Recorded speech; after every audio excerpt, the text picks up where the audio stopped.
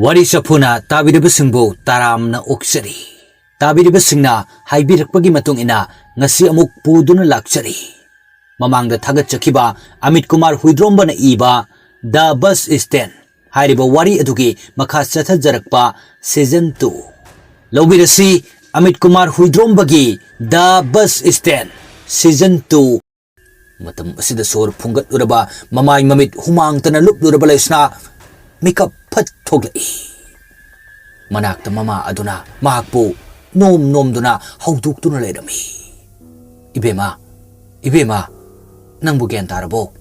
laisna hoi mai kari sukum lakte mapi ira chenba makai mathwai wajana mama aduda kon sinduna lei mama na hari konthok na thine sumangrak na kreda hauduk padaga pang yademi sese ising kara taksinsi aduga potase imanang sungbige asumna mama aduna ising khara laururaduna pithak pire mama adudi khangle madudi ngasai tumlamdaida akiba pokhiba aduda tumthakibada mamangda kari karino suidan uramgani haibase madu mahakna thoina hangludre hena kirani khanduna ayhak phamduna leiraba matungda mama aduna machabu chetna konbiduna tumnaba sem sare laisna su tapna wakal du gyan lagle man tumlamdaida phone yengduna tumthakibani amadi pumnamaktu mangni haibasi gyan tare adubo pumnamak oiduna su sangsar sida khwaidagi penjana nungaijaba mafam asi pokpiba imagi mathanungdani madumakna su laisna kiramba kaya adu tapna fakiduna tumthakre machana nungaina tumthakiba uba aduda amu tombisu ningaidana tumthakre mathangi numit thaja chak kanna thongli magi phone aduda number save tawdaba amakhaki message lai chak thongliba oibanina khut thadokpa yadaba tanja oibaga thaja thoksadana chaktu adumak thongli amukasu message anirak ahumlak lakpa adudadi thaja chingnaduna phone adu hangdoktuna yengi number adudi khangdi adubo message ki warol adudi asumna yaurmi thaja nangbu tabro ai lanthoibane asumna message yauramba aduda thaja swai hek laurure message adu hansira hangumsira khanduna leiringai amukkasu message thajalai ai isase yamdi nuaite phone met pase kok yam ngawi ado nangonda di message si thaning mandana tharakpani nahando safabana nangonda kai no khara hai ado nanglana slogan ko thaja message reply karim tahande kari haidoino haibasu khanjani message adusu amuk hana tharakhidre mahakna khanjana dun leiringai pressure cooker na fat kamlakba adudadi khangprek he khangi bihunga chenkhat kiba makai khangkhiduna sor fawa thabet holi cooker sisu tancha de masi haina fawa machin haidokhi asumna chak adu sum thongle karim tadi khanjiludi adubu message amuk khana tharakhidaba aduda thaja nungai tabadi poi ibadu karigino haina masa matomta amukso hangjari adubu paukhumdi phangde asumna chak adu loisilaba matungda chak ka chadaba makai wakal mawon khandun lei talak asida amuk atopa number khangdaba amana call lai ngayak munna yenglaga call adu fat paikhate hello thaja aine sapabane oh aise kainom haige tobani lanthoibado masidi wari phajana sanaba yai masa khara nungaiba male moi ima hoisu labukta chathokiba male nangna haibado hausi goina toragera hausikta ingonda message tharame ha kamaina khangde hausiktani as haira pori maso hausing haktang sida mana igi phone paikiba sida number ga loi laukhra male ado na hausi ya toiro yadu ordi lao hoi ai mong yengake hoi ado sab sabadudi adum khara thun hairo mama do amuk la adi nuaiti asumna phone adu thamkre thajadi wakal khanjanare karino mahakna tawribase haiduna ungduna leiri masibo yamna akaiba oiradra haiduna mathanta hangjari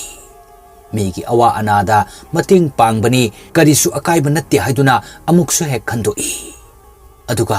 amuk lanthoibagi matangda yamna khangningliba yamna manakta chatuna hangngliba sina karigino khali mahaki damak nungaitaba awaba poklibasi miyoibagi minungsi haigadoribra natraga karino haiba wahangsi hangbata masadu tawfam amata khangdre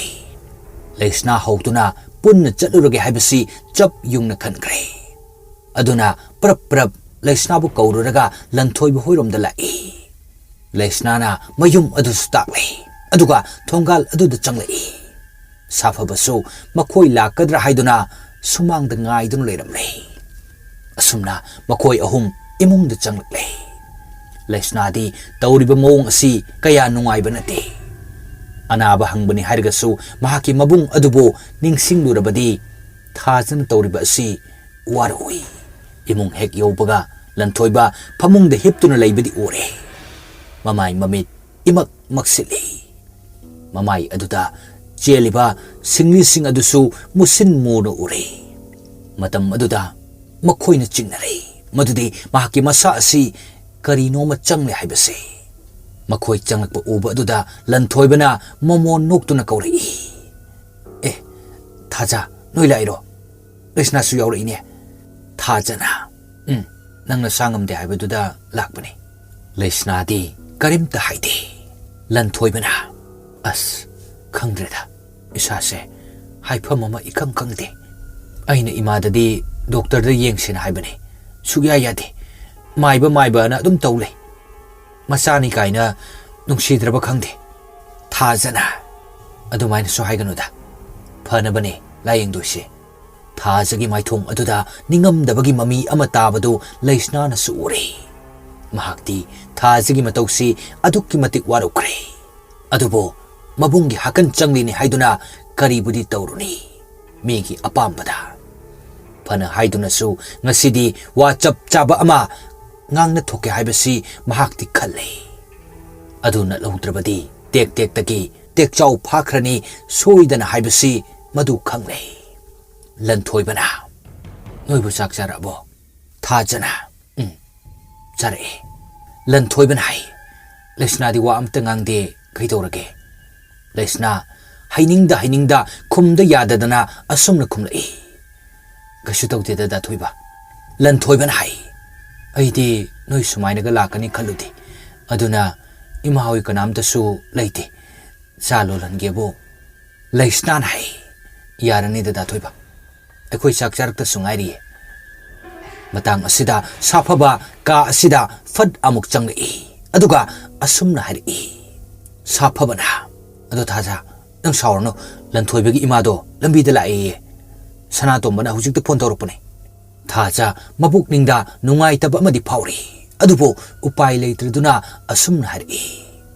da thoiba akhoi amuk chalage lanthoibana karino kaido boisa toino ima hoilaga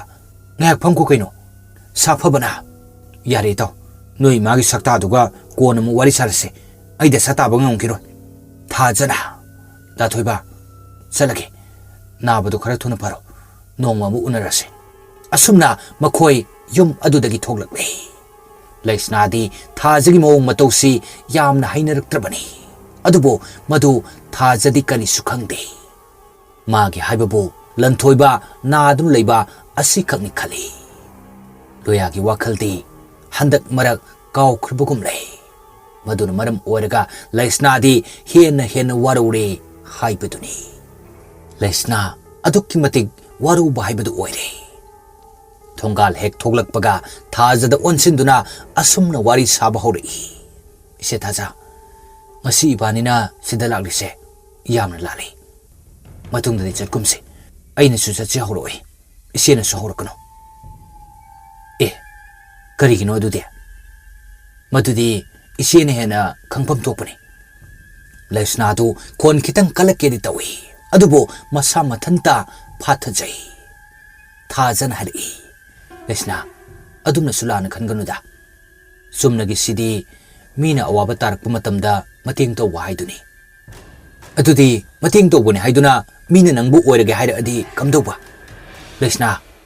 ise aigi se sengmari aduga amukasu isai thomta ikai jabdi phawi thonatana thau sabagi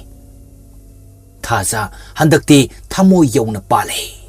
lesna ki asau mairina olak putenjegi machin ado thajana chumi lesna nang hairido adubu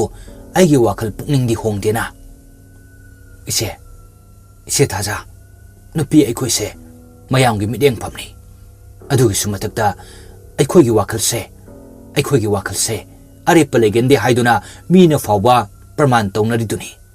ado nupi khuding makti natte haibadu utke haiduna aidi ninglibani ise su aina yamna thajana khanjabani ado thajabase mangal lakadra haiduna yamna chingnari thaja handakti nok thorakle laisnan haining liba kaya adu mahak gyan tari hoida ai su pumna makhangida laisna ado hoine nangna adu yawna nungaitrabadi tokthoga loiredana laisnana yamna lana sukhanbinu isena aise iseda mina haina kidawdo madu khanbada haibane sida ibungi hakan changbani haina sukhanbinu handakti thaja ikairap tawi laisna ki maning mamang thalaga ngangba khukngang asida adubo thaja khongphamdi kai kiba leitri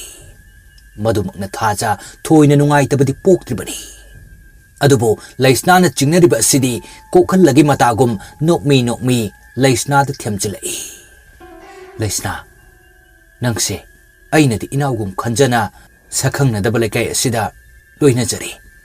lekai asida di noi tamo amadi akhoina tana aigi kana suleikadabanati yum phawo thadoktuna mafam asida la aga leiribasini masida aina lamket lamhaibi amagumna tawroida nangna ingonda warurido aisu loina khangi ado sidi mingonda minungsi utpakhakni thoidokpa akaibadi tawdedana nangna sukhangli uriduni laisnan hai ado minungsi nena mina nangsi phakradi kamai tawduino atei oiramladi pai nangbu yamna khanjaba pamjaba nungsijaba mi amana nare haiduna nangna mu onsinru tawba sidi mi khudingna lana ukini laisna nang karimta khangano ai noina hana ukibana che thajaduni atei atopa kanamta nate adubu ise ai simade habige ekhoi tamodo laira rei mi halure jelda changkhre haiduna masing thabidebadi tawbino aina su isebu yamna thajana khanjaribani ichindaki isi haina kaujabagi wani pukningdadi aikhoi tamogi loinabi oigadoba aigina inamma amagumna khanjaribani masimati isena khangbiyo masi haiduna laisna tu gam chatki thajasu magi matung oirapna inaduna chati thajasu loinamakti khangni adubo minungsi amanadi adum homduna pori mairik pidagi maijau oladra haiva fawa khanjare adubo humliba nungsit asigi mayonde mahakna semdoknaba hotnabada wajare asumna nong manini hokre lanthoibasu thajada message tharakidre lesnasu thajaga kaya loinadre saphabadi lanthoibaga adum loinadun leiri saphabana itaw nang asidina sakara nungaibra nungai aduni aina khangeba nangi maithongduda lanthoibana hai aina narse noina karino su phajana haide ima phangi layeng lini haiduna aingonda phawriba layong siga ichan chanadaba maibane su khangde sasinabane su khangde ama hekta pura alai aidi moido ubaga khoidongsi pangchawdu sawningi saphabana hai as kasunati deito henjinna khanjan baini kasu leba natida sum imana doctor do kaya thajaduna tawrini pharanida lanthoibana hai asugam chakhula kansidabu doctor thajade harisi sono thung tawrini akhoi madi sono subane adunani aina hujisu phajana hawat kankat pungamdise saphabana hai as yarese ang wayang mangmale nasadu warani ngahek mu potharo ai mapanda hangchit ngayakta langugi saphaba matawu potha halamlaga mapalomda thuklai ngayhak masa mawdi tingthoi masu anamba matamda mahaki marukki yumda leirabani aduna awaba thabak natrabasu pothafamdi khangdre masado hai humduna khara sajen tawraga mapan thoke haiduna yena kharomda lai asumna yena kha hek yobaga hauriba yengthu pareng aduda kariguma jiba ama leibagi mawng do ri madudama ngayhak munna yengdun lei nungthil pobop oibanina karisu thoksadana yengi yengthau marak aduda haudong ama muk chawba matum tasilaga amuba ama leiri karino haiduna saphaba mamai adu thangjindru yengi munna yenglinga mikupta amuba adu ngangsang ngangba mamit ani khangpang pangthori matam aduda saphaba khangprik khangi aduga maning hali has kaino hojikitabo asi haiduna amukasu yenge haiduna changsili adubo handakti leiramdre waraki sabi gumba natraga lam haudong gumba oiramgani haiduna wakhal yang thokna leiringai mikup basida nakandaki amuba adu masa ani phandoktuna mamai tamna paisilai khongpham handokpa nanghodana amuba aduna saphobagi mamaida thomjilakpa amagumna tawrakpada saphaba longna haitharaktuna leimaida tai mahakna turag leiba matamda ure madudi mamai sangna panba machin atumba panba usek maksunataba ama lanthoibagi yena khaki phaglang duda paisilaga mangkibadu ure madu uba maktada saphaba ngakpana khamthengkre ahingba jiba makta oiradi asumna tawroi adubo ahingba jiba natabana maram oiraga adumna phaglang aduda mangkibani tuduna leramba saphaba phuk haugatuna imung aduda chensili aduga ngasai paisin kiba phaglangi mapa aduda changduna yengi adubo karisu akaibati leramdre maduda hena ngakladuna phaglang aduda makutna nala nalagi yengi maduda su karimta ahongba leramdre saphaba ngakpana henman kiduna pakhatpadagi tu fawa chongle asumna leringai lanthoibagi kada okumna go go khongba makhol ama piktak na tarai saphaba mamai adu fat leiduna lanthoibagi ka tamna changai thongchinda yaliba parda adu fat haidoktuna yengba matamdadi nahan makhai phamungdagi fajana hotpa ngamdaba lanthoibadu leptuna lerami mahakna leplibadasu mahaki ka adugi upuda mamai onsilagani matamduda saphobadi hiena kire mahakna hujikta ukiba mong aduga lanthoibana tawramliba asiga urakpadadi saphoba akiba hiena pokre adubo mahaki marupni khanna asumna kauri itaw lanthoiba machi lengdana leptuna adumak leiri itaw kaidorge nangbo handaksu karimta khumdana leptuna leiba aduda chingnaraduna saphoba manakta changsinge haiduna makhong adu tapna thangli aduga saphobana itaw kaidorge nangna duda leptuna leiridibo matang asida ngasai oki makhol gumna gog lawba makhol adu maktada asumna khumlai aigi inakta changlakano saphoba pungak ngakre tawlamliba matau asida kibana sulore imung sida makhoi ani khaksu leiban maram oiraga saphoba hena kire adubo kiraba sukina sangsinbadi lepte saphobana itaw se onthoro phamungda mu pothase lanthoibana hari aigi nakta changlakano haibane saphobana se onthoro oba asi haiduna saphoban makut anidu tingthoktuna lanthoibabu painanaba tapna sangsinbada lanthoiba masa adu thak niktuna makhol hena hauna asumna lauri aigi nakta changsilakano saphobana aine itaw aine saphobane kasu torose se onthoro oba masi haiba loi patringai lanthoiba mamai adu sat onthori matamduda oiramliba fibam adudi angakpani mayadagina E ꯑꯁꯤꯕ ꯃꯨꯁꯤꯟ ꯃꯨꯕ ꯃꯌꯥꯝ ꯑꯃ ꯆꯦꯟꯊꯔꯛꯏ ꯑꯗꯨꯒ ꯃꯃꯤꯠꯇꯒꯤꯁꯨ ꯂꯦꯞꯄ ꯂꯩꯇꯅ ꯆꯦꯟꯊꯔꯛꯏ ꯑꯃꯨꯛꯇꯪ ꯀꯟꯅ ꯂꯥꯎꯔꯝꯂꯒ ꯂꯟꯊꯣꯏꯕ ꯂꯦꯛꯊꯗꯨꯅ ꯇꯥꯈ꯭ꯔꯦ ꯁꯥꯐꯕ ꯑꯍꯥꯟꯕꯗꯗꯤ ꯀꯤꯔꯝꯃꯤ ꯑꯗꯨꯕꯨ ꯂꯦꯛꯊꯗꯨꯅ ꯇꯥꯈꯤꯕ ꯑꯗꯨꯗꯗꯤ ꯆꯦꯟꯁꯤꯟꯗꯨꯅ ꯂꯟꯊꯣꯏꯕꯕꯨ ꯄꯝꯈꯠꯂꯤ ꯐꯃꯨꯡꯗ ꯏꯔꯦꯟꯖꯅ ꯊꯝꯂꯕ ꯃꯇꯨꯡꯗ ꯃꯆꯤꯟ ꯃꯌꯥ ꯃꯃꯥꯏ ꯑꯗꯨ ꯆꯥꯝꯊꯣꯛꯅꯕ ꯏꯃꯨꯡꯗꯒꯤ ꯏꯁꯤꯡ ꯂꯧꯕ ꯆꯦꯟꯁꯤꯟꯈꯤ ꯏꯁꯤꯡ ꯕꯀꯦꯠ ꯑꯃꯒ ꯇꯞ ꯑꯃꯒ ꯐꯗꯤꯒ ꯄꯥꯏꯗꯨꯅ ꯑꯃꯨꯛ ꯆꯦꯟꯁꯤꯜꯂꯛꯏ ꯑꯁꯨꯝꯅ ꯁꯥꯐꯕꯅ ꯃꯇꯥꯎ ꯑꯁꯤꯕꯨ ꯁꯦꯕꯥ ꯇꯧꯕꯤꯗꯨꯅ ꯊꯝꯕꯤꯔꯤ ꯁꯥꯐꯕ ꯈꯪꯂꯦ ꯃꯗꯨꯗꯤ ꯃꯍꯥꯛꯀꯤ ꯃꯇꯥꯎ ꯑꯁꯤ ꯐꯠꯇ꯭ꯔꯕ ꯚꯨꯠ ꯑꯃꯅ ꯆꯪꯗꯨꯅ ꯂꯩꯔꯦ ꯍꯥꯏꯕꯁꯤ ꯍꯥꯟꯅꯗꯤ ꯑꯁꯤꯒꯨꯝꯕꯁꯤ ꯃꯃꯤꯠꯃꯛꯅ ꯎꯗꯕꯅꯤ ꯑꯗꯨꯕꯨ ꯉꯁꯤꯗꯤ ꯃꯤꯠꯃꯥꯡꯗ ꯎꯔꯦ ꯃꯃꯥꯡꯊꯛꯇ ꯀꯤꯔꯕ ꯀꯌꯥ ꯊꯦꯡꯅꯈꯤꯕꯗꯨꯅ ꯃꯔꯝ ꯑꯣꯏꯔꯒ ꯇꯧꯕ ꯁꯣꯏꯗꯅ ꯑꯣꯏꯒꯅꯤ ꯈꯜꯂꯤ ꯑꯁꯨꯝꯅ ꯂꯟꯊꯣꯏꯕꯒꯤ ꯃꯃꯥ ꯑꯗꯨꯒ ꯋꯥ ꯈꯟꯅꯔꯒ ꯀꯔꯤꯅꯣ ꯇꯧꯅꯅꯕ ꯍꯥꯏꯗꯨꯅ ꯑꯗꯨꯃꯛ ꯂꯩꯈ꯭ꯔꯦ ꯁꯣꯝꯗꯅ ꯕ꯭ꯔꯖꯂꯥꯜ ꯎꯀꯤꯜ ꯑꯐꯕ ꯑꯃ ꯀꯣꯏꯊꯤ ꯊꯤꯗꯨꯅ ꯍꯥꯏꯅꯔꯨꯔꯦ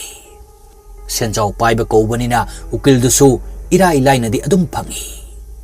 ꯎꯀꯤꯜ ꯑꯗꯨꯒ ꯂꯣꯏꯅꯅ ꯂꯣꯌꯥꯒꯤ ꯃꯌꯨꯝꯗ ꯂꯥꯛꯂꯦ ꯌꯨꯝ ꯌꯧꯔꯕꯗ ꯂꯩꯁꯅꯥ ꯁ꯭ꯌꯥꯝ ꯑꯃꯗꯤ ꯑꯃꯨꯇꯣꯝꯕꯤꯒ ꯄꯨꯟꯅ ꯋꯥꯔꯤ ꯁꯥꯟꯅꯔꯦ ꯕ꯭ꯔꯖꯂꯥꯜꯒꯤ ꯃꯇꯧ ꯑꯗꯨꯗ ꯑꯃꯨꯇꯣꯝꯕꯤꯗꯤ ꯍꯔꯥꯎꯖꯔꯤ ꯑꯗꯨꯕꯨ ꯁ꯭ꯌꯥꯝꯗꯤ ꯋꯥꯈꯜ ꯑꯃꯗ ꯏꯃꯪ ꯃꯪꯂꯤ ꯃꯍꯥꯛꯁꯨ ꯃꯃꯥꯡꯊꯛꯇ ꯃꯍꯥꯛꯄꯨ ꯑꯋꯥꯐꯝꯗ ꯇꯥꯍꯟꯅꯕ ꯁꯤꯟꯈꯤꯕꯗ ꯑꯆꯧꯕ ꯊꯧꯗꯥꯡ ꯂꯧꯈꯤꯕꯗꯨ ꯕ꯭ꯔꯖꯂꯥꯜꯅꯤ ꯍꯥꯏꯕꯁꯤ ꯍꯥꯏꯐꯦꯠ ꯆꯤꯡꯅꯔꯤꯕꯅꯤ ꯑꯗꯨꯒ ꯁꯣꯝꯗꯁꯨ ꯕ꯭ꯔꯖꯂꯥꯜ ꯁ꯭ꯌꯥꯝ ꯑꯗꯨ ꯎꯕ ꯃꯇꯝꯗ ꯋꯥꯈꯜꯗꯨ ꯅꯤꯡꯖꯤꯡ ꯃꯥꯡꯖꯤꯡꯅꯔꯦ ꯑꯗꯨꯕꯨ ꯍꯧꯈꯤꯕ ꯀꯌꯥ ꯑꯗꯨ ꯀꯥꯎꯊꯣꯛꯂꯒ ꯃꯆꯥ ꯑꯗꯨꯕꯨ ꯀꯟꯅꯕꯒꯤꯗꯃꯛꯇ ꯁ꯭ꯌꯥꯝ ꯍꯣꯏꯒꯤ ꯃꯇꯦꯡ ꯄꯥꯡꯕ ꯇꯥꯔꯦ ꯑꯁꯨꯝꯅ ꯁ꯭ꯌꯥꯝ ꯑꯃꯗꯤ ꯕ꯭ꯔꯖꯂꯥꯜ ꯏꯀꯣꯏ ꯀꯣꯏꯅꯕ ꯍꯥꯏꯕꯗꯨ ꯑꯣꯏꯔꯤ ꯑꯃꯔꯣꯝꯗ ꯂꯩꯁꯅꯥꯗꯤ ꯃꯕꯨꯡꯒꯤ ꯈꯜꯂꯒ ꯅꯨꯡꯉꯥꯏꯕꯒꯤ ꯄꯟꯈꯩ ꯂꯩꯇ꯭ꯔꯦ ꯑꯗꯨꯕꯨ ꯃꯕꯨꯡꯗꯨꯅ ꯊꯣꯛꯂꯛꯂꯒ ꯂꯩꯁꯅꯥꯒꯤ ꯃꯑꯣꯡ ꯃꯇꯧꯁꯤ ꯎꯕꯒ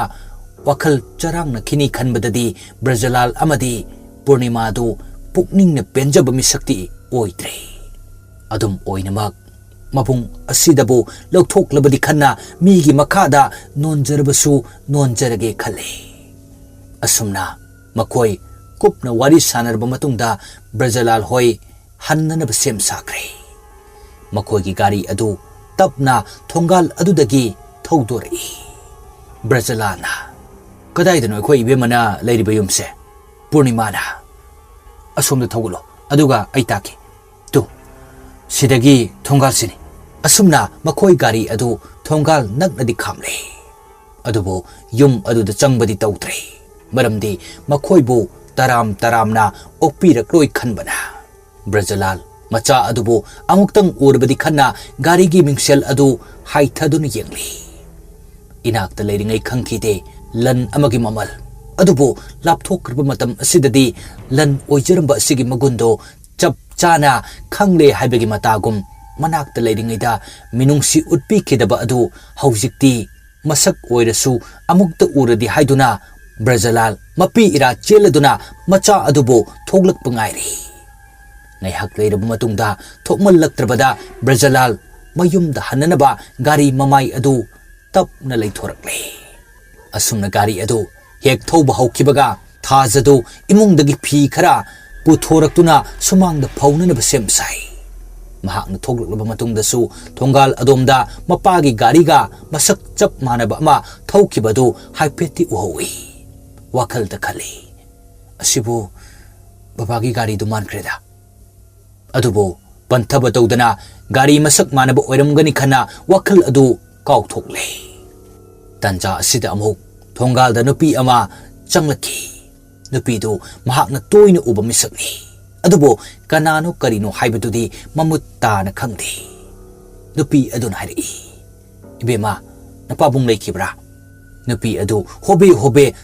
ꯆꯠꯄꯣꯏ ꯑꯣꯏꯅꯁꯨ ꯇꯧꯏ ꯊꯥꯖꯅ ꯂꯩꯈꯤꯕꯅꯦ ꯏꯃꯨꯡꯗ ꯑꯩ ꯀꯧꯊꯣꯔꯛꯀꯦ ꯏꯕꯦꯝꯃ ꯌꯥꯔꯗꯤ ꯈꯤꯇꯪ ꯊꯨꯕꯤꯔꯛꯑꯣ ꯍꯣꯏ ꯊꯥꯖ ꯏꯃꯨꯡꯗ ꯃꯄꯥ ꯑꯗꯨꯕꯨ ꯀꯧꯊꯣꯛꯄ ꯆꯪꯈ꯭ꯔꯦ ꯏꯃꯨꯡꯗꯒꯤ ꯃꯄꯥ ꯃꯆꯥ ꯄꯨꯟꯅ ꯊꯣꯛꯃꯤꯟꯅꯔꯛꯄ ꯑꯗꯨꯗ ꯄꯟꯊꯕ ꯇꯧꯗꯅ ꯅꯨꯄꯤ ꯑꯗꯨꯅ ꯑꯁꯨꯝꯅ ꯍꯥꯏꯔꯛꯏ ꯗꯥꯗꯥ ꯏꯆꯥꯅꯨꯄꯥ ꯀꯟꯅ ꯅꯥꯍꯧꯔꯦ ꯑꯃꯨꯛꯇ ꯌꯦꯡꯕꯤꯌꯨꯕ ꯄꯥꯝꯍꯩꯕꯅ ꯍꯥꯏꯔꯛꯏ ꯀꯔꯤ ꯑꯣꯏꯅ ꯉꯝꯗ꯭ꯔꯤꯅꯣꯅꯦ ꯇꯥꯗꯥ ꯌꯥꯔꯒꯗꯤ ꯈꯤꯇꯪ ꯊꯨꯕꯤꯔꯣ ꯏꯆꯥꯗꯣ ꯌꯥꯝꯅ ꯋꯥꯅ ꯈꯥꯡꯍꯧꯔꯦ ꯍꯣꯏ ꯍꯣꯏ ꯑꯗꯨꯗꯤ ꯅꯪ ꯍꯥꯜꯂꯝꯃꯣ ꯑꯩ ꯄꯣꯠ ꯆꯩ ꯂꯧꯊꯣꯛꯎꯈꯤꯒꯦ ꯑꯁꯨꯝꯅ ꯅꯨꯄꯤ ꯑꯗꯨ ꯑꯃꯨꯛ ꯄ꯭ꯔꯞ ꯄ꯭ꯔꯞ ꯆꯠꯈ꯭ꯔꯦ ꯃꯇꯝ ꯑꯗꯨꯗ ꯈꯪꯂꯦ ꯊꯥꯖꯅ ꯃꯗꯨꯗꯤ ꯅꯨꯄꯤꯗꯨ ꯂꯟꯊꯣꯏꯕꯒꯤ ꯃꯃꯥ ꯑꯗꯨ ꯁꯣꯏꯗꯅ ꯑꯣꯏꯒꯅꯤ ꯍꯥꯏꯕꯁꯦ ꯄꯥꯝꯍꯩꯕꯁꯨ ꯈꯣꯡꯂꯩ ꯊꯨꯅ ꯄꯣꯠ ꯆꯩ ꯄꯨꯗꯨꯅ ꯆꯠꯈ꯭ꯔꯦ ꯊꯥꯖ ꯃꯕꯨꯛꯅꯤꯡꯗꯨ ꯈꯔꯗꯤ ꯅꯨꯡꯉꯥꯏꯇꯦ ꯆꯨꯝꯅꯒꯤ ꯑꯅꯥꯕ ꯑꯣꯏꯔꯝꯂꯗꯤ ꯐꯩ ꯃꯗꯨ ꯅꯠꯇꯅ ꯂꯥꯏꯌꯣꯡ ꯈꯪꯗꯅ ꯑꯅꯝ ꯑꯍꯥ ꯆꯨꯕ ꯑꯣꯏꯔꯝꯂꯕꯗꯤ ꯍꯥꯏꯗꯨꯅ ꯃꯕꯨꯛꯅꯤꯡꯗꯨ ꯅꯨꯡꯅꯥꯡꯕ ꯄꯣꯛꯂꯛꯂꯦ ꯇꯧꯐꯝ ꯈꯪꯗ꯭ꯔꯗꯨꯅ ꯏꯃꯨꯡꯗ ꯆꯪꯗꯨꯅ ꯉꯥꯏꯍꯥꯛ ꯐꯝꯃꯤ ꯑꯗꯨꯒ ꯐꯣꯟ ꯑꯗꯨ ꯂꯧꯊꯣꯛꯂꯒ ꯁꯥꯐꯕꯗ ꯀꯣꯜ ꯇꯧꯁꯤꯜꯂꯤ ꯁꯥꯐꯕꯅ ꯍꯜꯂꯣ ꯁꯥꯐꯕ ꯅꯪ ꯗꯥꯊꯣꯏꯕ ꯍꯣꯏꯗ ꯂꯩꯕ꯭ꯔꯥ ꯂꯩꯔꯤꯌꯦ ꯀꯩꯗꯧꯔꯒꯦ ꯃꯥꯕꯨ ꯃꯁꯥ ꯉꯝꯗꯕꯗꯤ ꯈꯔ ꯐꯠꯇ꯭ꯔꯤꯕꯣ ꯐꯠꯇ꯭ꯔꯤꯌꯦ ꯑꯗꯣ ꯑꯩ ꯀꯣꯟꯅ ꯇꯧꯔꯛꯂꯒꯦꯀꯣ ꯊꯥꯖ ꯋꯥ ꯃꯈꯥ ꯇꯥꯕꯒ ꯅꯪꯍꯧꯗꯦ ꯀꯣꯜꯗꯨ ꯊꯝꯈ꯭ꯔꯦ ꯍꯦꯟꯅ ꯅꯨꯡꯉꯥꯏꯇꯕꯗꯨꯝ ꯄꯣꯛꯂꯦ ꯑꯗꯨꯕꯨ ꯀꯔꯤꯕꯨꯗꯤ ꯇꯧꯔꯨꯅꯤ ꯅꯨꯡꯉꯥꯏꯇꯕꯗꯤ ꯄꯣꯛꯏ ꯑꯗꯨꯕꯨ ꯃꯗꯨꯁꯨ ꯑꯅꯥꯕꯒꯤꯗꯃꯛꯅꯤ ꯑꯗꯨꯕꯨ ꯃꯁꯥ ꯃꯇꯣꯝꯇꯗꯤ ꯍꯪꯖꯔꯤ ꯑꯩꯁꯤ ꯋꯥꯈꯜ ꯍꯣꯡꯂꯕ꯭ꯔꯥ ꯍꯥꯏꯅ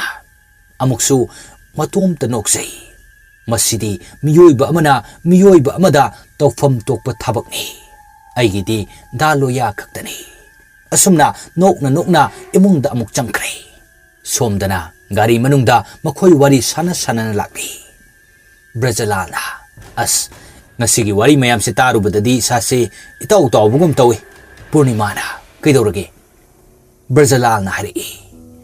ꯃꯃꯥꯡꯉꯩꯒꯤ ꯋꯥꯔꯤꯅꯤ ꯍꯥ ꯀꯨꯏꯔꯦꯗ ꯑꯩꯅ ꯁꯦꯜ ꯀꯟꯅ ꯄꯥꯏꯈꯠꯂꯛꯄ ꯃꯇꯝꯒꯤ ꯋꯥꯔꯤꯅꯤ ꯑꯩꯅ ꯇꯤꯜ ꯂꯥꯏ ꯀꯤꯗ꯭ꯔꯤꯉꯩ ꯃꯇꯝꯒꯤꯅꯤ ꯑꯗꯨꯕꯨ ꯀꯩꯅꯣꯕ ꯀꯣꯟꯅ ꯇꯝꯂꯒꯦꯁꯦ ꯃꯇꯝꯗꯨꯗ ꯃꯅꯤꯡꯗ ꯇꯣꯡꯂꯤꯕ ꯎꯀꯤꯜ ꯑꯗꯨꯅ ꯑꯃꯨꯛ ꯆꯤꯡꯅꯅ ꯍꯪꯂꯛꯏ ꯎꯀꯤꯜ ꯑꯗꯨꯅ ꯀꯔꯤꯅꯣꯅꯦ ꯑꯩꯈꯣꯏ ꯁꯥꯔꯒꯤ ꯋꯥꯔꯤꯗꯨꯕꯨ ꯑꯩꯁꯨ ꯈꯪꯕ ꯀꯥꯏꯔꯝꯃꯣꯏꯅ ꯈꯜꯂꯤ ꯕ꯭ꯔꯖꯂꯥꯜ ꯅꯣꯛꯐꯦꯠ ꯇꯧꯏ ꯔꯤꯌꯔ ꯒ꯭ꯂꯥꯁ ꯑꯗꯨꯗ ꯌꯦꯡꯂꯒ ꯍꯥꯏꯔꯛꯏ ꯀꯩꯁꯨ ꯂꯩꯕ ꯋꯥꯔꯤ ꯅꯠꯇꯦꯗ ꯑꯣꯖꯥ ꯑꯁꯨꯝꯅ ꯕ꯭ꯔꯖꯂꯥꯜ ꯋꯥ ꯁꯝꯖꯤꯟꯈꯤꯕ ꯑꯁꯤꯗ ꯎꯀꯤꯜ ꯑꯗꯨ ꯍꯦꯟꯅ ꯆꯤꯡꯅꯍꯜꯂꯦ ꯎꯀꯤꯜꯒꯤ ꯍꯧꯅꯕꯤ A to Z ꯃꯃꯨꯠ ꯇꯥꯅ ꯈꯪꯗ꯭ꯔꯤ ꯐꯥꯎꯕ ꯌꯥꯗꯦ ꯍꯥꯏꯕꯗꯨꯃꯛꯅꯤ ꯇꯧꯔꯤꯕꯁꯦ ꯃꯗꯨꯅ ꯃꯔꯝ ꯑꯣꯏꯔꯒ ꯃꯍꯥꯛꯅ ꯍꯟꯗꯛ ꯄꯥꯏꯔꯤꯕ ꯀꯦꯁ ꯑꯁꯤ ꯕ꯭ꯔꯖꯂꯥꯜꯒꯤ ꯂꯥꯏꯐ ꯍꯤꯁꯇ꯭ꯔꯤꯒꯁꯨ ꯃꯔꯤ ꯁꯣꯏꯗꯅ ꯂꯩꯅꯔꯝꯂꯅꯤ ꯍꯥꯏꯕꯁꯤ ꯎꯀꯤꯜ ꯑꯁꯤꯅ ꯆꯞ ꯆꯥꯅ ꯈꯪꯂꯦ ꯃꯗꯨꯅ ꯃꯔꯝ ꯑꯣꯏꯔꯒ ꯍꯦꯟꯅ ꯏꯟꯇꯔꯦꯁꯇꯤꯡ ꯑꯣꯏꯔꯅꯤ ꯈꯟꯗꯨꯅ ꯎꯀꯤꯜ ꯑꯗꯨ ꯋꯥꯈꯜ ꯃꯨꯟꯅ ꯈꯜꯂꯤ ꯎꯀꯤꯜ ꯑꯗꯨꯅ ꯍꯥꯏꯔꯛꯏ ꯑꯗꯣ ꯉꯁꯥꯏ ꯋꯥꯔꯤ ꯈꯔ ꯇꯝꯂꯛꯄꯗꯗꯤ ꯂꯣꯌꯥꯗꯣ ꯑꯀꯥꯏꯕ ꯀꯔꯤꯁꯨ ꯑꯃꯠꯇ ꯇꯧꯕ ꯅꯠꯇꯦ ꯅꯨꯃꯤꯠꯇꯨꯒꯤ ꯑꯦꯛꯁꯤꯗꯦꯟ ꯑꯗꯨꯅꯅꯤ ꯍꯥꯏꯕ ꯑꯃꯁꯨ ꯍꯥꯏꯔꯤ ꯑꯗꯣ ꯄꯨꯝꯅꯃꯛꯁꯤꯒꯤ ꯍꯧꯔꯛꯐꯝ ꯑꯣꯏꯒꯗꯧꯔꯤꯕ꯭ꯔꯥ ꯏꯁꯤꯡ ꯆꯥꯎꯕꯅ ꯃꯈꯣꯏꯒꯤ ꯌꯨꯝ ꯃꯅꯥꯛꯇ ꯀꯔꯤꯒꯤꯗꯃꯛ ꯌꯨꯝ ꯍꯣꯡꯗꯣꯛꯂꯤꯕꯅꯣ ꯍꯥꯏꯕꯁꯤꯒꯤ ꯍꯧꯔꯛꯐꯝꯁꯨ ꯊꯤꯗꯣꯛꯄꯗꯤ ꯆꯨꯝꯒꯗ꯭ꯔꯥ ꯈꯜꯂꯤ ꯃꯇꯝ ꯑꯗꯨꯗ ꯕ꯭ꯔꯖꯂꯥꯜ ꯍꯥꯏꯔꯞ ꯁꯥꯎꯅꯤꯡꯂꯦ ꯃꯍꯥꯛꯄꯨ ꯀꯦꯁ ꯑꯁꯤꯗ ꯑꯃꯨꯛ ꯆꯦꯟꯅꯔꯒꯗ꯭ꯔꯥ ꯍꯥꯏꯕꯁꯤ ꯈꯟꯖꯥꯅꯩ ꯑꯋꯥꯕ ꯗꯁꯥ ꯇꯥꯒꯗꯕ ꯑꯣꯏꯔꯕꯗꯤ ꯀꯦꯁ ꯑꯁꯤ ꯉꯜꯂꯤꯉꯩꯗ ꯇꯣꯛꯍꯧꯔꯁꯤꯔ ꯈꯜꯂꯕꯁꯨ ꯃꯗꯨꯅ ꯍꯦꯟꯅ ꯆꯤꯡꯅꯈ꯭ꯔꯅꯤ ꯈꯜꯂꯤ ꯑꯗꯨꯒ ꯑꯃꯨꯛꯁꯨ ꯃꯍꯥꯛꯀꯤ ꯐꯠꯇꯕ ꯋꯥꯈꯜ ꯀꯌꯥ ꯊꯕꯛ ꯀꯌꯥ ꯑꯗꯨꯒꯤ ꯃꯔꯤ ꯃꯈꯣꯡ ꯑꯗꯨꯗꯤ ꯀꯦꯁ ꯑꯁꯤꯗ ꯂꯩꯈꯤꯗ꯭ꯔꯕ ꯏꯁꯤꯡ ꯆꯥꯎꯕ ꯈꯛꯇꯅ ꯈꯪꯒꯅꯤ ꯃꯍꯥꯛꯇꯤ ꯁꯤꯈ꯭ꯔꯕꯅꯤꯅ ꯊꯤꯒꯠꯐꯝ ꯂꯩꯔꯔꯣꯏ ꯍꯥꯏꯕꯁꯤ ꯕ꯭ꯔꯖꯂꯥꯜꯒꯤ ꯋꯥꯈꯜꯗ ꯂꯥꯛꯏ ꯃꯗꯨꯅ ꯃꯔꯝ ꯑꯣꯏꯔꯒ ꯌꯥꯝꯅ ꯊꯧꯁꯥꯗꯕꯤ ꯃꯑꯣꯡꯗ ꯅꯣꯛꯅ ꯅꯣꯛꯂꯒ ꯄꯥꯎꯈꯨꯝ ꯄꯤꯔꯛꯏ ꯕ꯭ꯔꯖꯂꯥꯜꯅ ꯑꯣꯏꯒꯅꯤ ꯀꯦꯁꯁꯤꯒꯤ ꯃꯇꯥꯡꯁꯤꯗꯤ ꯀꯨꯞꯅ ꯊꯤꯖꯤꯟꯕꯗ ꯃꯔꯤꯛ ꯆꯨꯝꯕ ꯍꯦꯟꯅ ꯐꯪꯒꯅꯤ ꯑꯁꯨꯝꯅ ꯃꯈꯣꯏ ꯑꯍꯨꯝ ꯅꯣꯛꯅ ꯅꯣꯛꯂꯗꯨꯅ ꯃꯌꯨꯝ ꯃꯥꯏꯀꯩ ꯄꯥꯡꯈ꯭ꯔꯦ ꯃꯌꯨꯝꯗ ꯂꯩꯍꯧꯔꯤꯕ ꯁ꯭ꯌꯥꯝꯁꯨ ꯋꯥꯈꯜ ꯈꯟꯖꯥꯟꯅꯔꯤ ꯑꯐꯕꯕꯨ ꯑꯣꯏꯒꯗꯧꯔꯤꯕ꯭ꯔꯥ ꯅꯠꯇ꯭ꯔꯒ ꯀꯔꯤꯕꯨ ꯑꯣꯏꯒꯗꯧꯔꯤꯕꯅꯣ ꯍꯥꯏꯕꯁꯤ ꯈꯟꯖꯥꯟꯅꯗꯨꯅ ꯂꯩꯔꯤ ꯑꯃꯕꯨ ꯑꯣꯏꯔꯦ ꯃꯁꯥꯒꯤ ꯌꯥꯏꯐꯅꯕꯒꯤꯗꯃꯛꯅꯤ ꯈꯟꯅ ꯄꯦꯟꯊꯣꯛꯂꯦ ꯄꯥꯝꯍꯩꯕ ꯈꯨꯗꯩ ꯅꯥꯃꯩꯗꯨ ꯁꯦꯝꯂꯒ ꯌꯨꯝ ꯑꯗꯨꯗ ꯆꯪꯂꯛꯏ ꯊꯣꯡꯒꯥꯜ ꯍꯦꯛ ꯆꯪꯂꯛꯄꯗꯒꯤꯗꯤ ꯆꯤꯡꯅꯕ ꯑꯃꯗꯤ ꯈꯪꯐꯥꯎ ꯐꯥꯎꯔꯛꯏ ꯃꯍꯥꯛꯅ ꯑꯗꯨꯝꯅ ꯆꯪꯂꯛꯄꯗꯨ ꯁꯣꯝꯗꯗꯤ ꯋꯥꯅ ꯍꯣꯠꯅꯗꯨꯅ ꯏꯪꯊꯗꯨꯅ ꯂꯩꯍꯜꯂꯨꯔꯕ ꯂꯟꯊꯣꯏꯕ ꯐ꯭ꯔꯤꯡ ꯐ꯭ꯔꯤꯡ ꯆꯣꯡꯕ ꯑꯃꯨꯛ ꯍꯧꯔꯛꯂꯦ ꯄꯥꯝꯍꯩꯕꯁꯨ ꯃꯥꯡꯒꯣꯟꯗ ꯀꯥꯈꯠꯂꯛꯄ ꯃꯇꯝꯗ ꯃꯅꯨꯡꯗ ꯂꯥꯡꯅꯔꯤꯕꯗꯨ ꯈꯪꯂꯦ ꯄ꯭ꯔꯞ ꯄ꯭ꯔꯞ ꯃꯁꯥ ꯃꯎꯗꯨ ꯈꯤꯡꯇꯣꯛꯂꯒ ꯂꯟꯊꯣꯏꯕꯒꯤ ꯀꯥ ꯑꯗꯨꯗ ꯆꯪꯂꯛꯏ Atay akhang ahi maiba kauba matamdadi lantoiba asi yongna ka hena fring chongwa makti tawde. Adubo pamhaiba lakpa matam sidadi amuk toiba loire. Pamungdu thok nomi. Madubo phana bo hotnariba sanatomba safaba amadi rani awaba am oire. Thongjin hekkan silakpaga fan chongba makai tawramba adu chap lepkre. Mamit adu tapna uisin kiduna tumin na ngay haklay. Pamhaibasu madu yamnadi chingnarabani. Pamung manakta thariba mora aduda sangsinduna phami. Aduga asumna kawi. Ibungo, nangbu tabrane aina kauribase. Tarabdi kumaudana. Haina, pamhaiba mahaki polam chaklam adu khaw adudagi puthori. Loinana makatana amukasu kauri. Nangbu aikoi rani gi machanupa lantoiba haibadu natrane. Matamduda lantoiba mamiti pangthoktana maya adu kharasu una nokphet tawrai. Mahaki makut makong paiduna lairiba ataidusu yamna angakpa mawngda yengli. Pamhaibana. Masidi lantoiba natra maledana. Lantoiba oiradi khumakkadabaneba. Lantoiba masagi khonjelmak oijarbasu atopa amana insinduna haiba amagum handakti paukhum pirakle. Khangna ibu nangna hanglibadu karigino. Pamhaibana hai. Khangna hangise hangda yadaduna hanglibanine. Amukta hayune nangbu lantoiba natraba. Lantoibana nate. Matam aduda mama rani amadi dupa masa anisisu ngakpana khamthengle. Nahandagi chingna dun lakba adu ngasidi nakai sengle. Pamhaibasu asigumba phattabagi thabakti yamna hai. Madumakna tawribani asigumagi thabak asi. Pamhaibana natradi kanano ha. Kaido bueno nangna angang sige masada sangsili. Kari paminang hayo ha kari pami. Lantoibana madu nangna hangbana tiknate. Pamhaibana hari. Hera kari sunataba noina taibang mi aikhoida ayet papiba yabra. Asi haiduna pamhaibagi khawtagi satorakpa hup maton akangba mayamna leiraga charu thori taba amagumna tasilba thori adu puthoraktuna lantoibada kalli. Matamduda kari sukhangduba mama ranina chingnaba amadi charangnaba galoinana hanglai. Tada karinu tobiribadubo angakse loina sokpa tare. Mahakna hairibaduga tadaba makai pamhaiba amukasu kansili. Matam aduda lantoiba kanna laukalai. Mama asisu machagi matau yengba ngamdraduna pamhaibada onsinduna hari. Karino tada angangse siba tare me. Pamhaibana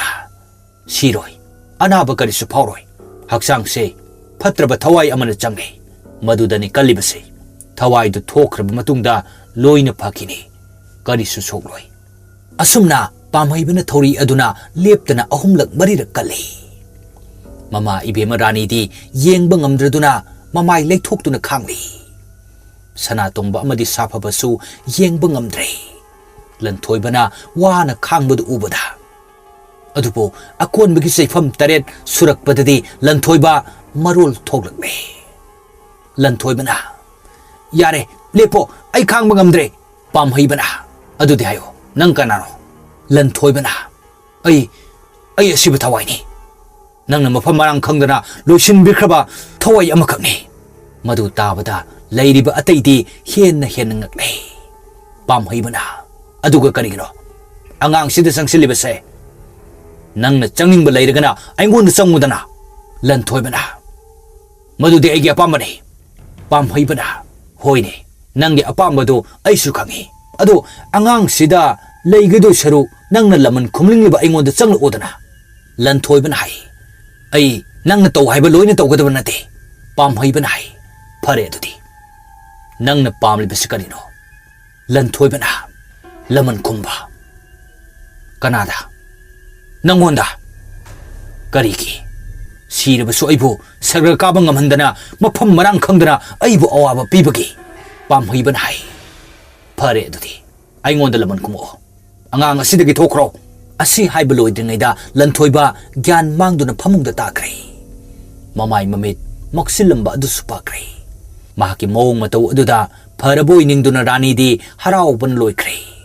ꯁꯥꯐꯕ ꯑꯃꯁꯨꯡ ꯁꯅꯥꯇꯣꯝꯕꯁꯨ ꯍꯔꯥꯎꯔꯦ ꯄꯥꯝꯍꯩꯕꯅ ꯁꯦ ꯐꯔꯗꯕꯅꯤ ꯀꯔꯤꯁꯨ ꯈꯜꯂꯨꯔꯅꯨ ꯑꯩ ꯄꯣꯠꯂꯝ ꯈꯔ ꯍꯥꯏꯔꯝꯒꯦ ꯄꯣꯠꯂꯝꯁꯤꯡꯗꯣ ꯌꯨꯝꯒꯤ ꯆꯨꯊꯦꯛ ꯃꯔꯤꯗ ꯀꯠꯊꯣꯛꯎ ꯑꯗꯨꯒ ꯑꯗꯨꯝ ꯐꯔꯅꯤ ꯇꯧꯗꯧꯕ ꯃꯇꯝꯗꯤ ꯏꯌꯥꯗ ꯌꯥꯏ ꯍꯧꯖꯤꯛ ꯇꯧꯔꯁꯨ ꯌꯥꯏ ꯔꯥꯅꯤꯅ ꯍꯥꯏ ꯇꯥꯗꯕꯨ ꯌꯥꯝꯅ ꯅꯨꯡꯉꯥꯏꯖꯔꯦ ꯑꯁꯨꯝꯅ ꯐꯔꯛꯀꯅꯤ ꯈꯜꯂꯨꯗ꯭ꯔꯕꯅꯤ ꯁꯅꯥꯇꯣꯝꯕ ꯆꯠꯂꯣ ꯎꯄꯨꯗꯒꯤ ꯄꯩꯁꯥ ꯂꯧꯊꯣꯛꯎ ꯑꯩꯒꯤ ꯕꯦꯛꯇꯒꯤ ꯑꯗꯨꯒ ꯇꯥꯗꯒꯤ ꯗꯈꯤꯅꯥ ꯀꯠꯁꯤ ꯄꯥꯝꯍꯩꯕꯅ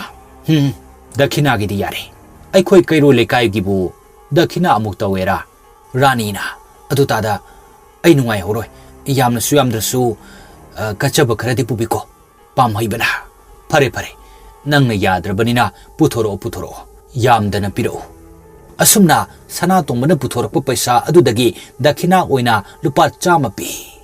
ꯃꯗꯨꯗ ꯌꯥꯝꯃꯜꯂꯤ ꯍꯥꯏꯗꯨꯅ 51 ꯍꯟꯗꯣꯛꯈꯤ ꯆꯠꯂꯝꯗꯥꯏ ꯑꯁꯤꯗ ꯑꯃꯨꯛꯀꯁꯨ ꯄꯥꯝꯍꯩꯕꯅ ꯍꯥꯏꯔꯛꯏ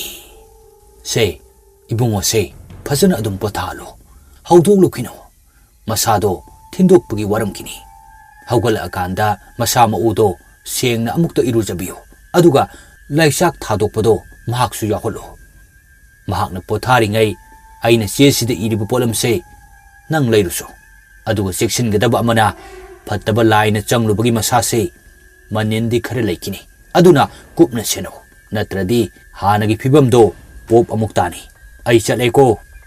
ꯑꯁꯨꯝꯅ ꯄꯥꯝꯍꯩꯕ ꯆꯠꯈ꯭ꯔꯦ ꯁꯥꯐꯕ ꯑꯃꯗꯤ ꯁꯅꯥꯇꯣꯝꯕ ꯑꯅꯤꯅ ꯄꯥꯝꯍꯩꯕꯕꯨ ꯊꯤꯟꯗꯣꯛꯂꯨꯔꯦ ꯔꯥꯅꯤ ꯃꯆꯥꯅꯨꯄꯥ ꯂꯟꯊꯣꯏꯕꯅ ꯅꯤꯡꯉꯥꯏꯗꯅ ꯇꯨꯝꯂꯤꯕ ꯑꯗꯨꯗ ꯌꯦꯡꯗꯨꯅ ꯂꯩ ꯔꯥꯅꯤꯅ ꯑꯁ ꯍꯨꯃꯥꯡ ꯃꯔꯤꯛ ꯉꯥꯛꯇ ꯉꯥꯏꯔꯦꯅꯦ ꯇꯧꯔꯤꯁꯦ ꯑꯣꯟꯊꯣꯛꯄꯗ ꯁꯥꯏꯗꯨꯅꯤ ꯀꯔꯣꯝꯗꯒꯤ ꯍꯥꯏꯖꯤꯜꯂꯛꯏꯕ ꯅꯨꯡꯁꯤꯠꯅꯣ ꯈꯪꯗꯦ ꯉꯥꯏꯍꯥꯛ ꯇꯨꯝꯖꯈꯤꯁꯅꯨ ꯋꯥꯔꯝꯂꯅꯤ ꯔꯥꯅꯤꯅ ꯑꯁꯨꯝꯅ ꯃꯆꯥ ꯑꯗꯨ ꯏꯔꯦꯟꯖꯅ ꯍꯤꯞꯍꯜꯂꯝꯂꯒ ꯐꯩꯖꯨꯞꯇꯨ ꯐꯖꯅ ꯁꯨꯞꯄꯤꯔꯦ ꯑꯗꯨꯒ ꯄꯣꯠ ꯆꯩ ꯂꯩꯅꯕ ꯆꯠꯀꯦ ꯍꯥꯏꯗꯨꯅ ꯃꯐꯤ ꯃꯔꯣꯜ ꯍꯣꯡꯗꯣꯛꯄ ꯆꯠꯈꯤ ꯃꯍꯥꯛꯅ ꯍꯦꯛ ꯀꯥ ꯑꯗꯨꯗꯒꯤ ꯀꯥꯟꯊꯣꯛꯈꯤꯕꯗ ꯂꯟꯊꯣꯏꯕ ꯃꯃꯤꯠ ꯑꯗꯨ ꯈꯪꯄꯥꯡ ꯄꯥꯡꯊꯣꯔꯛꯏ ꯃꯃꯤꯠ ꯑꯗꯨꯗꯤ ꯃꯨꯁꯤꯟ ꯃꯨꯏ ꯉꯥꯏꯍꯥꯛ ꯄꯥꯡꯊꯣꯛꯂꯝꯂꯒ ꯑꯃꯨꯕꯁꯤꯡ ꯑꯗꯨ ꯇꯞꯅ ꯃꯥꯡꯈ꯭ꯔꯦ ꯍꯥꯟꯅꯒꯤ ꯃꯤꯠ ꯑꯗꯨꯒꯨꯝꯅ ꯑꯣꯟꯊꯣꯔꯛꯂꯕ ꯃꯇꯨꯡꯗ ꯑꯃꯨꯛ ꯅꯤꯡꯉꯥꯏꯗꯅ ꯇꯨꯝꯊꯈ꯭ꯔꯦ ꯄꯥꯝꯍꯩꯕꯁꯨ ꯊꯣꯡꯒꯥꯜ ꯐꯥꯎ ꯊꯤꯟꯗꯣꯛꯂꯝꯂꯕ ꯃꯇꯨꯡꯗ ꯃꯊꯟꯇ ꯃꯌꯨꯝ ꯇꯝꯅ ꯍꯜꯂꯛꯏ ꯍꯜꯂꯛꯄꯒꯤ ꯂꯝꯕꯤ ꯑꯗꯨꯗꯤ ꯃꯁꯥꯒꯤ ꯃꯥꯏꯊꯣꯡꯗꯨ ꯃꯀꯥ ꯂꯥꯝꯗ꯭ꯔꯦ ꯃꯍꯥꯛꯀꯤ ꯋꯥꯈꯜꯗꯨ ꯃꯋꯣꯟ ꯈꯜꯂꯤ ꯃꯍꯥꯛꯇꯤ ꯃꯤꯒꯤ ꯐꯠꯇꯕ ꯁꯤꯟꯕ ꯈꯛꯇꯗꯅꯤ ꯃꯥꯒꯤ ꯃꯍꯩ ꯍꯩꯔꯤꯕꯁꯦ ꯑꯗꯨꯕꯨ ꯑꯁꯤꯒꯨꯝꯕ ꯇꯧꯕꯗꯗꯤ ꯀꯌꯥ ꯍꯩꯇꯕꯅꯤ ꯑꯗꯨꯒꯤꯁꯨ ꯃꯊꯛꯇ ꯃꯍꯥꯛꯅ ꯊꯦꯡꯅꯔꯛꯂꯤꯕ ꯂꯟꯊꯣꯏꯕꯗ ꯆꯪꯂꯝꯂꯤꯕ ꯊꯋꯥꯏ ꯑꯁꯤꯗꯤ ꯌꯥꯝꯅ ꯁꯥꯊꯤꯕ ꯃꯈꯜꯅꯤ ꯑꯍꯩꯕ ꯑꯃ ꯇꯧꯔꯒ ꯌꯦꯡꯗ꯭ꯔꯕꯗꯤ ꯌꯥꯔꯔꯣꯏ ꯑꯗꯨꯕꯨ ꯃꯗꯨ ꯇꯧꯗꯨꯅ ꯌꯦꯡꯂꯨꯔꯕꯗꯤ ꯃꯔꯤ ꯁꯝꯅꯔꯛꯇꯨꯅ ꯃꯉꯣꯟꯗꯁꯨ ꯗꯁꯥ ꯇꯥꯒꯅꯤ ꯍꯥꯏꯗꯨꯅ ꯂꯥꯏ ꯑꯗꯨꯕꯨ ꯊꯦꯝꯗꯨꯅ ꯊꯝꯂꯝꯕꯅꯤ ꯊꯦꯝꯗꯨꯅ ꯊꯝꯂꯝꯂꯤꯕꯒꯤ ꯃꯔꯝꯁꯨ ꯃꯉꯣꯟꯗ ꯑꯋꯥꯕ ꯇꯥꯗꯅꯕ ꯑꯉꯥꯡ ꯑꯗꯨꯗꯁꯨ ꯑꯋꯥꯕ ꯇꯥꯗꯨꯅ ꯑꯁꯤ ꯑꯅꯥ ꯊꯣꯛꯂꯒ ꯃꯍꯥꯛ ꯁꯥꯐꯒꯅꯤ ꯍꯥꯏꯕꯁꯤ ꯈꯛꯇꯅꯤ ꯑꯁꯤꯒꯨꯝꯕ ꯑꯄꯤꯛꯄ ꯋꯥꯈꯜ ꯑꯁꯤ ꯈꯜꯂꯗꯨꯅ ꯄꯥꯝꯍꯩꯕ ꯃꯌꯨꯝꯗ ꯍꯜꯂꯛꯂꯦ ꯐꯠꯇꯕ ꯀꯌꯥ ꯃꯃꯥꯡꯊꯛꯇ ꯇꯧꯔꯨꯔꯕꯁꯨ ꯃꯗꯨ ꯀꯣꯛꯅꯅꯕ ꯊꯕꯛ ꯇꯧꯅꯤꯡꯏ ꯑꯗꯨꯕꯨ ꯃꯗꯨ ꯐꯅꯕꯅꯤ ꯊꯥꯖꯂꯦꯝꯕꯤ ꯇꯁꯦꯡꯅꯃꯛ ꯋꯥꯈꯜ ꯑꯗꯨ ꯂꯩꯇꯥꯖꯕ ꯉꯝꯗ꯭ꯔꯦ ꯈꯟꯕꯅ ꯑꯃ ꯈꯟ ꯇꯧꯊꯣꯔꯛꯄꯅ ꯑꯃ ꯇꯧꯕꯁꯤꯗ ꯃꯁꯥ ꯐꯥꯎꯕ ꯒ꯭ꯌꯥꯟ ꯇꯥꯖꯗ꯭ꯔꯦ ꯃꯍꯥꯛꯀꯤ ꯃꯑꯣꯡ ꯃꯇꯧ ꯑꯁꯤꯗ ꯂꯩꯁꯅꯥꯅꯁꯨ ꯅꯨꯡꯉꯥꯏꯈꯤꯗꯕꯅꯤ ꯑꯗꯨꯕꯨ ꯍꯣꯡꯂꯔꯣꯏ ꯈꯟꯅ ꯂꯦꯡꯗꯅ ꯂꯩꯈ꯭ꯔꯕ ꯊꯥꯖꯒꯤ ꯊꯃꯣꯏ ꯍꯣꯡꯒꯗꯧꯔꯤꯕ꯭ꯔꯥ ꯍꯣꯡꯂꯣꯏꯗꯧꯔꯤꯕ꯭ꯔꯥ ꯇꯝꯕ ꯉꯝꯗ꯭ꯔꯤ ꯄꯨꯝꯅꯃꯛ ꯑꯁꯤ ꯏꯁꯣꯔꯒꯤ ꯅꯣꯡꯗꯝ ꯍꯥꯏꯗꯨꯅꯤ ꯑꯗꯨꯕꯨ ꯄꯤꯛꯂꯕꯁꯨ ꯄꯤꯛꯅ ꯃꯤꯑꯣꯏꯕꯒꯤ ꯃꯤꯅꯨꯡꯁꯤ ꯑꯃꯒꯤ ꯃꯈꯥꯗ ꯂꯟꯊꯣꯏꯕꯒꯤ ꯀꯥꯈꯜ ꯑꯃꯗꯤ ꯃꯍꯥꯛꯀꯤ ꯊꯃꯣꯏꯗ ꯃꯐꯝ ꯀꯟꯗꯨꯅ ꯂꯩꯈ꯭ꯔꯦ ꯑꯁꯨꯝꯅ ꯋꯥꯈꯜ ꯈꯟꯖꯥꯟꯅꯔꯤꯉꯩ ꯃꯍꯥꯛꯀꯤ ꯃꯄꯥꯕꯨꯡ ꯄꯥꯝꯍꯩꯕ ꯑꯗꯨ ꯍꯜꯂꯛꯂꯦ ꯃꯄꯥ ꯑꯗꯨ ꯎꯕꯗ ꯊꯥꯖ ꯃꯄꯥꯗꯨꯗ ꯍꯪꯂꯛꯏ ꯕꯕꯥ ꯀꯅꯥꯅꯣ ꯍꯧꯖꯤꯛꯀꯤꯗꯨꯕꯣ ꯑꯁꯣꯝ ꯃꯃꯥꯡꯂꯣꯝꯒꯤ ꯅꯅꯦ ꯔꯥꯅꯤꯅꯤ ꯑꯗꯨ ꯀꯅꯥꯅꯣ ꯃꯥꯅ ꯌꯨꯝꯗ ꯂꯥꯛꯄꯤꯌꯣꯅ ꯀꯧꯔꯤꯗꯨꯅ ꯃꯆꯥꯅꯨꯄꯥꯗꯣ ꯀꯔꯤꯅꯣ ꯇꯧꯋꯦ ꯍꯥꯏꯕ꯭ꯔꯥ ꯃꯁꯥ ꯅꯨꯡꯉꯥꯏꯇꯦ ꯍꯥꯏꯕ꯭ꯔꯥ ꯀꯔꯤꯅꯣ ꯑꯗꯨꯒꯤ ꯆꯠꯂꯨꯕꯅꯤ ꯊꯥꯖ ꯋꯥ ꯃꯈꯥ ꯍꯪꯕ ꯅꯪꯗ꯭ꯔꯤꯉꯩ ꯃꯄꯥꯗꯨ ꯏꯃꯨꯡꯗ ꯆꯪꯈ꯭ꯔꯦ Thajasu chingnaragadi lehore. Lanthoibagi soidana oiramgani haina. Ngaihak Mangolda matomta murum sonduna wakal khallaba matungda imongda changlaktuna amuk mapada hange haina tawi. Adubu mapadudi mamaga wari kupna sanaduna lerami. Masanubi changlakba aduda wari sanaramba adu chap lepkre. Maduda hena chingnaraduna Thaja mapada onsenduna hanglai. Baba, kanano masangam debo?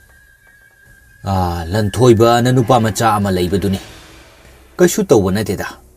Chumnagi lai oknayana yengbirubani.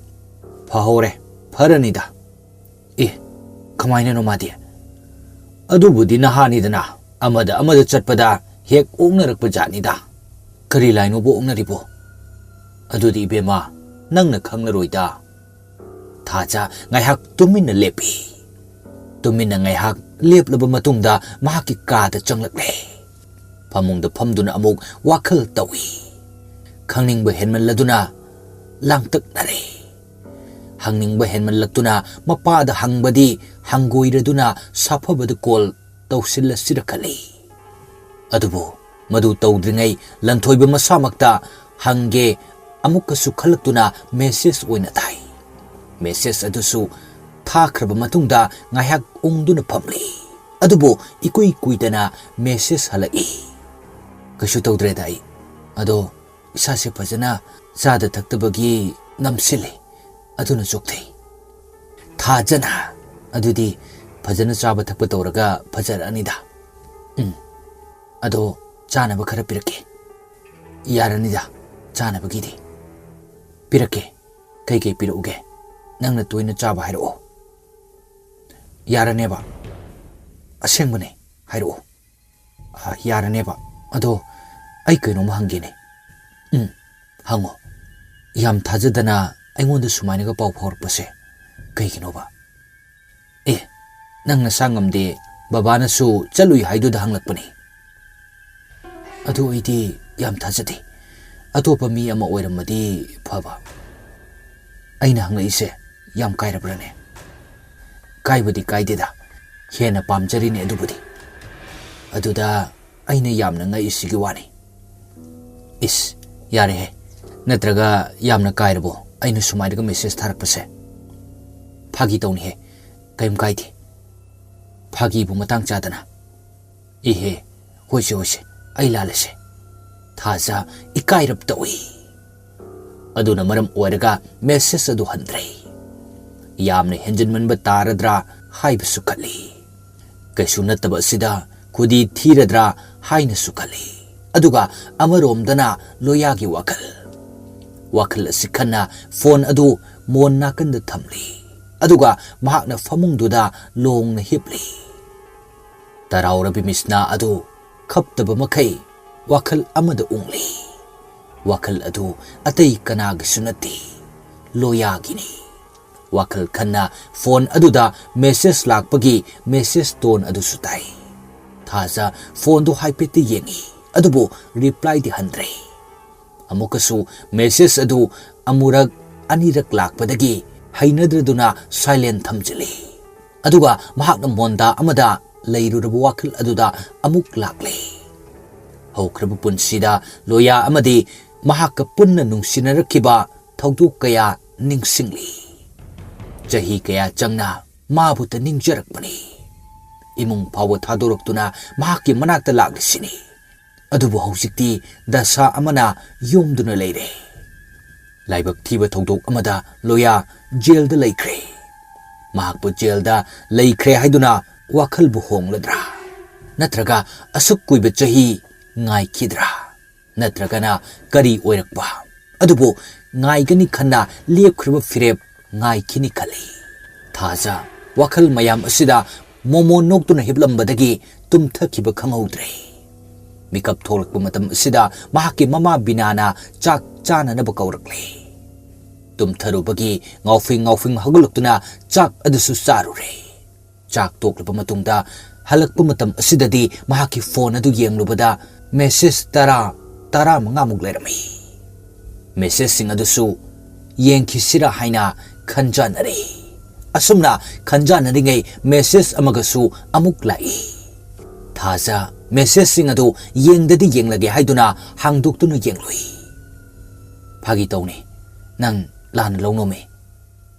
kaidoragi message halaktradi thaja message pawdi halo natradi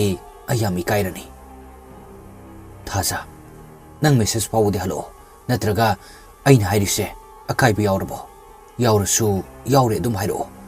adumaina tumina lesson kibadudi tawgono aisu nungaiti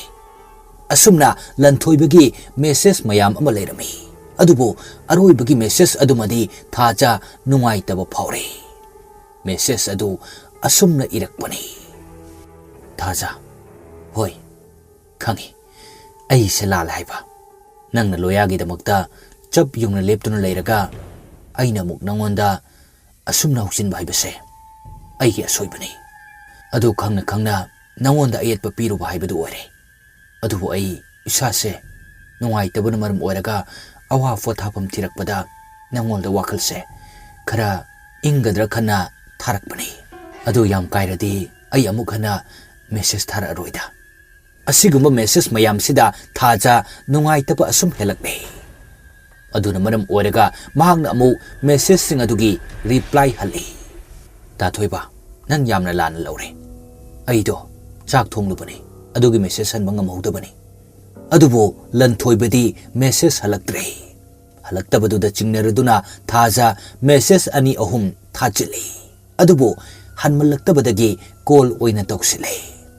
adubo call adusu pak na pairakte adubo akon badadi paikhalai lan thoibana hello da thoiba karigino call pak pairaktride kaisu tawtida adu kaigino ba kaisu tawte da thoiba nang ingonda waruriro message halaktena aido chak thongubane aduine adu yarese kaim khalano aisu kaim khande adu kai leiro haino nangna chaning bado hairo yaranida leraklano imas yumda dum leibanina laklanuda e karige matamduda lanthoiba karim khumlaktre khumallaktre khangladuna amuk thajana asumna hanglai adu kaiginoba kol phajana pairaktridi sumi kairaba kaidobagi khangde ikairinidana ikaido boinadi ikaidana nangna ikairiba nangdi kaige aidi nupini hiram kudingda ikaigan baibase masana tai adu khaki wasunati nanglana khalamanena aina mu call torukpada nangna paibiraktabado aidi ikairibani nupigidi ikaigale haiba wahaisida adum kudong chaba lawba male hoi adu su haibi yai ado matang nani lanthoiban hai ado aina ikairisidi karigino kadai faw yawna ikai haidudi nang khangbra khangde kamaina no lanthoiban hai aina toriba thabak sibu mina townaba thabak lane mahaki wahang aduda thaja pungak ngakre ha karibo lanthoibana nangi are palai khangna nanga loina ningwa phaurise papki masukni haiba thajana adui wadi adumaina khanpham karisu tokteda lanthoiban hai karige thajana wakal khanba wakalda masana phaujurak baiba sidi midugi maraldi natedana lanthoibana adu oiradi aina seran turan wakal khala agadi adusu aigi iralante masa mathanda khanjarakpani haiduna leithokpa yagadrane thajana as nangsi marai di yaye lanthoiban hai marai taraboigise nupanabu marai adu yam tongnabro aide asingba hairaga nangidudi marai nebado lanthoiban hai ado ai kol thamage ima hoila adi working khara chathoktena amuk cheirani safabasu ngasaidagi ai ngairibani working chatnena numit chap yung basitabo sumangdanida ekoi sumangda urum langi phajana adoisu numit chap yung basidadi yumdei mapan thokpasi patedana is nangise aina ba phaning dabaga male as ꯑꯗꯨꯃꯥꯏꯅ ꯂꯥꯟꯅ ꯂꯧꯅꯨ ꯑꯩꯅ ꯍꯥꯏꯗꯤ ꯈꯤꯇꯪ ꯅꯨꯡꯁꯥ ꯅꯦꯝꯊꯔꯒ ꯇꯧꯕ ꯌꯥꯏ ꯍꯥꯏꯕꯅꯤꯗ ꯑꯗꯣ ꯑꯩ ꯊꯝꯃꯒꯦꯀꯣ ꯑꯁꯨꯝꯅ ꯂꯟꯊꯣꯏꯕꯅ ꯍꯥꯏꯔꯝꯂꯒ ꯀꯣꯜ ꯑꯗꯨ ꯊꯝꯈ꯭ꯔꯦ ꯊꯥꯖ ꯋꯥ ꯑꯃ ꯐꯥꯎꯕ ꯍꯥꯏꯕ ꯅꯪꯍꯧꯗ꯭ꯔꯦ ꯃꯍꯥꯛꯀꯤ ꯋꯥꯍꯩꯁꯤꯡꯗꯨ ꯑꯀꯥꯏꯕ ꯌꯥꯎꯈ꯭ꯔꯕ꯭ꯔꯥ ꯃꯊꯟꯇ ꯆꯤꯡꯅꯔꯛꯂꯦ ꯆꯤꯡꯅꯕ ꯑꯗꯨꯅ ꯍꯦꯟꯅ ꯑꯃꯨꯛꯀ ꯂꯥꯡꯇꯛꯅꯍꯜꯂꯦ ꯃꯗꯨꯅ ꯃꯔꯝ ꯑꯣꯏꯔꯒ ꯊꯥꯖ ꯆꯔꯥꯡꯅꯍꯟꯗꯨꯅ ꯎꯪꯗꯨꯅ ꯂꯩꯍꯜꯂꯦ ꯑꯃꯔꯣꯝꯗ ꯃꯍꯥꯛꯅ ꯇꯧꯔꯤꯕꯁꯤ ꯀꯔꯤꯅꯣ ꯀꯔꯤꯒꯤꯗꯃꯛ ꯂꯟꯊꯣꯏꯕꯒꯤ ꯋꯥꯈꯜꯁꯤ ꯃꯉꯣꯟꯗꯒꯤ ꯂꯥꯞꯊꯣꯛꯍꯟꯕ ꯉꯝꯗ꯭ꯔꯤꯕꯅꯣ ꯍꯥꯏꯕꯁꯤ ꯃꯍꯥꯛꯀꯤ ꯑꯆꯧꯕ ꯌꯦꯛꯅꯕ ꯑꯣꯏꯔꯦ ꯇꯞꯅ ꯇꯞꯅ ꯃꯍꯥꯛꯄꯨ ꯂꯟꯊꯣꯏꯕꯒꯤ ꯏꯔꯩꯗ ꯆꯦꯟꯊꯔꯕ꯭ꯔꯥ ꯍꯥꯏꯅ ꯐꯥꯎꯕ ꯃꯤꯀꯨꯞ ꯈꯨꯗꯤꯡꯒꯤ ꯈꯜꯂꯛꯄ ꯍꯥꯏꯕꯗꯨ ꯑꯣꯏꯔꯦ ꯁꯣꯝꯗꯁꯨ ꯂꯟꯊꯣꯏꯕ ꯃꯁꯥ ꯃꯎ ꯈꯔ ꯈꯤꯡꯂꯛꯇꯨꯅ ꯃꯍꯥꯛꯀꯤ ꯃꯇꯥꯎ ꯁꯥꯐꯕꯒ ꯄꯨꯟꯅ ꯃꯈꯣꯏꯒꯤ ꯌꯨꯝ ꯑꯗꯨꯒꯤ ꯁꯨꯃꯥꯡ ꯑꯗꯨꯗ ꯊꯣꯛꯂꯛꯏ ꯂꯟꯊꯣꯏꯕꯗꯤ ꯋꯥꯈꯜ ꯑꯗꯨ ꯈꯔꯁꯨ ꯃꯀꯥ ꯂꯥꯝꯂꯦ ꯃꯔꯝꯗꯤ ꯃꯍꯥꯛꯅ ꯈꯟꯖꯕ ꯊꯥꯖꯒꯤ ꯋꯥꯍꯩ ꯈꯔꯇ ꯑꯣꯏꯔꯕꯁꯨ ꯇꯥꯕ ꯐꯪꯕ ꯑꯗꯨꯒꯤ ꯃꯣꯟꯗꯥ ꯑꯃꯗ ꯑꯁꯨꯝ ꯅꯨꯡꯉꯥꯏꯔꯛꯄ ꯑꯗꯨꯗꯤ ꯁꯥꯐꯕꯁꯨ ꯈꯪꯂꯗꯨꯅ ꯋꯥꯆꯣꯏ ꯉꯥꯡꯕ ꯍꯧꯔꯛꯏ ꯏꯁ ꯅꯨꯄꯥꯁꯤ ꯑꯃꯗꯨꯅ ꯃꯟꯇ꯭ꯔ ꯀꯥꯝꯁꯤꯜꯂꯛꯄꯗꯒꯤ ꯃꯁꯥ ꯃꯎ ꯐꯕꯗꯒꯤ ꯍꯦꯟꯗꯣꯔꯛꯇꯨꯅ ꯋꯥꯈꯜ ꯀꯥꯏꯁꯤ ꯌꯥꯝꯅ ꯅꯨꯡꯉꯥꯏꯔ ꯃꯥꯜꯂꯦꯗ ꯑꯗꯨꯃꯥꯏꯅ ꯀꯔꯦꯝꯅꯅꯨ ꯀꯤꯟ ꯆꯥꯖꯅꯤ ꯅꯪ ꯃꯥꯒꯤ ꯐꯅꯕ ꯍꯥꯏꯕꯤꯔꯒ ꯑꯃꯨꯛꯁꯨ ꯑꯩꯕꯨ ꯀꯤꯟ ꯆꯥꯒꯤꯔꯦ ꯑꯗꯨ ꯆꯨꯝꯅ ꯍꯥꯏ ꯌꯥꯗ꯭ꯔꯕ ꯍꯥꯏꯔꯤꯁꯤꯗꯤ ꯑꯩꯁꯨ ꯍꯦꯛ ꯍꯧꯕꯗꯒꯤ ꯑꯩꯅ ꯐꯅꯅꯕ ꯁꯤꯟꯕꯤꯒꯦ ꯍꯥꯏꯕ ꯈꯨꯗꯤꯡ ꯐꯨꯒꯦꯒ ꯊꯤꯟꯒꯦꯒ ꯀꯥꯎꯒꯦꯒ ꯑꯃꯨꯛ ꯇꯣꯏꯕ ꯍꯧꯖꯤꯛꯁꯨ ꯑꯅꯤꯡꯕ ꯊꯨꯡꯂꯀꯥꯟꯁꯤꯗꯁꯨ ꯑꯩꯁꯨ ꯐꯨꯒꯦꯌꯦ ꯅꯠꯇꯦ ꯑꯩꯁꯤ ꯀꯤꯛꯕꯦꯛ ꯑꯣꯏꯅ ꯎꯕ꯭ꯔꯕ ꯐꯥꯒꯤ ꯇꯧꯅꯔꯕꯁꯨ ꯂꯟꯊꯣꯏꯕ ꯋꯥꯈꯜꯗꯤ ꯅꯨꯡꯅꯥꯡꯗꯕ ꯅꯠꯇꯦ ꯉꯥꯏꯍꯥꯛꯀꯤ ꯅꯨꯡꯉꯥꯏꯕ ꯃꯥꯜꯂꯕꯁꯨ ꯃꯤꯍꯧ ꯆꯥꯎꯕ ꯇꯥꯈꯤꯗ꯭ꯔꯥ ꯍꯥꯏꯕꯒꯤ ꯋꯥꯈꯜꯁꯤꯅ ꯍꯦꯛꯇ ꯃꯍꯥꯛꯄꯨ ꯅꯤꯡꯉꯝꯗꯕ ꯐꯥꯎꯍꯜꯂꯤ ꯑꯗꯨꯒ ꯂꯟꯊꯣꯏꯕꯅ ꯍꯥꯏꯔꯛꯏ ꯑꯗꯨꯕꯨ ꯏꯇꯥꯎ ꯑꯩꯅ ꯃꯉꯣꯟꯗ ꯎꯠꯂꯤꯕ ꯏꯊꯧꯁꯦ ꯌꯥꯝꯅ ꯂꯥꯜꯂꯗ꯭ꯔꯥ ꯈꯪꯗꯦ ꯂꯣꯌꯥꯅ ꯍꯜꯂꯛꯑꯒ ꯂꯩꯀꯥꯏ ꯑꯃꯠꯇꯗ ꯂꯩꯃꯤꯟꯅꯔꯒ ꯁꯤꯒꯨꯝꯕ ꯂꯤꯆꯠ ꯇꯧꯋꯦꯅ ꯄꯨꯟꯁꯤ ꯆꯨꯞꯄ ꯋꯥꯔꯧꯅꯔꯗꯤ ꯌꯥꯝꯅ ꯐꯗꯧ ꯃꯥꯟꯗꯦ ꯁꯥꯐꯕꯅ ꯍꯥꯏ ꯍꯦꯔꯥ ꯏꯇꯥꯎ ꯑꯗꯨꯗꯤ ꯅꯪꯅ ꯅꯨꯄꯥ ꯊꯣꯛꯃꯟꯗ꯭ꯔꯦ ꯍꯥꯏꯕꯒꯤ ꯑꯀꯤꯕ ꯃꯥꯜꯂꯤ ꯅꯨꯡꯁꯤꯕ ꯐꯥꯎꯕꯁꯤꯕꯨ ꯀꯌꯥꯝ ꯀꯥꯏꯒꯦ ꯍꯥ ꯅꯨꯡꯁꯤꯕ ꯍꯥꯏꯕꯁꯤꯗꯤ ꯊꯤꯡꯕ ꯉꯝꯄꯣꯟꯇꯦ ꯐꯥꯎꯅꯤꯡꯉꯦꯅ ꯍꯦꯛꯇ ꯐꯥꯎꯕꯁꯨ ꯅꯠꯇꯦ ꯑꯗꯨꯁꯨ ꯃꯊꯛꯇ ꯊꯥꯖ ꯅꯨꯡꯁꯤꯔꯔꯣꯏ ꯍꯥꯏꯗꯨꯅ ꯃꯉꯣꯟꯗ ꯑꯀꯥꯏꯕ ꯋꯥꯍꯩ ꯑꯀꯥꯏꯕ ꯊꯕꯛ ꯑꯃꯠꯇꯁꯨ ꯇꯧꯕ ꯅꯠꯇꯦꯗꯅ ꯑꯗꯨꯗ ꯂꯣꯌꯥꯅ ꯑꯗꯨ ꯑꯗꯥ ꯂꯣꯜꯂꯗꯤ ꯃꯍꯥꯛꯁꯨ ꯋꯥꯈꯜ ꯌꯥꯎꯗꯕ ꯆꯤꯡꯒꯅꯤ ꯂꯟꯊꯣꯏꯕꯅ ꯍꯥꯏ ꯈꯪꯗ꯭ꯔꯦ ꯏꯇꯥꯎ ꯑꯩ ꯌꯥꯝꯅ ꯈꯟꯖꯥꯅꯩ ꯍꯧꯗꯣꯛꯂꯝꯗ꯭ꯔꯁꯨ ꯐꯔꯅꯤ ꯈꯜꯂꯛꯏ ꯑꯃꯨꯛ ꯃꯇꯝꯗꯨꯗ ꯁꯥꯐꯕꯗꯨ ꯐ꯭ꯔꯤꯡ ꯂꯥꯎꯅ ꯁꯥꯎꯒꯠꯂꯛꯏ ꯀꯔꯤꯕ ꯐꯣꯡꯂꯁꯤ ꯍꯥꯏꯗꯨꯅ ꯑꯃꯨꯛꯁꯨ ꯐꯣꯡꯕꯤꯔꯦ ꯅꯪꯒꯤ ꯅꯨꯡꯉꯥꯏꯇꯕ ꯄꯨꯝꯕ ꯐꯅꯅꯕꯅ ꯑꯩꯅꯁꯨ ꯇꯧꯔꯦ ꯑꯗꯨꯒ ꯍꯧꯖꯤꯛꯅ ꯑꯩꯅ ꯁꯣꯏꯍꯟꯕ ꯑꯩꯅ ꯀꯥꯡꯂꯝ ꯆꯦꯟꯕ ꯇꯥꯍꯜꯂꯦꯕ ꯅꯪꯒꯤꯁꯤꯗꯤ ꯅꯣꯏ ꯑꯅꯤꯅ ꯋꯥꯈꯜ ꯃꯦꯟ ꯇꯥꯟꯅꯗ꯭ꯔꯒ ꯑꯩꯉꯣꯟꯗ ꯇꯥꯏꯅꯒꯦ ꯍꯥꯏꯕꯅꯤꯅꯦ ꯌꯥꯔꯦ ꯈꯪꯉꯦ ꯅꯪ ꯑꯁꯨꯝꯅ ꯁꯥꯐꯕ ꯁꯥꯎꯔꯗꯨꯅ ꯆꯠꯈ꯭ꯔꯦ ꯂꯟꯊꯣꯏꯕ ꯍꯟꯖꯤꯟ ꯍꯟꯖꯤꯟ ꯀꯧꯔꯁꯨ ꯍꯜꯂꯛꯇ꯭ꯔꯦ ꯃꯍꯥꯛꯅ ꯑꯁꯨꯝꯅ ꯆꯠꯈ꯭ꯔꯕ ꯑꯁꯤꯗꯗꯤ ꯂꯟꯊꯣꯏꯕ ꯍꯦꯟꯅ ꯅꯤꯡꯉꯝꯍꯧꯗ꯭ꯔꯦ ꯄꯨꯝꯅꯃꯛ ꯃꯍꯥꯛꯅ ꯅꯨꯡꯁꯤꯔꯨꯕꯗꯒꯤ ꯊꯣꯛꯂꯛꯄ ꯉꯥꯛꯇꯅꯤ ꯍꯥꯏꯗꯨꯅ ꯂꯟꯊꯣꯏꯕ ꯄꯦꯟꯗꯅ ꯂꯩꯍꯧꯔꯦ ꯑꯗꯨꯕꯨ ꯋꯥꯈꯜ ꯍꯛꯆꯥꯡ ꯈꯔꯇ ꯑꯣꯏꯔꯁꯨ ꯐꯅꯅꯕ ꯍꯥꯏꯗꯨꯅ ꯃꯍꯥꯛꯅ ꯋꯥꯜꯀꯤꯡ ꯆꯠꯅꯅꯕ ꯁꯦꯝ ꯁꯥꯕ ꯑꯗꯨ ꯍꯧꯔꯦ ꯑꯗꯨꯒ ꯁꯨꯃꯥꯡ ꯑꯗꯨꯒꯤ ꯑꯀꯣꯏꯕꯗ ꯃꯈꯨꯠ ꯃꯁꯥ ꯑꯗꯨ ꯍꯥꯏ ꯍꯨꯝꯗꯨꯅ ꯆꯠꯄ ꯍꯧꯔꯛꯏ ꯇꯁꯦꯡꯕꯗꯤ ꯋꯥꯜꯀꯤꯡ ꯆꯠꯄ ꯍꯥꯏꯕꯁꯤ ꯑꯌꯨꯛ ꯑꯉꯟꯕ ꯑꯃꯗꯤ ꯅꯨꯃꯤꯠꯅ ꯂꯩꯊꯔꯛꯄ ꯃꯇꯝꯗ ꯆꯠꯅꯕ ꯉꯥꯛꯇꯅꯤ ꯑꯗꯨꯕꯨ ꯃꯗꯨ ꯈꯪꯅ ꯈꯪꯅ ꯃꯍꯥꯛꯀꯤ ꯃꯁꯥ ꯉꯝꯗꯕ ꯑꯁꯤꯕꯨ ꯍꯦꯟꯅ ꯊꯨꯅ ꯐꯍꯟꯅꯤꯡꯗꯨꯅ ꯅꯨꯃꯤꯠ ꯆꯞ ꯌꯨꯡꯕ ꯑꯁꯤꯗ ꯆꯠꯂꯤꯕꯅꯤ ꯑꯗꯨꯕꯨ ꯃꯍꯥꯛꯇꯤ ꯈꯪꯕ ꯅꯠꯇꯦ ꯃꯍꯥꯛꯁꯤ ꯀꯔꯤꯒꯨꯝꯕ ꯐꯠꯇ꯭ꯔꯕ ꯊꯋꯥꯏ ꯑꯃꯅ ꯀꯣꯏꯁꯦꯟ ꯁꯦꯟꯅꯗꯨꯅ ꯃꯍꯥꯛꯀꯤ ꯃꯁꯥꯗ ꯆꯪꯉꯤ ꯍꯥꯏꯕꯁꯦ ꯃꯈꯣꯏꯒꯤ ꯁꯨꯃꯥꯡ ꯑꯁꯤꯁꯨ ꯑꯀꯣꯏꯕꯗ ꯎ ꯋꯥ ꯑꯃꯗꯤ ꯁꯝꯕꯂꯩ ꯀꯌꯥ ꯍꯧꯏ ꯑꯗꯨꯅ ꯃꯔꯝ ꯑꯣꯏꯔꯒ ꯎꯔꯨꯝꯗꯤ ꯃꯇꯤꯛ ꯆꯥꯅ ꯂꯥꯡꯏ ꯑꯗꯨꯕꯨ ꯑꯀꯣꯏꯕ ꯑꯗꯨꯗ ꯁꯥꯍꯨꯝ ꯑꯃꯒ ꯂꯣꯏꯅꯅ ꯀꯣꯏꯆꯦꯟ ꯆꯦꯜꯂꯤꯕ ꯊꯋꯥꯏꯁꯤꯡ ꯑꯗꯨꯕꯨ ꯂꯟꯊꯣꯏꯕꯅ ꯎꯗꯦ ꯎꯗ꯭ꯔꯃꯛꯁꯨ ꯁꯥꯍꯨꯝ ꯈꯔ ꯐꯪꯕ ꯑꯁꯤꯗ ꯂꯟꯊꯣꯏꯕ ꯅꯤꯡꯖꯤꯡ ꯃꯥꯡꯖꯤꯡꯅꯕ ꯇꯧꯔꯦ ꯆꯠꯅ ꯆꯠꯅ ꯑꯀꯣꯏꯕ ꯑꯗꯨꯗ ꯑꯃꯨꯛꯁꯨ ꯌꯦꯡꯏ ꯑꯗꯨꯕꯨ ꯍꯦꯟꯅ ꯀꯤꯔꯛꯇꯨꯅ ꯑꯁꯣꯡꯕ ꯄꯜꯂꯤ ꯑꯗꯨꯗ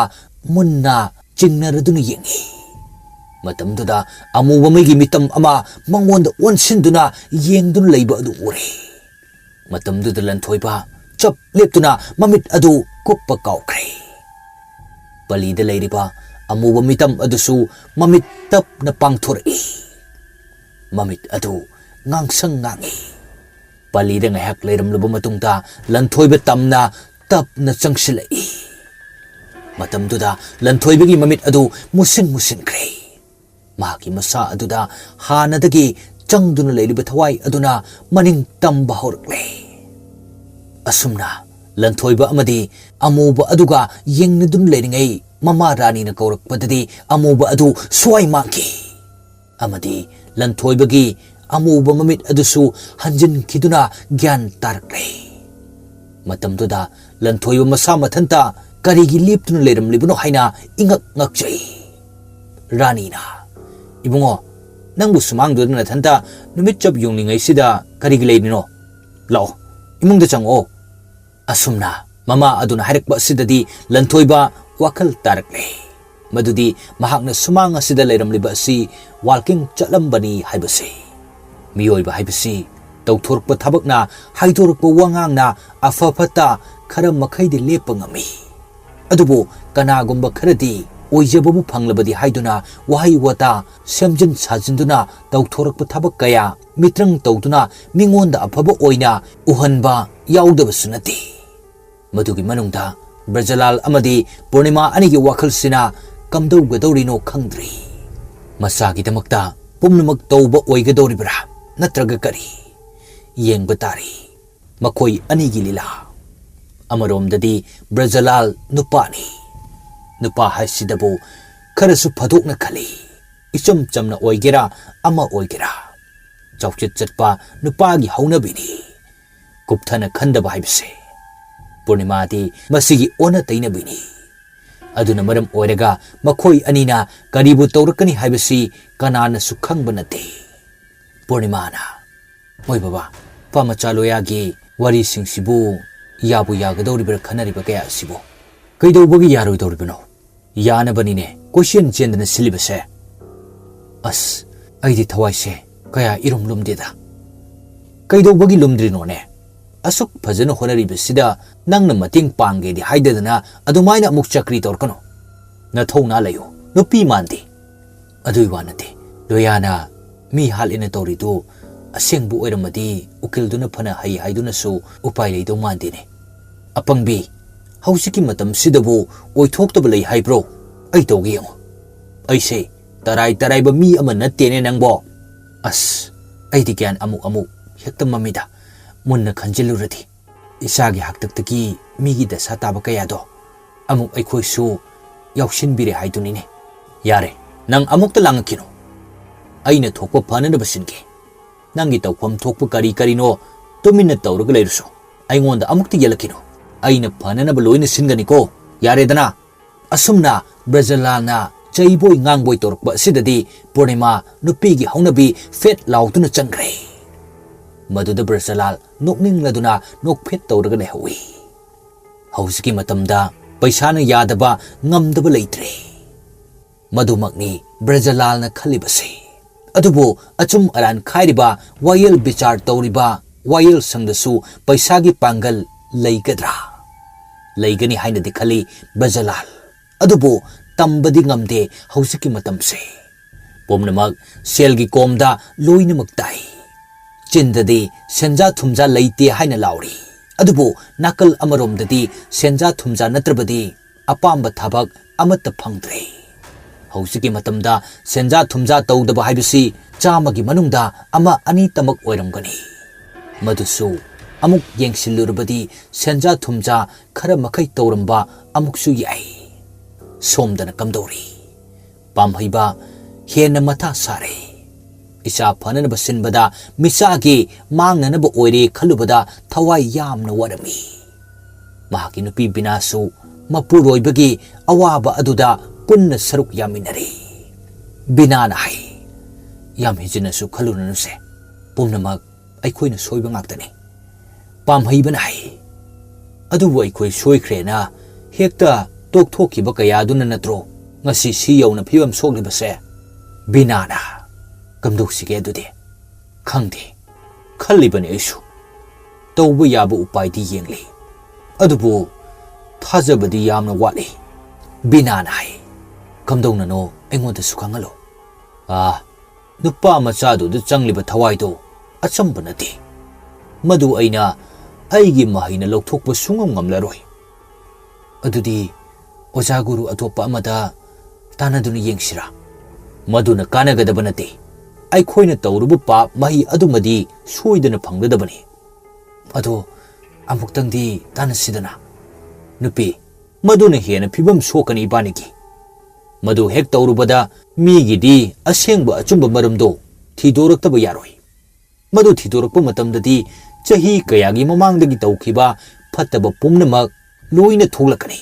Madu kairo leikaina khangnarakpa tarabadi ibanibu hingna phungge phawa hainarakani.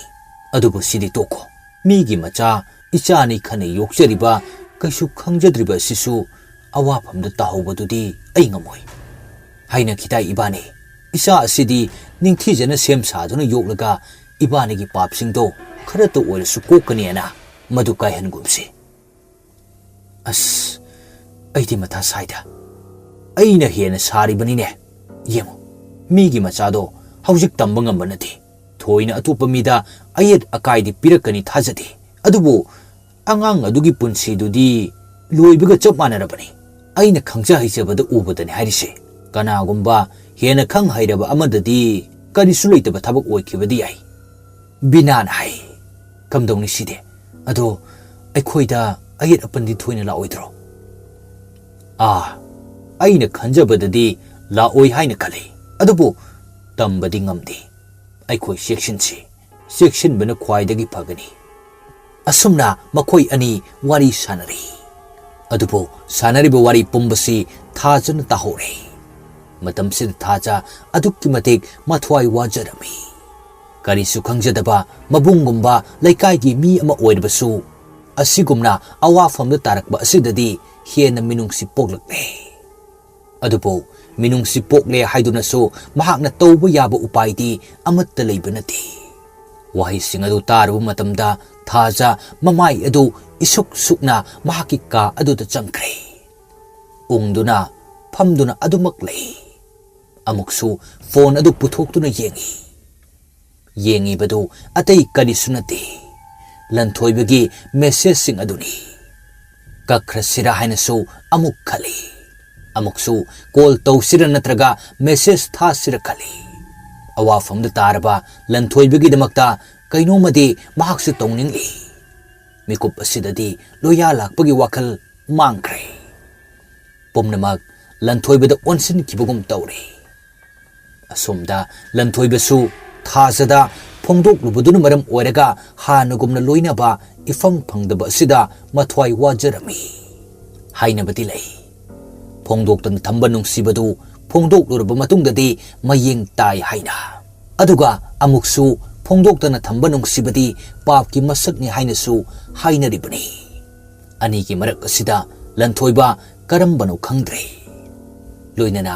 masa adusu gyan amada imang mangbagum tawi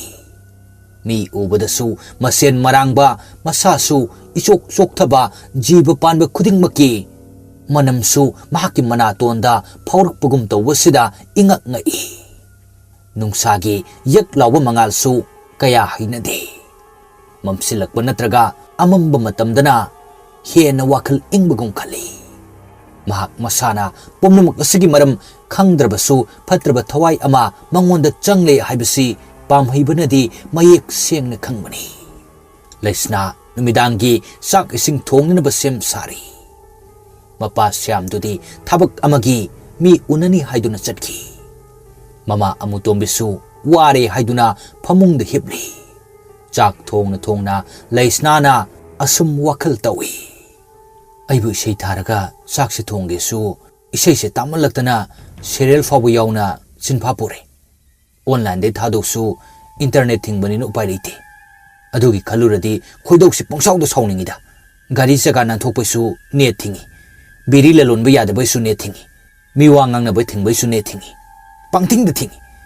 khara leiradi lambi chatpadani om chumdena net thingkini midiyeng nayeng phajadena banga tawrakidra khali asumna wakhal tawna magi phone adu yengi adubo upai di leitraduna phone adu lock tawsilaga nakanda hek thamge tawbaga lock tawbagi screen amamba aduga mahaki matungda kanagumba nupi masakti udaba ama lepamba uba aduda masadu swai lauraduna fat onthoi adubu kanasu leiramdre mahaki mamit mana adu sugong hongdana akuiba aduda koyeng yengi aduga amu phone adu thangatuna ngasagi mamidu taribra haiduna yengba matamda mi adu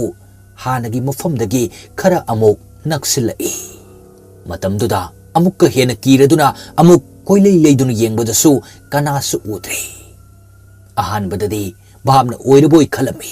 adubo anirak suna urakpa sidadi akiba hena dum phaurakle mamai mamit adu humang marik marik thoklak bahore mamit adusu araiba makai lauthokuna koyeng yengi sakhum aduda kanasu leiba udabanina kimalla aduna mama adubu kawi ima ima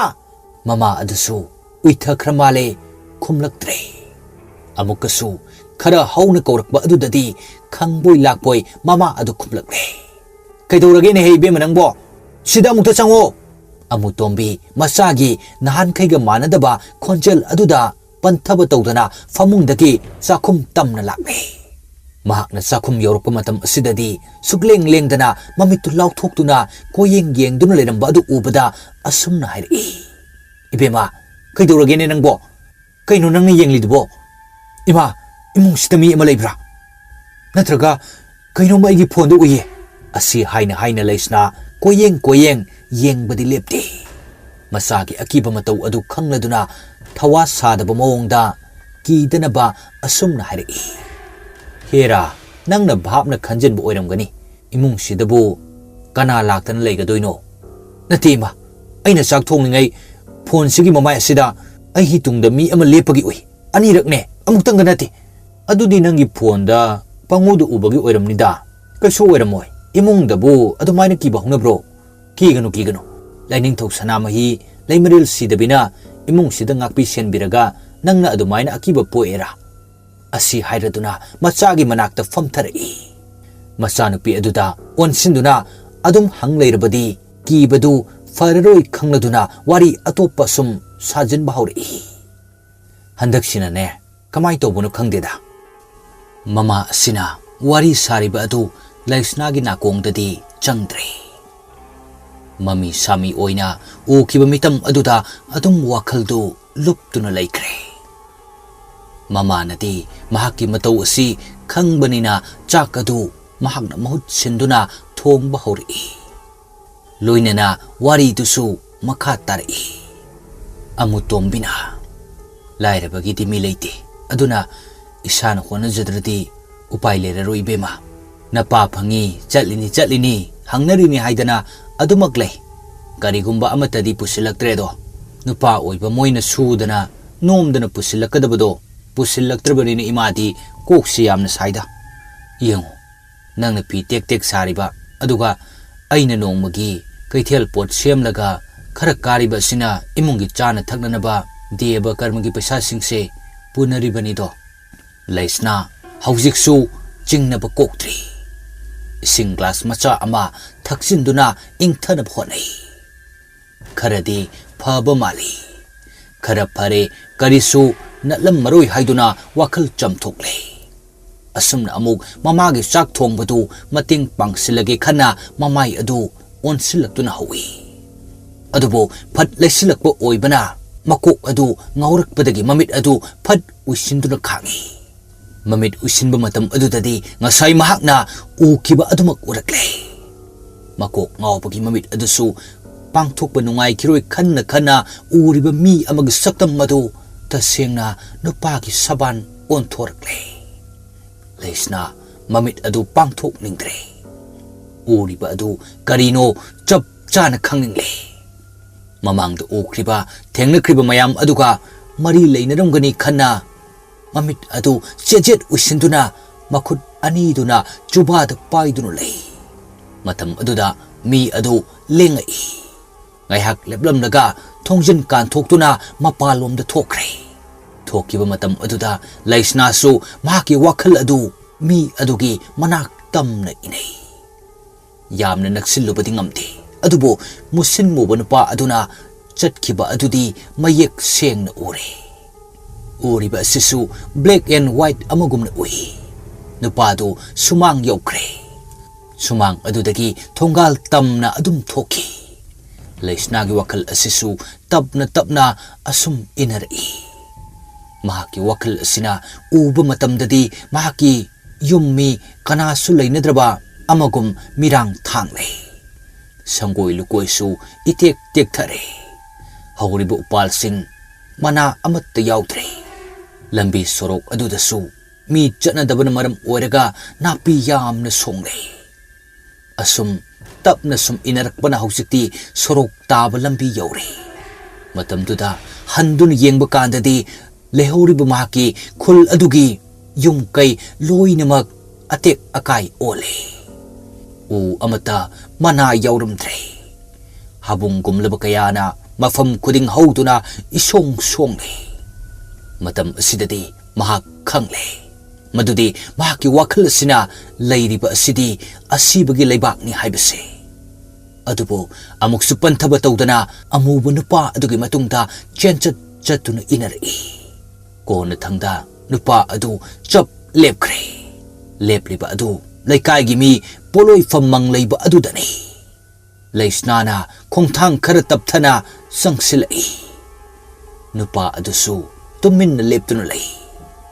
Laisnana asum sangsilakpana yorumda yoksilakpa aduayda makut adu tingthoraktuna lengjum adu da tap na pai. Matamduda nupa adugi mamay adu mangak laithek pa amagum na laysilai. Mamay adu matunggi saruk kaya yaudre. Machi pungtat tale. Mamit na masu songthui. Madu ubada laisna maning halaga songthu gatay. Matam aduda somda laisna mamit adu khangboy lakboy pangthori. Aduda amuksu mama aduna asum na hanglai. Ibema nangbu kaidorage me ngasaidagi aina hangbusu kumde nangbu nasaga nuwaitrabra haiba. Laisna mamit adu mamagi inapi adugi Fiji-na sat taithoi. Aduga kumlai. Ima ay kaisu tawde. Ado aingonda chingnaba amadi phawalay. Kaidorage ni isabo hairaune aingonda. Amutombi chakcha phan adu khara nakna thangjinduna macha laisnada tap napsinduna phami. Aduga laisnan hari. Ima aise phattaba singamdana sikraba thawai amana question senare. Ihe adumaina khangano minangbo. Phaginati ima aina chapchana khangi. Aise bud amana senare haibase. Phate adumaina hainu ni nangbo. Amutombina wa makha taba nangdringai laisna amuk phathalai. Asembani ma aina mangda toina uriba aduga haujiktasu aingonda sakina kara pirakpase ayam chingnei. Aina chingrabasisu mafam basimaktadani. Adusu uriba mise nupani mafamduna aikhoi lekai mang. Amutombi swai laure handakti.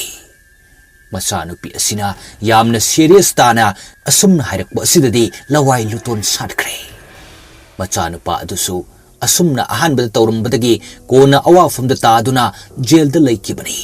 Aduga haujikna macha nupi asisu mabungi matung inkradra khalai. Loinana mahangna ui hairiba nupa aduga loinana mi poloi famang aduna amukka suhena chingna halai. Macha nupa loya lakpa hena awafamda taaduna mathwai mangkradra khalakle. Aduga amuksu mabukning adu adukki matik langtaknaba mipaibatana thankre. Adubo phawriba kaya asi pukninggi mapan lankrabadi macha amadi mapuroibasu mathwai wajakrani khanduna tuminna leire. Asumna pukninggi apen penda kayabu haina singna losinduna adumak thamkre. Mangonda su phawriba akiba chingnaba kaya asi amatta uthoktana macha nupi adubo atoppa wari kaya sajenduna phattaba wakhal pumba kawkhinaba hotnari. Amutombina hari. Adongai khone nangbu handak noi che thaja hoida sat sataba ui kaidorage khanariro saunariro Mamaki asigumba yamna chumna hanglakpa sida Laisna lakakti chai. Adubo semdok sadok laga mahaki paukhum adu pirai. Kashitog di daima. Aishe ihey haining drabandakti. Aduna yumday mapanga thokningde. Maso aikoida panglakta lakpado ikai haye. Karigi ikai doiba. Mi ikai tabani kaino.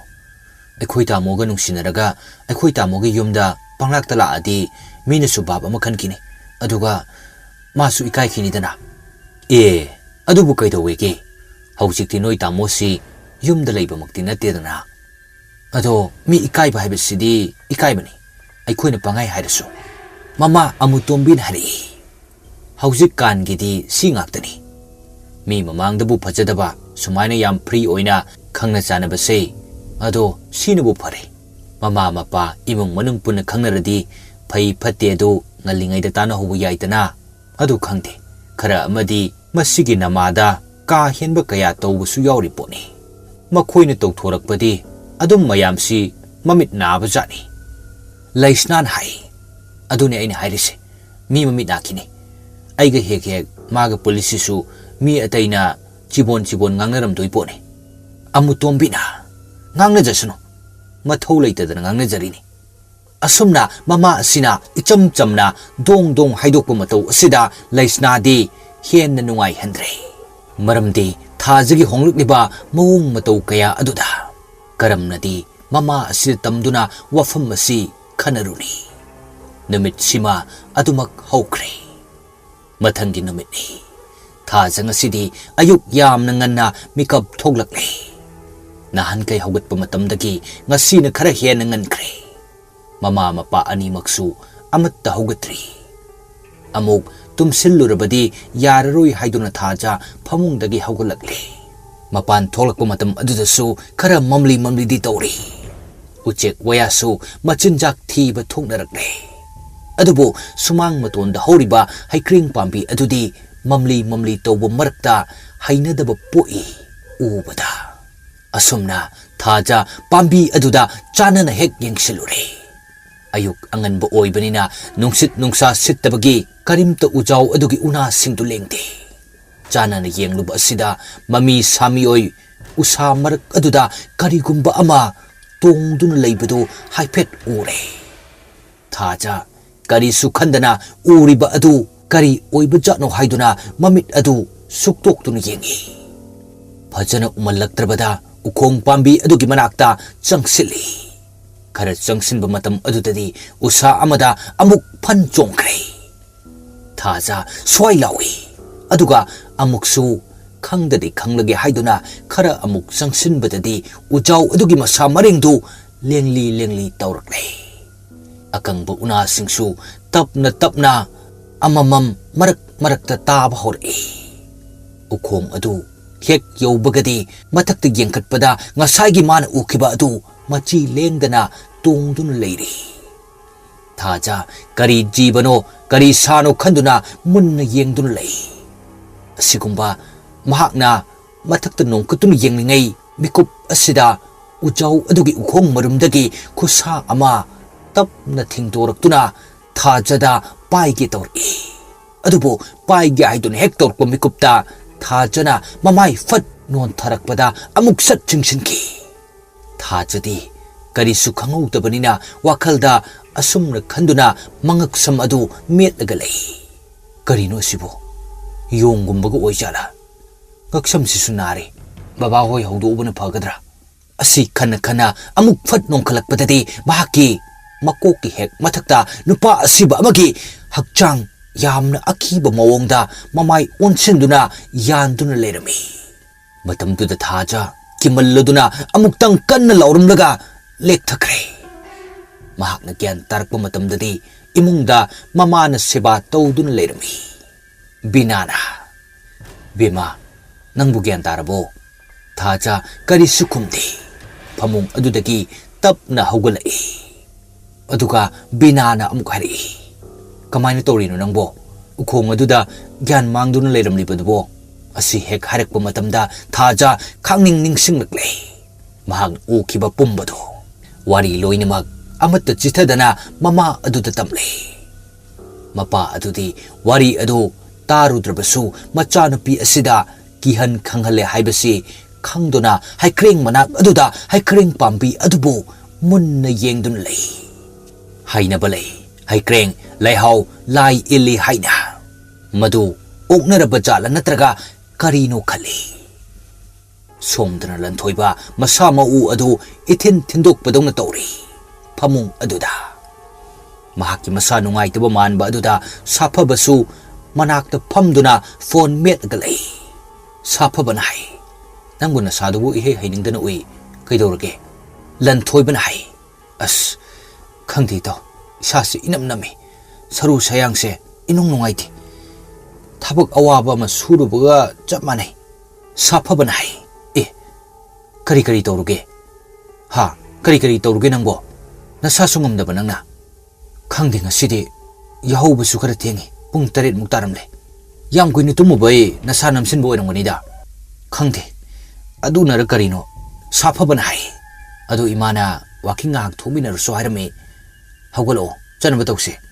asumna makhoi ani wari sana sanaduna walking thoglai lanthoiba wakhaldu itau tawre apunaba amana adum pore mamit mana adu ingau ngawi thaja hoigi thongal mapa yausilakpa matam adudasu hana lakhbugum tawi asengba makni lanthoiba masada changliba bhut asina koipu pore ahingi matamda masa wakhal tadana bhut asina haudoktuna thaja hoigi mayum tamna lakpani ahingi matamnina kana sulambida chatte hui haudong pawba loina tumnaba matam oibana kaujeng haro makholdagi hena karimta tadi adubu lanthoibadi masadu gyan tabanate makhut masa mamai mamit singli manungda I amubu chenbagum unsa phawna ui mamit adusu musin muduna I amubu chenthari maya adusu karino tawduna thajagi yum tamna lakpani madusu pamhaibada laman khumlage khanna adubu imung adudadi changbangam mahaki pothapam oiriba haikreng pambi adugi makhongda ngaiduna leibani asum kuina ngairakpana thaja adu nonga lamdagi matamda thoglakba obada lanthoibagi hakchangda tongliba thawai asi harawi aduga thajana mahakpu ubu matam adudadi thajana khangladuna laurakpada pamhaiba amadi bina haugatuna thoglai matam aduda lanthoibasu mayum tamna puraki asumna ahing adu oikibani adubu hausikti lanthoiba pumnamak asi masana khangjabanate mahakna khangliba haibabu masen marang oina amuk uba adu khaktani asumna lakpakan asida thajasu mapanda tholkpa matam oiduna amuk ore maduda lanthoiba masing mason naiba amagumna masa mau adu podrok thekpa hori matamduda thajati akiba amagaloinana angakpa phangna yengduna lei adubo somdadi saphaba madu kari su khangbanate mahagi wari sapham tokpa adumak sarga chari tungda khitang leithahudun lakpa lanthoiba khongthang asum taptharakle thaja amadi mahaki imungda laman khumningbagi mayaina machin adusu kai amana ngangbagum ngarang ngangba hori matam aduda saphabasu lanthoiba karimta khumlakte hoi mai hairakte haiduna fat on thorakpada lanthoibina chap leptuna mamai non thaduna masama u podrok thektuna leramba ubaduda tapna lanthoibagi manakta mahakpu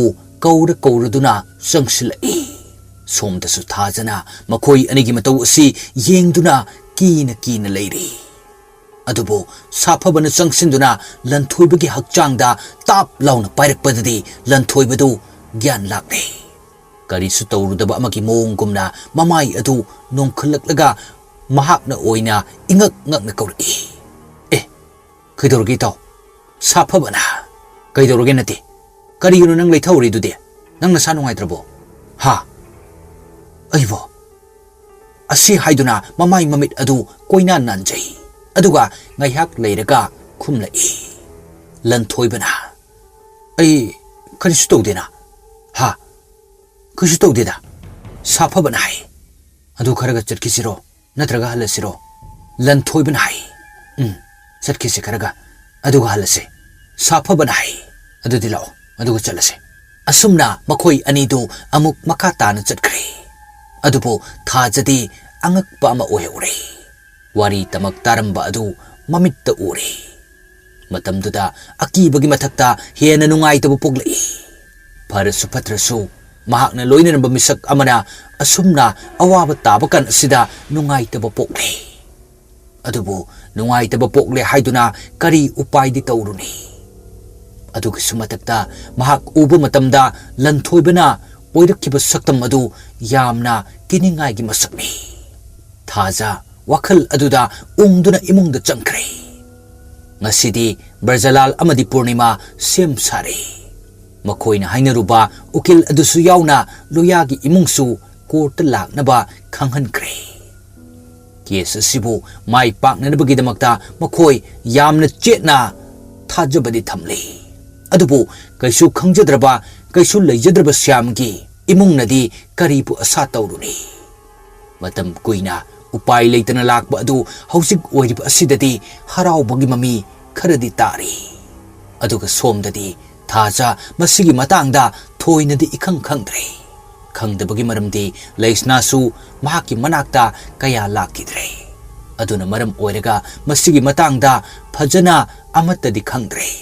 adubu pukningdadi loyagi mafam adumak lengdri Brajalalna asumna hari ngasidi mama wakal se khara yangbugum tawine he kayino ukil sahib aduna su hairedana ke soidana ngamlani haidana ngamsu ngamni khali proof and evidence matik chana pina basim saredana adugini nungairi base Purnima na hai adubu isagi da magta tawbanina migi masado mabuk ninglana amuk khan ki roidrasini aina pakalise Brajalan hai hera no pinangsu pangman khrene kamaina lana logdoino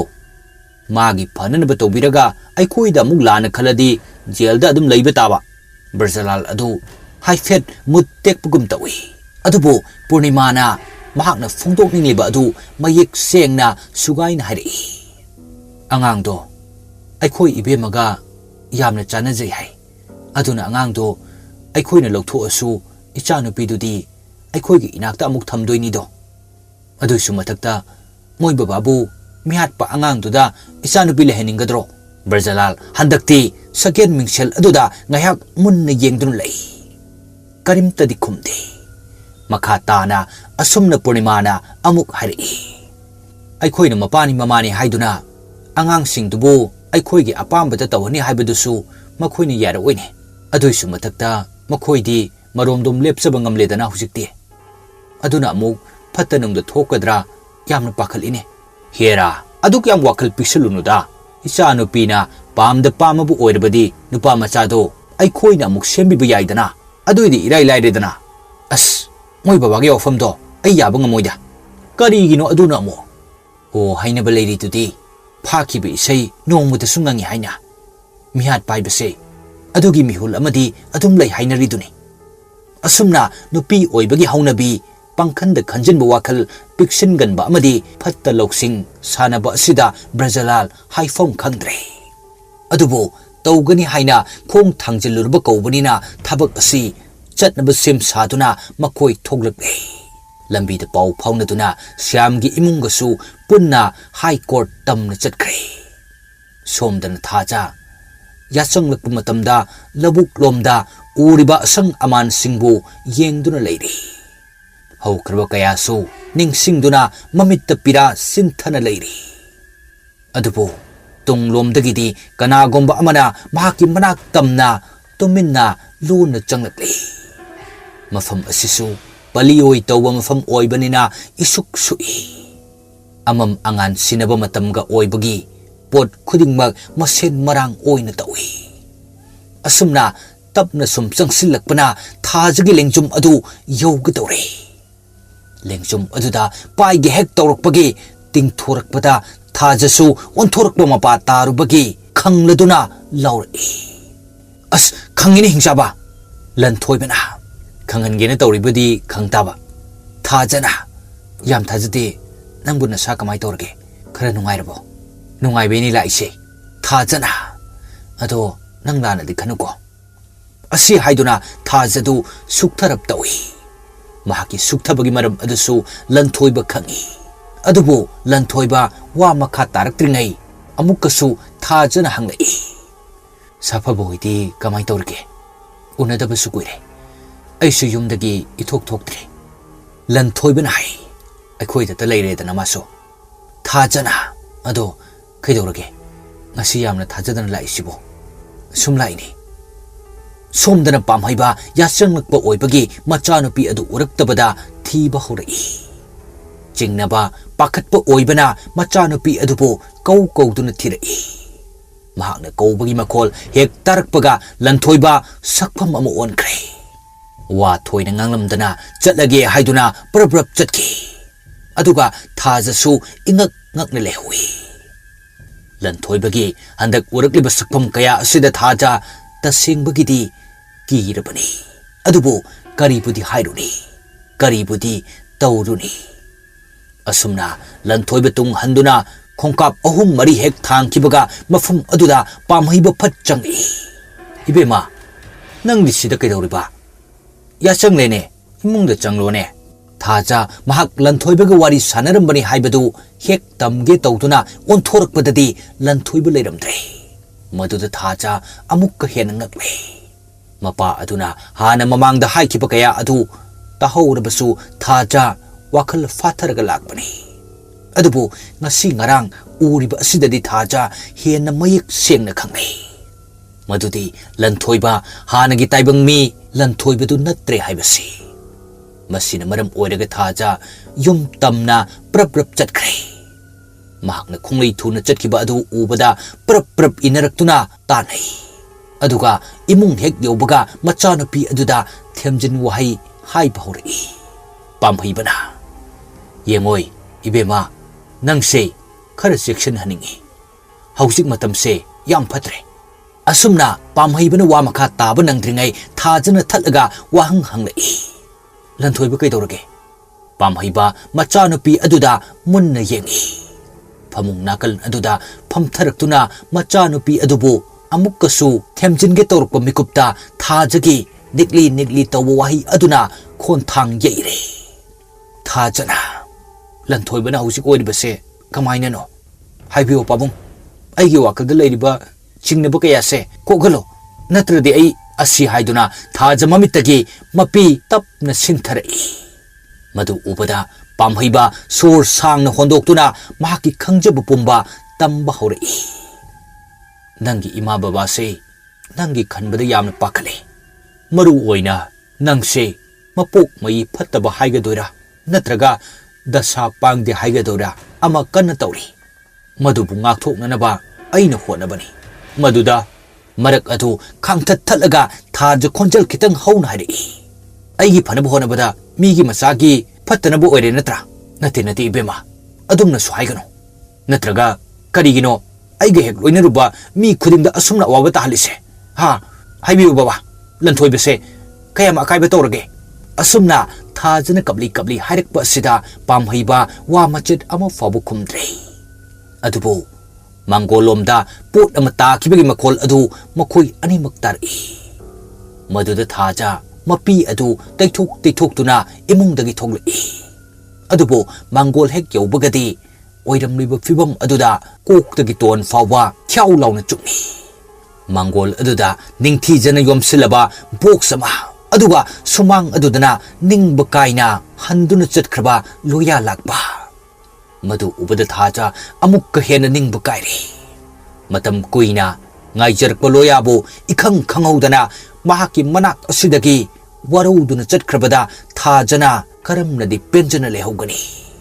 matau asi pamhaibasu ore mahaksu haifam tawfam khangdre karamba wafam bukhanaduna karamba pirep leptuna imung sigi yaifanaba amati machanupigi aningbu phangnanaba tawgani khanbada awaba oire namit sigi ahing thaja awabagi pankhai leitre chaksu chafam khangdre karamna loyagi mafamda mahaki pukninggi apamba tamgani khangdre pumnamak asi mahakna lanthoibagi damakta खनबीरबु कया अदुना ओइरे हाइबसि खल्लुबदा पेंदबना pick थले मतम अमा लैस्नाना मंगोंदा हाइकिबा पुंबा अदुगी खयात तारे वाखल कया सिंगसि खन्न खन्ना अचिकबा थिरकपदा सुमांग अदुद थोगलक्ले थाबल सुखरा फबगुम Tawi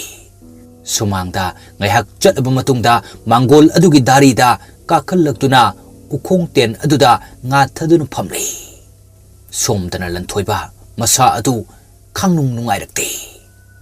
mahaki marup saphaba adusu mayum dhankhre sana tombadi mahaki famungda earpiece thinduna game kanna sanare mama aduna sakhum adu loisinduna leiri adubo lanthoibadi masa adu pakok kanna ngaumunbana famung aduda phamthai masa hairi mamit adusu fajana pangba ngamlaktre machinda wa amafa wa haiba ngamhodana famung aduda gyan mangduna takre thajasu ukhong tenda nga thaduna amuba leisil pairiba sing adubo yengduna mamittagi mapi taba makhai ningamdana leiri hauzik kamdona loyagi manakta chatuna karamba thamogi mapau tamlugani khanbada khanfam thoktre adubo pomnamak asigi khudong chaba loduna amamba lambi asida masa mau thek tuna kanagomba ama thajagi mayum tamna lakli makhut adusu saru yaudba amagum podrok thek tuna makhong nama adusu tek bugum chingi mamai mamit adu yamna chokthaba amagumna laimaida non thaduna sulakli lambi adu kanasu isat chate marakta mi ama ani dilai adusu mahak thainaba matamda ngakchanana yenglamduna adumak chatki hoi maide amatta haide adubo somdana thaja nungsi maisana ngauraduna thabalgi mangalda ingthadaba honari khanghode leisil sing adu amuba nonggi mapai onkre liri silamba nungsit adusu chap lepkre thabal mangal khara phangamba adusu adumak mangkre adum oinamak thajadi pukning lumdri akiba haibadu amatta leitaba makhai ungduna phamli somdadi makhong nama adu soro chingduna lakliba adu thajagi thungal tamna laksilakle thengsilakle haiduna thajasu imungda changnaba sem saraduna haugatlaga imung lomda mai onsilak matam adudani tung lomda sumang lomda sorot mi ama changlakpagi samin phanglakliba ase matam aduda thaja mamai adu leithoraktuna koyeng yengi mamli tobu marak asida nupa amagi sabanda sumangda chumdringna lepliba adu ore uba maktada tu khyau phabu chungi adubu munna yengsinbadi lepte ahan bada thaja kanano haiduna kawrami adubu miyoi adunadi kari su khumlaktana tuminna leptun lei amuksu hek thaja lakliba mi adu loya oiriboi ningduna langtaknaba phawri maduna maram oiraga akiba pumba sumangkiduna mangol adudagi tapna kumthari aduga kawri kanano daloya ro adubo handaksu kari su khumlakte madugi mahutta chumdring leplamba adu tapna lengba hori aduga sekli thajagi maiki tamna sangsin bahorakpada thaja khongpham ama ani halli handak bukti thaja kirap tawi kina khonjal anikpa amaga loinana amuk hangli kanano duda leirbedo ha kanano haibene mahakna kauriba hangliba adu kari sutadana tuminna adum changlakpadi lepte matam adu thaja hena akiba phauruktuna maning halakpada khudi thireduna tusin kibage anaba khangai sakhangdaba ama mahak tamna athengba amamba ahingsida changlakle haiduna masa kanjanaba honabadu kaukre adubo leptana changsilakleba nupa adu mahaki hek manak yorakpada khuruk khudak kulladuna non tharai aduga hari thaja ai lakle aine nangi daloyane asumna khonjel niyom chumnaba amana hairakba aduda thaja mamit adu lauthokpa makai yengdun rupa aduda lei adubo Masigi matung taba thogdok sidi kanana su khangkidre. Tongalakpa matam aduda Brajalal amadi Purnima momon noktuna wari asum sanari. Brajalal nai nupi noigi haunabine keri makai pendabi kebada paisa pamudaba kebada matam pamudabado ngasi tu ohoi nangbo kari nupa noina khak nupi da pangai hayabro nupa noigi haunabi hanu hana oirasu au mitabado tawdu saru sumaina keraga leibana phatro masi jajat yam ngangini he aina haidi ngasidi nacha nupido unarudobanina magi apambadusu sinbirabani aduna aikhoina haibada phajana yaraklani isa dugi manakta kharangana chasi haibasi nangna thinta haleba is khara kedradi kaino aisu nahani kaino mai dudi loina khuire ado ayu wafam amada hudokena Purnima noklamba maithong adu haiphet suktharap tawi kari no hayune kari mukpendrage asukkuina isagi damaktani haidana tawriba mayamse ngasi phawbada ise hoina sega maiga haibidabase ai kharadi warawi haura abra nangi kochi do amo aduinati aigise haifam thopani ainadi ise singsi amatani haidana khanjabani ado moinadi ikhan khandaba mali is kari su khaluno moyi wabo moina moigi thokpa adum lejesani ado nangi di nupi ngaktani na ihe nangbu yare me nangi di ai lerisidi adu ngaktani nangi di moida su adumaina haibro Brajalal Purnima gi manakta changsila aduga tapna hairi apangbi moibu aina thawai makni khalamladi nangbu aigi oiramgadro Purnima wa ngang khidre tumina Brajalal gi wa aduda munna khali mahaki matau aduda nokphet tawduna Brajalal na amuk makhatare wakhal seran turan khangano chatawri sei nasa nu pilawani hanu thangda amukai horanu Brajalal nokphet tawramlaga mapanda mahakbu ngairamlage haibagi matagum thokre Purnima haifom khangdre nungai gadra nungai roidra haibadu adubu Brajalal ki akonbada hairamba wahi adudadi mahaksu nokphet tawrai asumna Brajalal ki hai singlaba sumadyai puraba wahi kayana tawduna mahaki nupi singasi mahaki manakta lengdana loinamak leiribani Purnima amadi Brajalal makhoi anisu gari adu thawduna monda nungaina macha nupi ki manakta lakli adubu Purnima gi thawai adudi irum lumtre maramdi mahaki pambom asi nahan khaiga manadaba mawngda yamna kanna chongle wakhalda khanjai as karino ninga sisibo nahan khaiga manateda wakhal asi khanna asum lakbana hausikti thajana leiriba laikai adu yausilakle matam adudadi leirak aduda mi ayamba tholaktuna leiramba adu ore matam duda Brajalal gi wakhalda khali karino mihat peluya tholak de haiduna laikai si amu wa thok la bajala aduga Purnima nadi asumna amu khali as aina mihunse kaino mi tok tawi haidi asigi oiba taredana sanu pidupu kamdorom doino ibo tapna asum miyam maraktuda gari thorakpana thajigi leifum adugi thongal yore thongalda gari hek khamlaga kumthaba matam adudadi leiramliba miyam aduda Purnima mapi ira chele pakhat pan henman kiduna aduga Brajalal su mi paiba phawre pamhibagi sumang hek yaubaga mafam aduda laikai gi president member amadi maira paibi mayam sing leirambadu ore marak aduda Syam loya amadi makhoi gi imung su yauri matam aduda laikai gi president aduna hari somla thajabu hek pokpiba ima pabungse Brajalal na khomi mani kari to yaurabagi ai laikai sigi club ki president ming na pakasana kawi saukri sida phambiyo ai khoi su pau pijarake haiduna khanjarambani Purnima akibani yomlaba mamit adu koilei leiduna miyam maraktu da yengi adubo thajadi ode sumdawbani ngarang si somgi ichanupi thaja numidang athengbadagi yumsida hanjalaktre wahi asi hek haibada Purnima sor thingat khiduna gyan mangduna lektharai maduda mahi koirang langnaduna mahakpu imung tamna thangjin khre adubo mifam asidi makha adumak chathari paka sanan hari wari se phajana mukta khanase ine sisu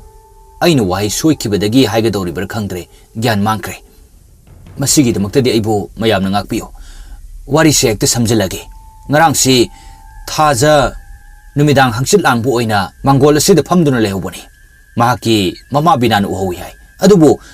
madugi makha tabadadi kanana sukari sukhangdre aduna maram oraga masi nongalakba sida mayamgi mifam kauduna nupi masa si chen chong libra natraga kamdau khrabano haibadu khanasi hairibani masida mapa am oina kari haibiningi president gi wahang asida pamhaiba amadi Brajalal mitchana na yengai adubo pamhaibana hana wa haib hori aigi hek I matungi isa maktina chadi adubo isa sangna imung asida yokchabani ngarang isa nupi asina halaktaba si aisu thamoi sokra nungaite adubo miyoi kharana aidi poktaba mapani haiduna lana khanbiribra aranba mideng adu thadokpiyo mayamgi mafamda khulonaduna haijari nupi machado aigisu isani pamhaipa mamittagi mafi phawu sintharai mahaki matau aduda president aduna pukning themjin biri matam aduda Brajalal chingnaba amagi mityengda loyada munna yengduna lei loyadi wa machet ama fawa ngangdana ungduna phamle mahaki nak yetana mama mapa amadi leisna su phamle tauramliba mawong asi Brajalal di angakpagi matau oikre mayam adu wa mathang asum khanai police ta taksira haina sukhanai adubo khara amana nupi macha adu chen chongba thoglamladi phajaroi hainarakpasu yawi khara amana chen chonglambu oirabadi haidokpu mi lakani hainari mahi mana khanjabu wafam loina hainari adubo khanaribu wafam kaya asigi manungda hena chingnaningai oibasi loya leisna amadi lanthoibani makhoi ahungi matangda mayamna khanarakba asina hena chingnahanba haidu oire amana asum tamnarakpada lanthoiba amadi thaja mari leinaba male hainarakpasu yawi madugi wafam adudani loya hena achakpa maida ghi haibadu oiribase aduga nakal amaromdana matam koina loyan jail da leiruraga thoglukba asigi numidangda nupi macha asi mangkiba asi chingnaningai oi haibasi mipum khuding hainarakle aduga pomnamak asigi langla langjil asi leisnana khangpham thoi haiduna saunarakpasu yaure khara amana amuk lanthoibaga mari leinaba male hairabanina lanthoibada wahang pawhang tawduna thigat famsu thoi haibasi chibon ngangai pomnamak si taruba loya thamoi kaire matam kaya changna sagatcharakpa thajagi wakhal aremba tare khalubada khangba ngamdana miludagi pirang sintharai adubu somdadi mai hauna pomnamaktu chingnariba Brajalalna haugullaktuna asumna harai mayam amukta tabiyo aina haijaribase ai thajagi mapani hoi isadu aigi minungsi phangdrabada mafam asida matam khara laikre adubo ngarang amadi ngasi ahingi lonabada ichana mangkiba asidi ayhak supente isagi kanasu leitre haibege matagum kanamatana thawoibidaba mali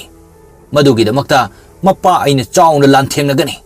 Brajalalgi wafam asi lana chatkrani haiduna maira paibi amana haugallaktuna asumna harai somso adumaina lana khanbikino laikai sigi aikhoi mayam leiri aikhoina chingnaba kaya asisu wahang pahung tawkini aikhoida thajaba thambiyo aikhoina somgi nungaitanaba karisu tawroi adubu wafam aduna khara phagadra hairaga Brajalal mai haubu makhai hena saurakle Brajalal hari isadu bahausisu karimta langla langjal khangdana leiri sibu amuk kari tawrpu ngai khidoino isadu na phatanungda thoglamladi nakhoi madugi daida pubu ngamladro chumbadi chumjarabasu Brajalalgi wafam asida mahi saunarakpa yaunare khara amadi haugatuna chana khibasu yaure aduga khara amasu murum ngangnaduna lei amuk Brajalal na makha tarai ai haujamuk chatkani Isa adubu phangnaba ai police ta case tawrugani. Asumna mahaki nupina imungda gyan manglaga laikiba adu kauthoknaba pamhaibagi imungda changkhre. Adubu somdadi loya thamoi kaina thajabu sonjari. Thaja nangbu kaida leibage. Nangbu ai lakpa ngairamgani haraga karino ngasi nangna aigi ifamdagi chatkibase. Aigi chingnariba mayam ase amuktadi ko oluba. Wahai sing asi hairaduna loya thawai chapna phamli. Mahaki nakalda phamlibi machan nupi laisna su chingnaba wakhal amada leiri. Ise thaja ainadi nahaksi yamna thajarubani. Adubu ise nangna tawrisidi ai yamna pendi.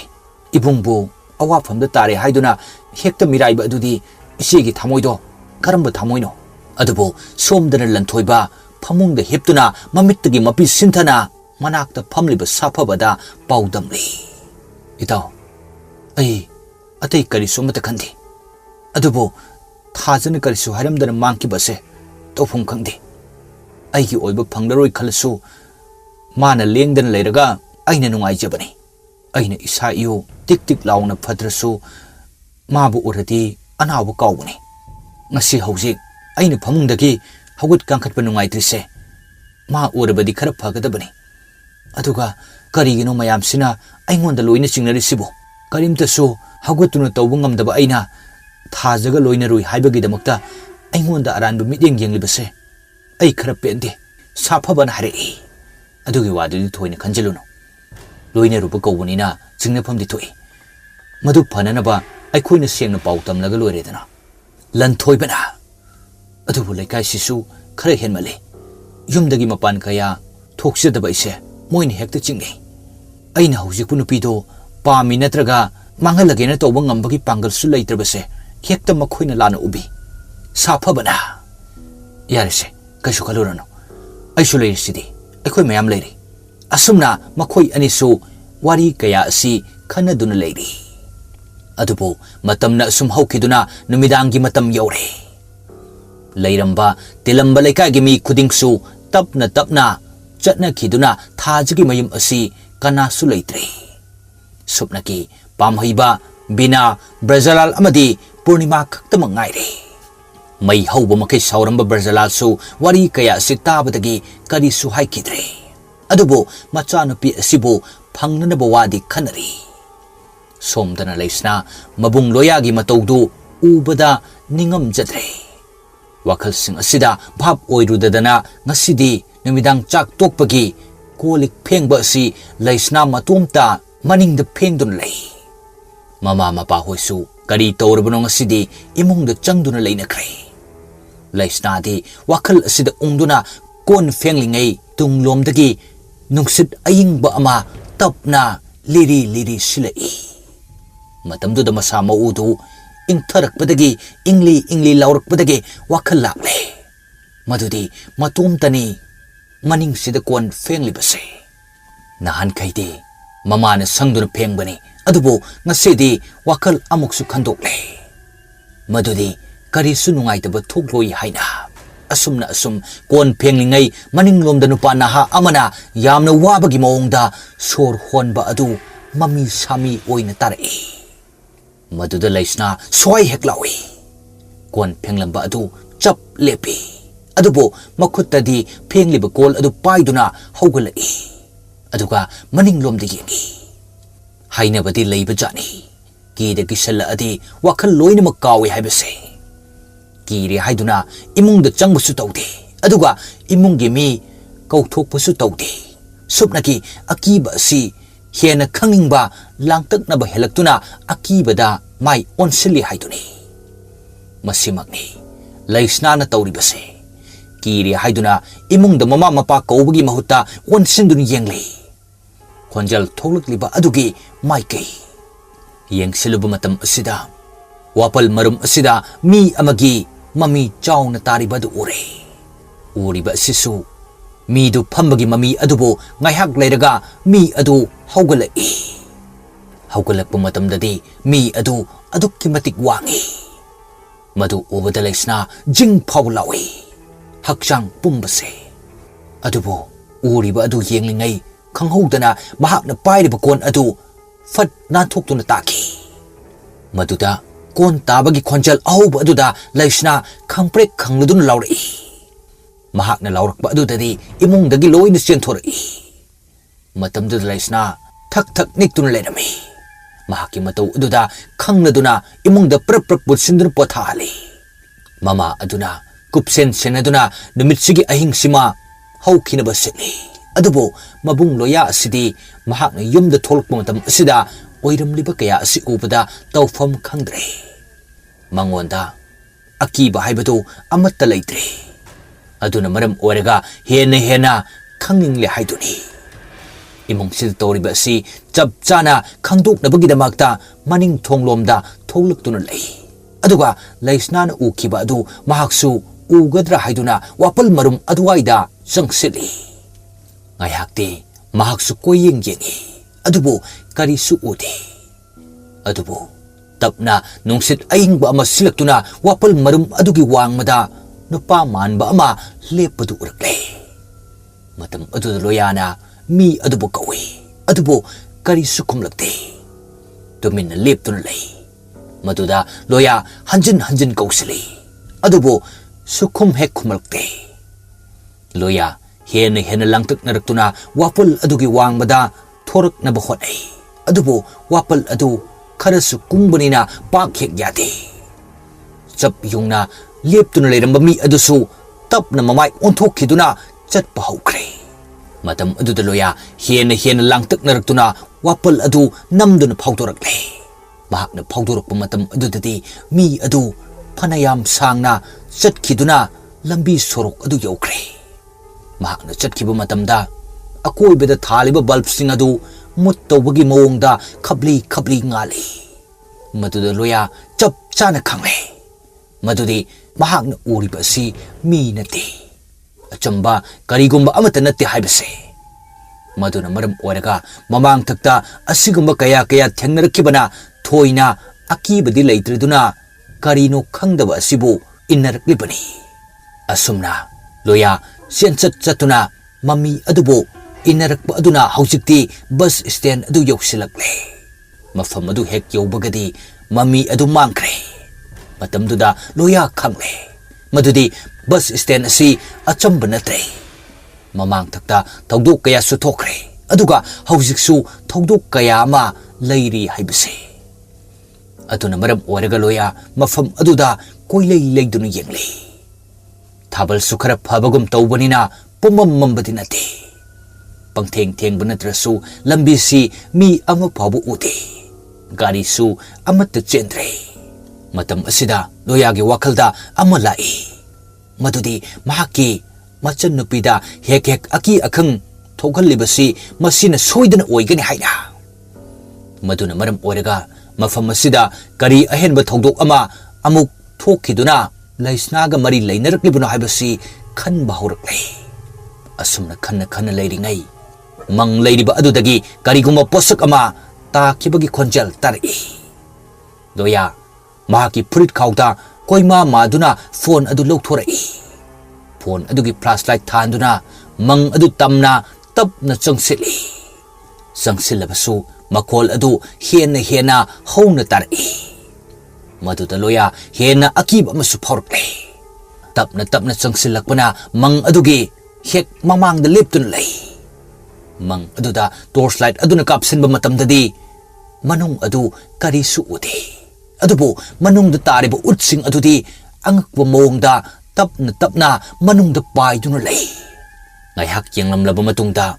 pairiba utsing adu makhada takre maduda loya angakwa phangna yengduna leiri adubu karisu lengkidre amadi makolsu thoglakidre masina maram oraga mamai hut leithorktuna hange tawi adubu manung adudagi saru polangi khusa ama thinkalai aduga mangi mapal aduda tap pari matamduda loya fat amuk onthoktuna yengi matam aduda ure madudi mang mapan aduda sarugi khusa ama paiduna leire haibado amukasu tapna khusa ama amuk thinkalakuna chap manaba mawongda pairi loya handakti humang mapi kaba horakle adubu khongpham adudi sukleng lengte asumna ngaihak yengdun leiringai manungdagi saru polang ama khangau haugaluktuna doya da songsilai aduga sokon konsin kiduna mang aduda loya pusingsin kre loya karisu lawba ngamhodana mang adugi manung aduda makok na yungsindu tasin kre somdana thaja mamit adu phi ama kisili machin adusu wa ngang ngamdana ba kisili aduga makhong makut adusu punsinduna ka amagi phamungda leiri ka adu phau ngakta lei phau mathaktani mana leiri badusu adubo sokthara baksang asinadi lengba otfa phau phajuna ngamdre mahakna asumna tadun leiringai ka aduda mi manba ama changlai changlakliba adu makhongsu sekli sekpugum tawi adubo khonjel adudi amukta tadri thaja ngasidi aina nakhoi imungda laman khumna bu honarakpada nangbu aina mafam asida phadun thamri asumna wahi khara asikak hairamlaga changlakliba nipa manba adu sor phungatpa amagumna tawrumlaga khonglei thuna amu mafam adudagi thokre hausikti thaja khangle madudi mahakna leiriba si phau thampham kai aduni haibase thaja wa ngangbati ngamda yam wana mapi sintana kapli karimtasu ubanati adubo mahakna sungtha thajarudaba misak asina numidang adudu laktuna mahakbu gyan manghalaga mafam asida puraktuna thamkibani numidang adudu okiba adudi adukki matik akiba masakni laklibani pa adu lanthoibagi saong sabanga yamna mani adubo lanthoibani haiba makti yadi mamai mamit adu inai tana pumtai tei mamit adusu i phatba kaya taisan bana maram oiraga sakpham adu mayek sengna udi mahakna changsilaktuna mangonda non tharaktuna wa nganglakpagi sakpham du ubada thaja adumak lekthakibani mahakna gyan tarakpa matamdadi mafam asida mamit machin makhong makut punsinduna leiramlibani somdana pamhaiba imungduda ungduna brajalal amadi purnimaga punna phamli ahing phana thenglaba si phawba tumthaba yadre mahaki mahaina tawduna machanupi adubo thigedaba adusu sigi matangda phajana khangdabanina upai leitre asumna sum leirambadagi hena thengjillaktuna makhoi tumbagi phamungda himnare asum leinarambadagi mathang uithanarakpa yaure purnimasu wamalladuna uitharaktuna tumthakiba khangautre ngaihak tumtharuraba matungda pring chongba makai mikap thoktuna haugalai matamduda nakalda tumliba brajalal na hanglai kaidore nangbo purnimana isanupido kaidoraba isanupido ha aigi inakta laklami aduga yamna kaplami brajalal na hai thoini henjina su khanjalunuse hayeng nonganbaga kari no hena khanaraga tawsi purnimana hai as khangdreta isado kataida bulerum gadoino brajalal na yare toglose asumna brajalal maki nupi purnimabu themjin biri tofom khangdretuna brajalal amuk mapalom da thoglakle imungdadi mipung khudingmak potha horabani adubo mahakti thoina jingnaba akiba haidu amukta thengnadribanina mapanda ahingi matam sida irai laina thawa sadana thoglaklibani matomta amamba asida tholku matam sida mahaki machanupi adu sumang aduda tuminna leptuna lei madu upamaktada brajalal koktagi ton fawwa tu khyau chongki matam aduda machanupi adubu kauduna mangol adudagi prap kumthari adubu machanupi adugi manak hek yobaga machanupi gi lengjumda paina na batorakpada machanupi adu tapna leithori aduga mamittagi igi pirang sintharakuna kapna asumna hari baba ayam ware aibo amukta kanbiyo asi hairamduna kapna leiramba machanupi adu laimaidu uplaga bom launa tuki maduda pakhatpani yonglaba brajalal machanupi adubo haugatnaba hotnarakpada machanupi adu hienna hauna kaplaktuna mamit maya manatun amadi manakongdagi I ngakta chentharakba aduda Brajalal angakpagi mathakta angakpa ama oikre adubu khanghaude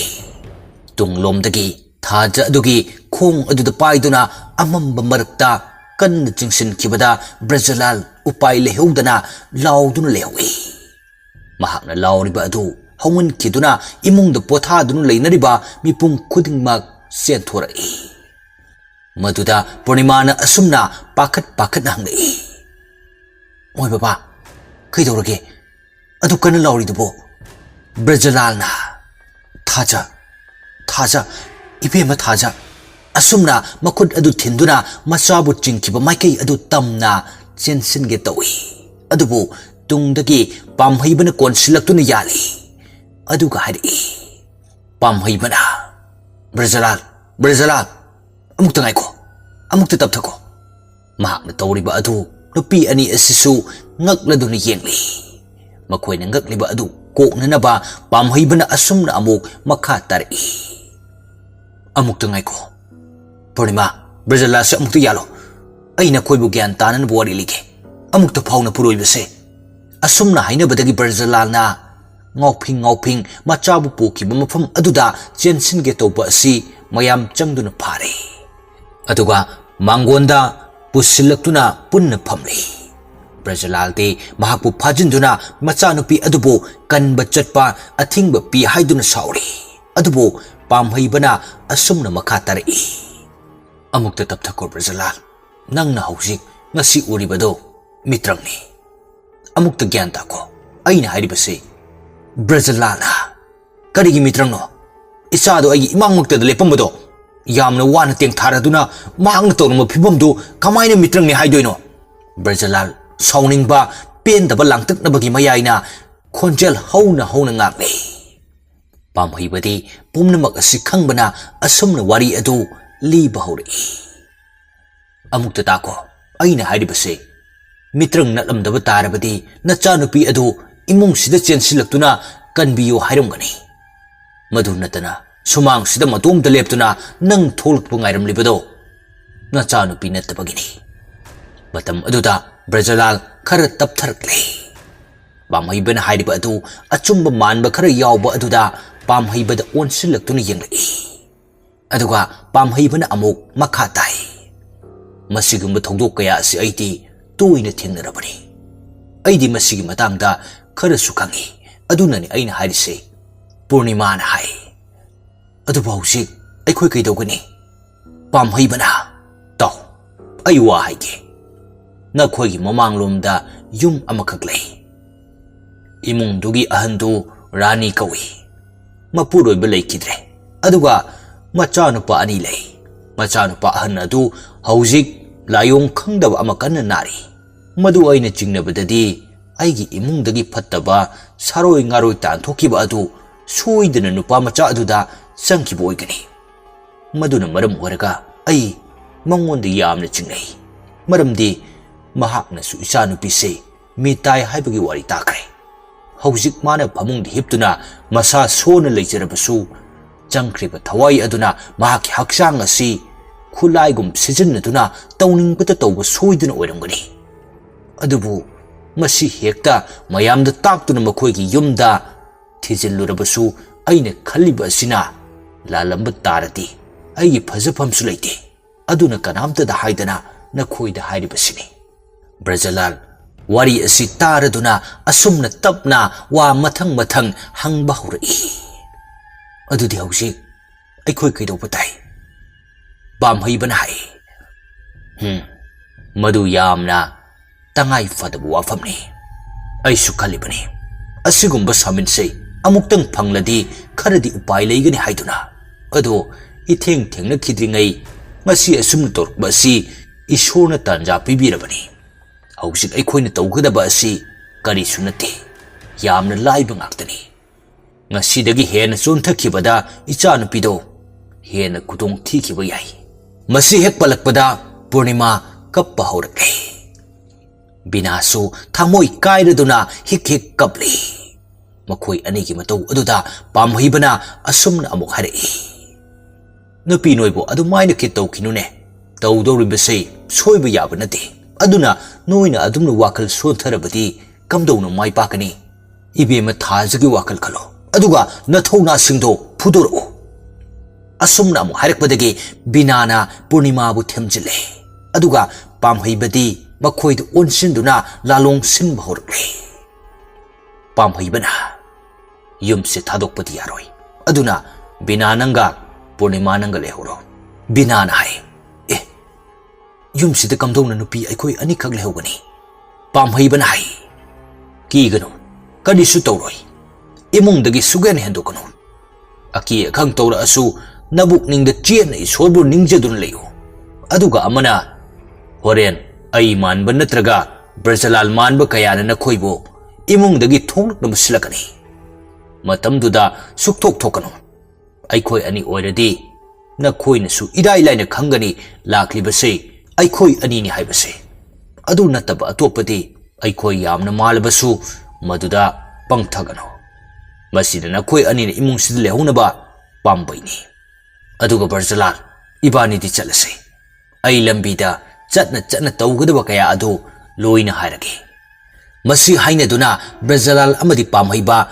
punna lanthoibagi mayum tamna chatkre. Adubu somdana kamdawri. Loya mamit adu pangthorakpada sangsar amada leiramle. Mahak leiramliba asi masasu kadaidanu khangjade.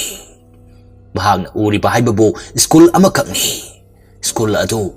asum munna yengsinbadadi makoina angang oiringaida tamlakpa school ni. Khara lapna urambadagi school aduda sangsilubadadi taibangda asengba magthokpa amagumna mayek sengna urakle. School ki getu hek kansinbaga angang mayam school laknare. Angang singatu mahakna loina ukhrabagum tawi. Madugi marakta yamna angakba mawong mahak masamak amadi laisnana angang oringagi phibamda school aduda kari. Mahaka laisnaga nok tun school adu lakpa adu loyana mitmangda ure. Matamdu makoina class 9 kaba matamni. Makoi anina nok na school da laktuna classroom maikai tamna changlakpa aduda loyana chen duna tana duna yengi. Ahan padalaisna class 7 aduda changki. Aduga mahak masamakna class 9 da. Adubo loya mahak masamaki matungdadi innadre. Machan laisna adugi matung innaduna class 7 aduda changlai. Matamduda classroom aduda phamliba angang mayam adugi marakta nupa macha ahumsu yamna nungsina loinaduna tinabudu ure.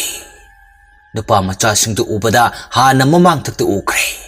Adubo masak sing adu laksin badi ngamdre. Munna sum yengluba matam adudadi nupa macha ahum asi atay kanasu oiramdre. Boyton Trisan amadi sanahalni. Madu khanglakba matam aduda wakhalda chingnaba amadi poglakni. Ngayak leiraga Boyton aduna laisnagi wari saba horkpadu tare. Matamduda khangle. Madudi piklingi matamdagi Boyton mahaki machan laisnabu pamle haibasi khangle. Adubu somdadi mabungbu ki jaba laisnadi ithak irangi wakal chendabana maram oiraga Boyton gi wafamdu angang nahaga oibaga yamna tathirami. Madugi matau aduda Boytona laisnabu hena apamba puganduna taksi son laga laisnabu senajaduna lakbani. Adubu ikui kuidana makoi ahumak sikiba aduda loya haujikti kyan tarakle.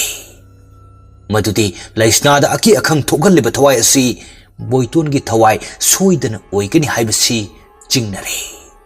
Asumna khalingai loya tummuba amadagi phuk haugalakba amagumna mang adudagi haugalai.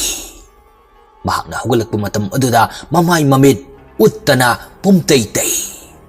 Mapi marolsu anambana motli. Haujikti loya wakal phajana lakle.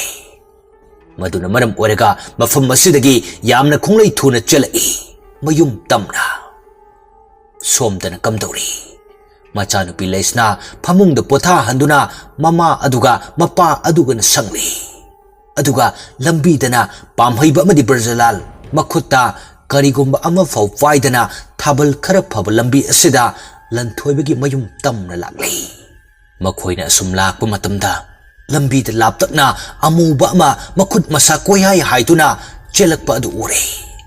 matam aduda Brajalal di punsigi ahanba oina asigumba akiba poklaba si ubada masa adu thak thak nilaklei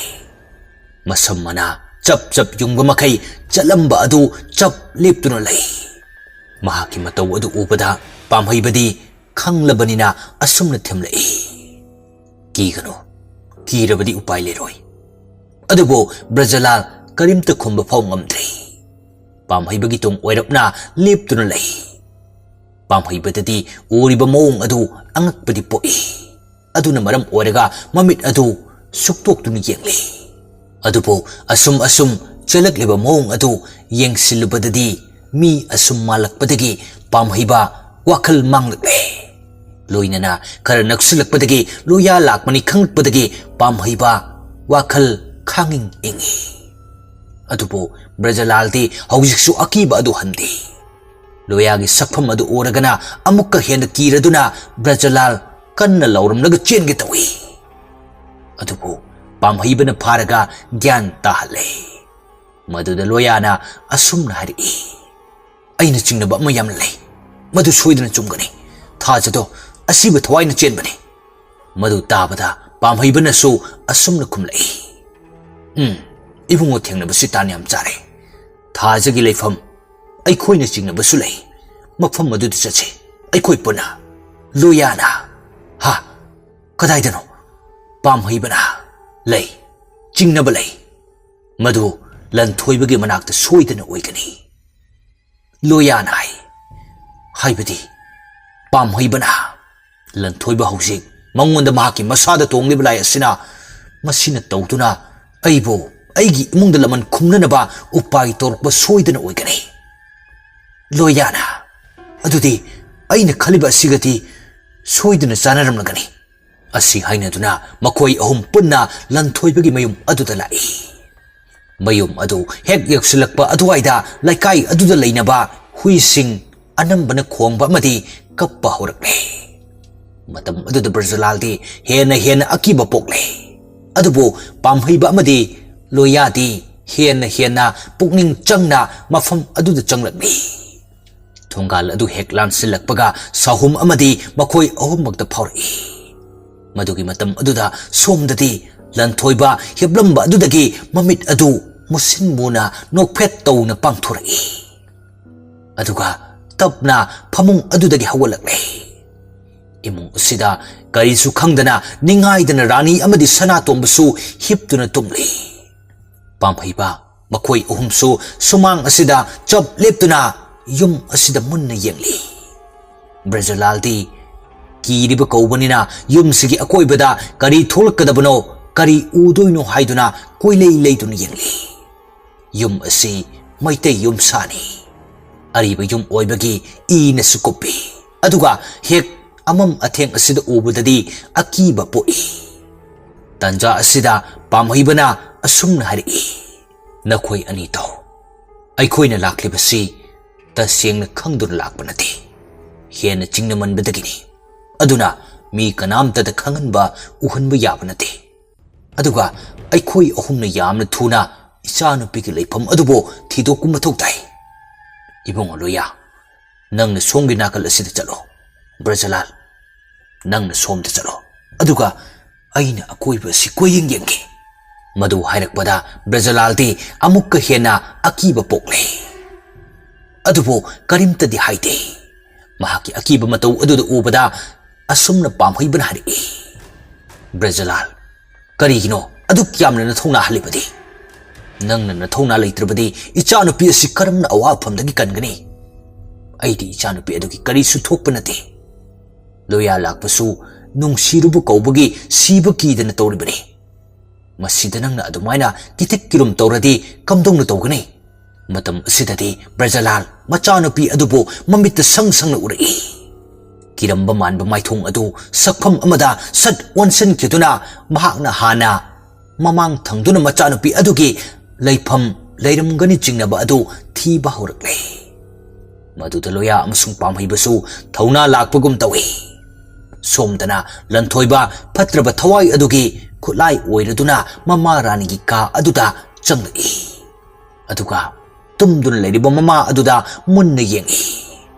asumna munna yenglamdaga mahaki machin adudagi musin moba maikugumba ama paithurtuna mama adugi mamai maya aduhaida paidun laikre maduna maram oiraga mama adu mikap sukthok thoktanaba ama oikre masiga chap manana manawnu pasana tomagi manakta changlaktuna sutokre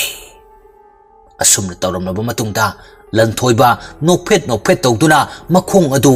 leibakta tadaba makai paikhatuna saijin amagi manak tamna paisankre pamhaiba yena kharomda tapna lai imung asida matau karamna changduna yengani natraga changdrabasu hena chingnadawba mafam adu kamaina khangani khanna khongthang makol thoktuna chari loya lakpasu mahaki Thawai oiribi thajagi maikai thirakpada yumgi maning asida koyeng yengli pali sambal sangtap macha yengon amadi okon kaya aduda chepthaduna awa famda tadun leirabara chingnana koyeng yengli aduga somdana brajalal macha nupi adugi nungsi machak na ngauraduna akiba kaya adu mangkiduna mahakna laklibasi Thawa sadana prap lakpada yena khada leramba baltin amada yeshenduna baltin adu tore matamduda makol ahoba ama thoglai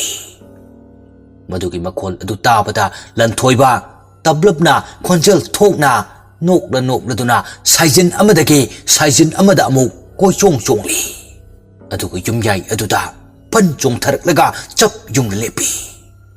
matam aduda maning thong mamang thong thongnau pumbasu tapna hangdorakle matam asida Brazalal angakpa amadi akiba amuk phawba horakle maramdi mahakna lakba asi imungi mina khanglabra haituna thongnau tapna hangdorakba aduda mahaki mapa chap chana thongnau ama hangdorakpadagi khonglei thuna dhari aduda pakthaduna lumi maduda mahakna ubada thongnau adudagi tholakpa Mangalna laimaida tarakpadadi mi ama thongnau aduda chumdring leptuna leibadu oi ngahak asum yengba matamdadi mi adu sukleng maklengti hiena ngakladuna kiriba asi lepliba mi adugi mami adu tapna mayek sum sengda khraga mangkre supnagi maingal adu khak ngai hore matam sidadi Brazalal koktagi ton fau tu khyau chungle Somdana loya sangoi adugi akoibada asum lakpada sangoi adugi manung lomda pochai khara leiba amagumna ling watpagi makhol tarakle madu tarakpada sangoi maning oibanina manungda kari leiba jatno haiduna pakthaduna phaklang amadi dhari anigi pikna phatliba ahoba aduda pakthaduna yengle yunggi mangoldagi thoglakpa maingal aduna phauruktuna sangoi manung aduda Laiba pochai singi mami di tari adubo pochai sing adudi kari sulengdi asumna ngayak yengingai ahoba si phawdokna uriba yumdugi mamang thong adu hangdoktuna leiba adu hek urure maduda ngayak hek amuksu yengloi asumni yengingai thongjin aduda imungda mi ama thoglakpa adu makhong phawbadi ure madu ubada loya Kari sukhande adubo thoglakliba misak adu dhari mapanda chap lepkre khongpham ama fawo lengkidre mahaki hek marum adudagi manaba mami ama amuk thoglai madusu yet oi animakta hairiba mami animak asidagi amukasu mami mathang thoglaktuna hausikti mangol adugi dhari pareng asi mi pareng ama lepaga chap manakre Madu uba maktada hiena angka pokraduna loya sangoi marum adudagi prap thoglutuna mangol aduda kaidawrabuno haiduna yengi adubo matam asidadi mi ama fawu leiramdre mamang thong adudi adumak hangli matam sida loya khangle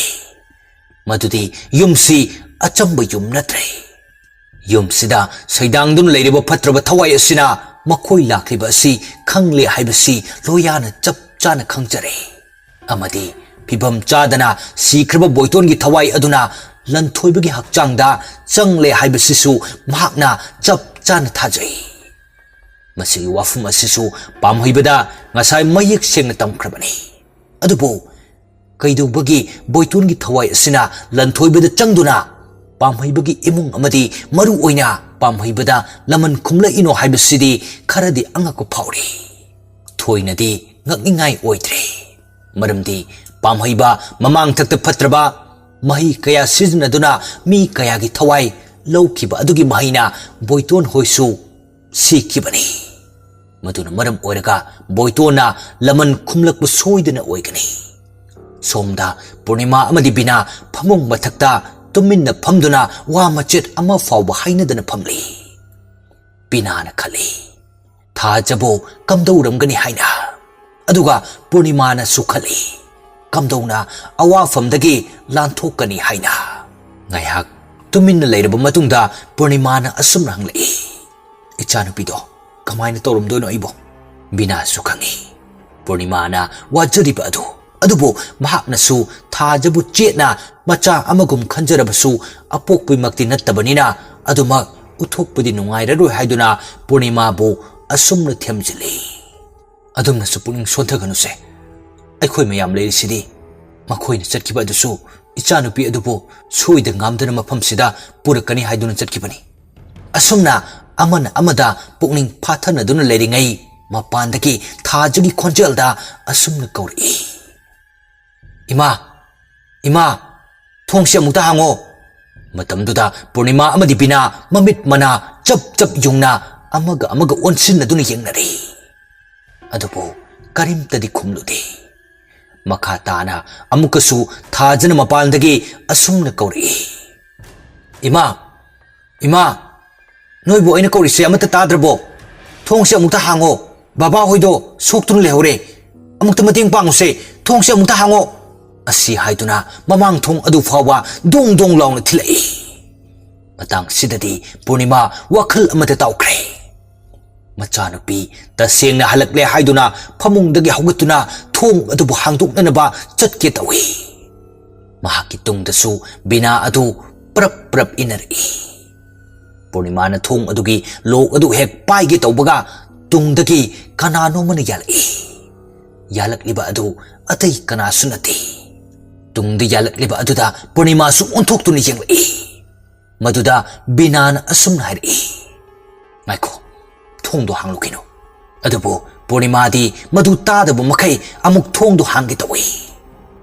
ꯃꯗꯨꯗ ꯕꯤꯅꯥ ꯍꯟꯗꯛꯇꯤ ꯁꯥꯎꯔꯪꯅꯅ ꯆꯪꯁꯤꯜꯂꯛꯇꯨꯅ ꯊꯣꯡꯗꯨꯒꯤ ꯂꯣꯛ ꯑꯗꯨ ꯄꯥꯏꯁꯤꯟꯗꯨꯅ ꯍꯥꯡꯕ ꯌꯥꯔꯔꯣꯏ ꯍꯥꯏꯅ ꯊꯠꯂꯤ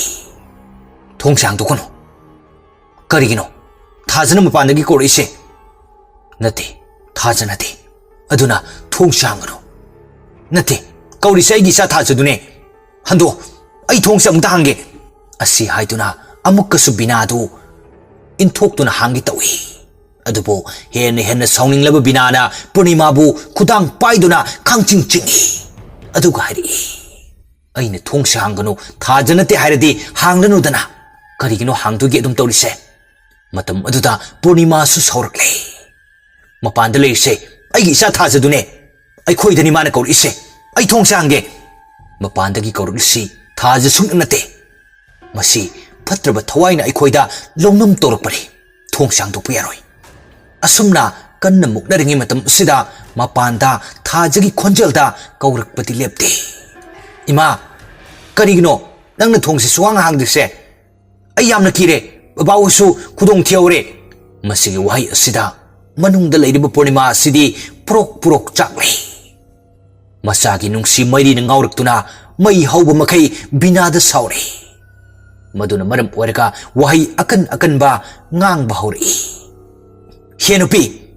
ꯄꯣꯛꯇꯕꯤ ꯅꯪꯅ ꯅꯃꯤꯠꯇ ꯅꯆꯥ ꯎꯗꯕꯤ ꯅꯪꯅ ꯑꯩꯅ ꯑꯩꯒꯤ ꯏꯆꯥꯒꯤ ꯃꯅꯥꯛꯇ ꯆꯠꯄꯗ ꯀꯩꯗꯧꯕꯒꯤ ꯊꯤꯡꯂꯤꯅꯣ ꯍꯟꯗꯣꯛꯑꯣ ꯆꯠꯂꯣ ꯑꯩ ꯏꯆꯥꯒꯤ ꯃꯅꯥꯛꯇ ꯆꯠꯀꯦ ꯋꯥꯍꯩ ꯑꯁꯤ ꯇꯥꯕ ꯃꯇꯝꯗꯗꯤ ꯕꯤꯅꯥ ꯊꯃꯣꯏ ꯀꯥꯏꯔꯦ ꯃꯗꯨꯅ ꯃꯔꯝ ꯑꯣꯏꯔꯒ ꯃꯁꯥ ꯑꯗꯨ ꯊꯛ ꯅꯤꯛꯄ ꯃꯈꯩ mamit adusu mapi ira cheladuna yamna pendraba mawongda khonjal nikli asumna hari nangna adum hek aingonda hairabanine ibuk thok icha natrasu icha dagi hena luna khanjaba asida nangna aduk yamamal leitana lawa wahi khara si hairamlaga binana purnima gi masa adu illuba matamda mafam chadaba amada makuk adu yeshin khiduna purnima leimaida hai thakre maduda binadi karisu thoksadana sauraduna leire sauriba sisu purnimana fajadaba wahi wata sizinnarakba asidani khudaksida bina leimaida mapi sintharaduna phamthari mamita thajagi saktam mayek plana urai matam kharakhak mahakna mahaki machamakni khanna yokcharakba adubu ningsinglai poksabamag natrabasu machamakni khanjarabasu ngasidi aremba tarabra khaladuna bina makhol thokna kablakle mi ki macha yoktuna thamlubagi mahi oiradra haibasu khali amuk samjinnaba yararoidaba amagi matawgum purnimagi wahi khara aduda binagi thamoi machet tana kaikre asumna yamna thamoi sokna kaptun leiringai purnimana gyan mangladuna leimaida tadun leiringai mapandagi amuk thajagi khonjal aduda kapli asumna amuk hari ima noibu kanamta leitribra aina kauribase amata tadrabra bina thajagi pendraba wahi aduda kaplamba adu tokle makha tana amukasu asumna thajana kauri kapla duna ima ayam ware ayam kiri mapansida kamaina ithanda thamdoino thongse amuktadi hangoba aina kauri sitaradi matam sidadi bina mapi adu taithok tuna masagi khonjelda kaurakliba adu munna tari asumna asum tarambadagi bina wakhal amada laikre mahaksu mahaki macha nungsibagi mayaida thong adu hangdok ningbagi wakhal poglakle thong adu da thilladuna kabli thajana hanjin kaurakpa adu dadi bina khantharuba tawdana thong adugi manakta sangsinkre aduga lok adu paiduna tapna hangdori matamduda thong hek hangdorakpaga mapandagi kalap tawba nungsit ama sichillaktuna binagi hakchangda yairi mahakna thong adu hangdorakpa matam adudadi kanasu leiramdre matang asida wakhal lakli madudi mahakna machagi khonjel asida pangthakre haibase thong adubu amuk lonsin banangdana masa aduda nungsit aduna yeibada sor phungat kiduna mamai mamit adu mafam marang khangdaba ama on kraduna thongjin adu tapna kanthokduna imungdagi thokre brajalal ngaihak kina thongnau adudagi tarakliba mingal adu yenglamlaba matungda phuk hawgalaklaga amuk imung asida changnaba upai thiba horakle asumna horakpa matam asidadi maning thonglomda lakle maning thong yaubaga maning thong aduda tapna changkre somdana loya sumang aduda tholaktuna mangol aduda hangduktuna leiriba thong aduda munna yengduna leiri thong hangduna leiriba aduna mahakpu kausinbagum tawbu sumali hektamak maduda sangsinduna yenglage haibu fawa khalakle maduna maram oraga mangol aduda kakatuna changkre adubu somdadi pamhaiba maning oirupna leiriba yengon sangtap macha singtu tapna yengba hori asum yenglakpa matam sida yengon aduda kundun leiriba yen sing adu mawong ama ita tadi inai khara taiba dawna tawi yengi matu mayam amasu koi chai duna tari maduda chingna hale madudi yen sing asi niyom chumna leitre karino madi taure haibase adubu yengon asigi marumda lanthoibana lumduna mahakpu yengli haibadudi mahak khangdre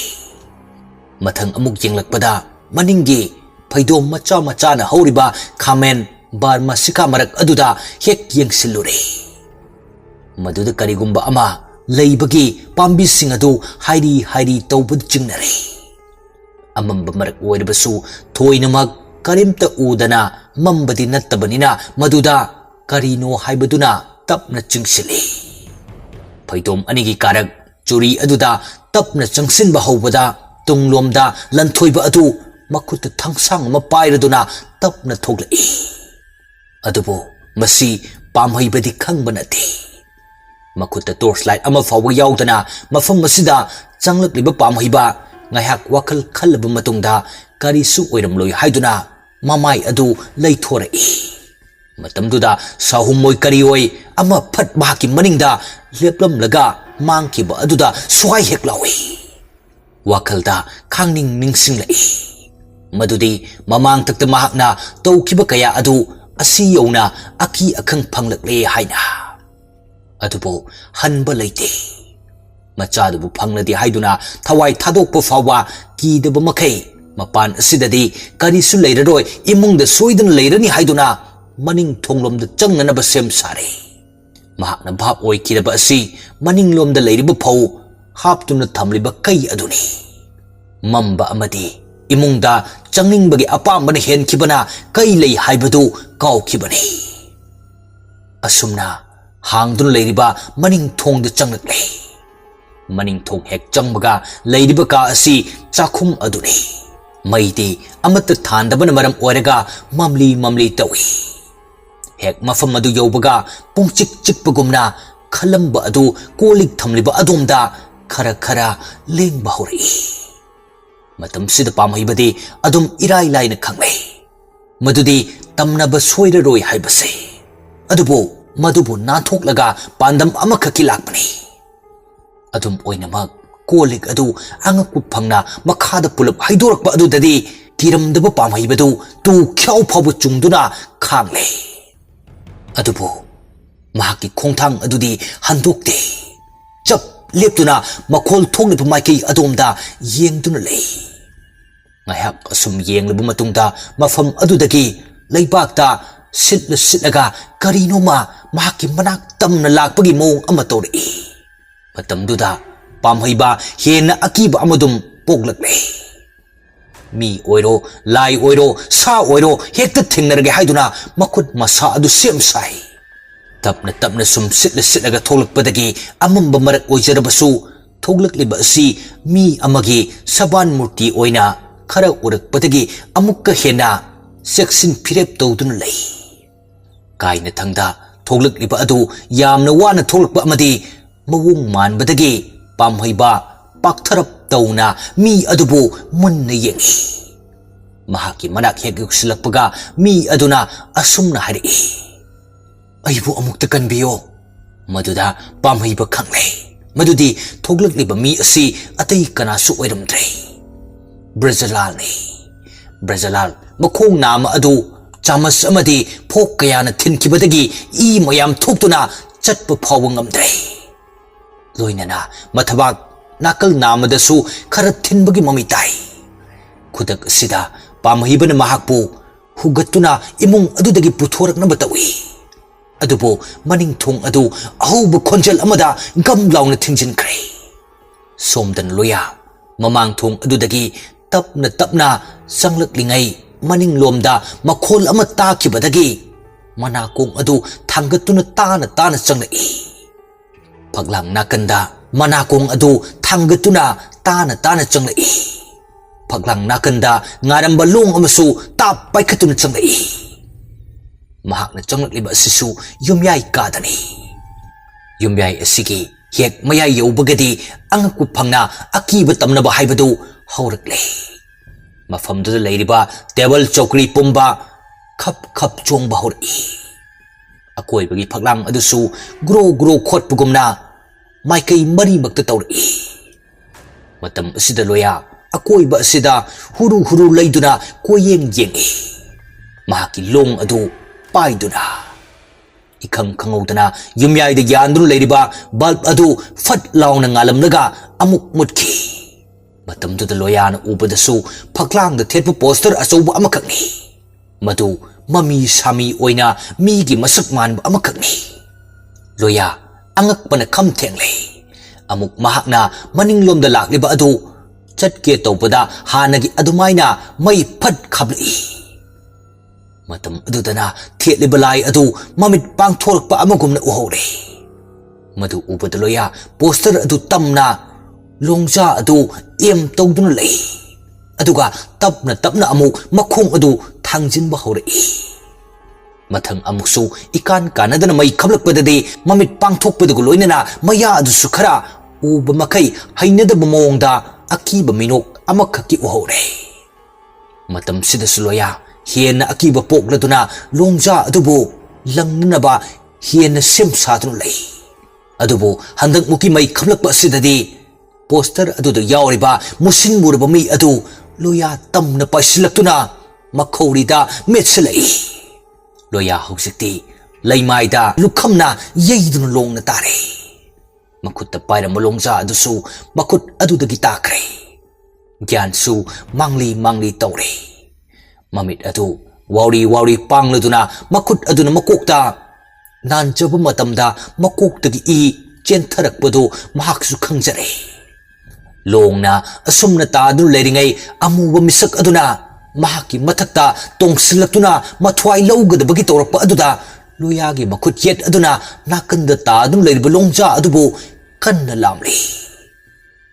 ꯑꯃꯨꯕ ꯊꯋꯥꯏ ꯑꯁꯤꯁꯨ ꯂꯣꯌꯥꯒꯤ ꯉꯛꯁꯝ ꯑꯗꯨꯗ ꯀꯟꯅ ꯅꯝꯕꯗꯤ ꯂꯦꯞꯇꯦ ꯑꯁꯨꯝꯅ ꯍꯦꯛ ꯇꯧꯔꯛꯄꯒ ꯂꯣꯌꯥꯅ ꯋꯥꯅ ꯂꯥꯝꯂꯤꯕ ꯈꯨꯠꯂꯥꯏ ꯑꯗꯨ ꯍꯦꯛ ꯐꯪꯕꯒ ꯈꯨꯠꯂꯩ ꯊꯨꯅ ꯑꯃꯨꯕ ꯊꯋꯥꯏ ꯑꯗꯨꯗ ꯊꯤꯜꯂꯤ ꯑꯗꯨꯕꯨ ꯑꯉꯛꯄꯅꯤ ꯃꯇꯥꯡ ꯑꯗꯨꯗ ꯇꯥꯟꯖꯥ ꯌꯥꯝꯅ ꯆꯥꯗꯅ ꯄꯥꯝꯍꯩꯕ ꯑꯗꯨꯅ ꯆꯦꯟꯁꯤꯜꯂꯛꯄꯅ ꯃꯔꯝ ꯑꯣꯏꯔꯒ ꯑꯃꯨꯕ ꯊꯋꯥꯏ ꯑꯗꯨꯅ ꯃꯥꯡꯈ꯭ꯔꯒ ꯂꯣꯌꯥꯕꯨ ꯆꯤꯡꯈꯠꯄꯤꯒꯦ ꯍꯥꯏꯗꯨꯅ ꯇꯧꯔꯨꯕ ꯄꯥꯝꯍꯩꯕꯒꯤ ꯄꯨꯛꯆꯦꯞꯇ ꯂꯣꯡ ꯑꯗꯨ ꯊꯤꯟꯈ꯭ꯔꯦ ꯄꯥꯝꯍꯩꯕ ꯃꯅꯤꯡ ꯍꯟꯗꯨꯅ ꯁꯣꯐꯥ ꯑꯃꯗ ꯉꯥꯊꯗꯨꯅ ꯇꯥꯏ ꯂꯣꯌꯥꯁꯨ ꯃꯃꯤꯠ ꯑꯗꯨꯗꯤ ꯃꯁꯦꯟ ꯃꯔꯥꯡ ꯉꯥꯛꯇ ꯎꯔꯦ ꯃꯁꯦꯟ ꯃꯔꯥꯡ ꯃꯔꯛ ꯑꯗꯨꯗ ꯃꯍꯥꯛꯅ ꯂꯣꯡꯅ ꯊꯤꯟꯈꯤꯕ ꯑꯗꯨꯁꯨ ꯄꯥꯝꯍꯩꯕꯅꯤ ꯍꯥꯏꯕꯗꯨ ꯈꯪꯂꯛꯂꯦ ꯑꯗꯨꯝ ꯑꯣꯏꯅꯃꯛ ꯃꯀꯣꯛ ꯑꯗꯨ ꯒ꯭ꯌꯥꯟ ꯐꯖꯅ ꯇꯥꯗꯕꯅ ꯃꯔꯝ ꯑꯣꯏꯔꯒ ꯃꯁꯥ ꯑꯗꯨ ꯍꯥꯏꯔꯤ ꯍꯥꯏꯔꯤ ꯍꯧꯒꯠꯂꯛꯏ ꯃꯃꯤꯠ ꯑꯗꯨ ꯎꯏꯔꯨꯝ ꯎꯏꯔꯨꯝ ꯄꯥꯡꯂꯗꯨꯅ ꯑꯁꯨꯝꯅ ꯇꯧꯗꯨꯅ ꯂꯩꯔꯤꯉꯩ ꯃꯅꯤꯡꯒꯤ ꯆꯥꯛꯈꯨꯝ ꯑꯗꯨꯗꯒꯤ ꯕ꯭ꯔꯖꯂꯥꯜꯁꯨ ꯇꯞꯅ ꯃꯈꯣꯡ ꯁꯦꯛꯂ ꯁꯦꯛꯂꯒ ꯆꯪꯂꯛꯂꯦ ꯃꯇꯝꯗꯨꯗ ꯃꯍꯥꯛꯁꯨ ꯎꯔꯦ ꯇꯧꯔꯝꯂꯤꯕ ꯀꯌꯥ ꯑꯁꯤ ꯃꯈꯣꯏ ꯑꯍꯨꯝꯃꯛ ꯃꯐꯝ ꯑꯁꯤꯗ ꯐꯠꯇ꯭ꯔꯕ ꯊꯋꯥꯏ ꯑꯁꯤꯅ ꯂꯥꯛꯅꯔꯦ ꯁꯦꯔꯥꯟ ꯇꯨꯔꯥꯟ ꯂꯣꯏꯅ ꯎꯍꯟꯗꯨꯅ ꯂꯣꯏꯅꯃꯛ ꯑꯋꯥꯐꯝꯗ ꯇꯥꯍꯜꯂꯦ ꯃꯤꯀꯨꯞ ꯑꯁꯤꯃꯛꯇꯗ ꯅꯨꯡꯁꯤꯠꯁꯨ ꯀꯟꯅ ꯁꯤꯠꯄ ꯍꯧꯔꯛꯂꯦ ꯎ ꯋꯥ ꯀꯌꯥꯒꯤ ꯃꯁꯥ ꯃꯔꯦꯡꯅ ꯍꯥꯏ ꯍꯨꯝꯗꯨꯅ ꯇꯧꯔꯛꯄ ꯑꯉꯛꯄ ꯐꯪꯅ ꯑꯀꯤꯕꯒꯤ ꯃꯁꯛ ꯑꯣꯏꯈ꯭ꯔꯦ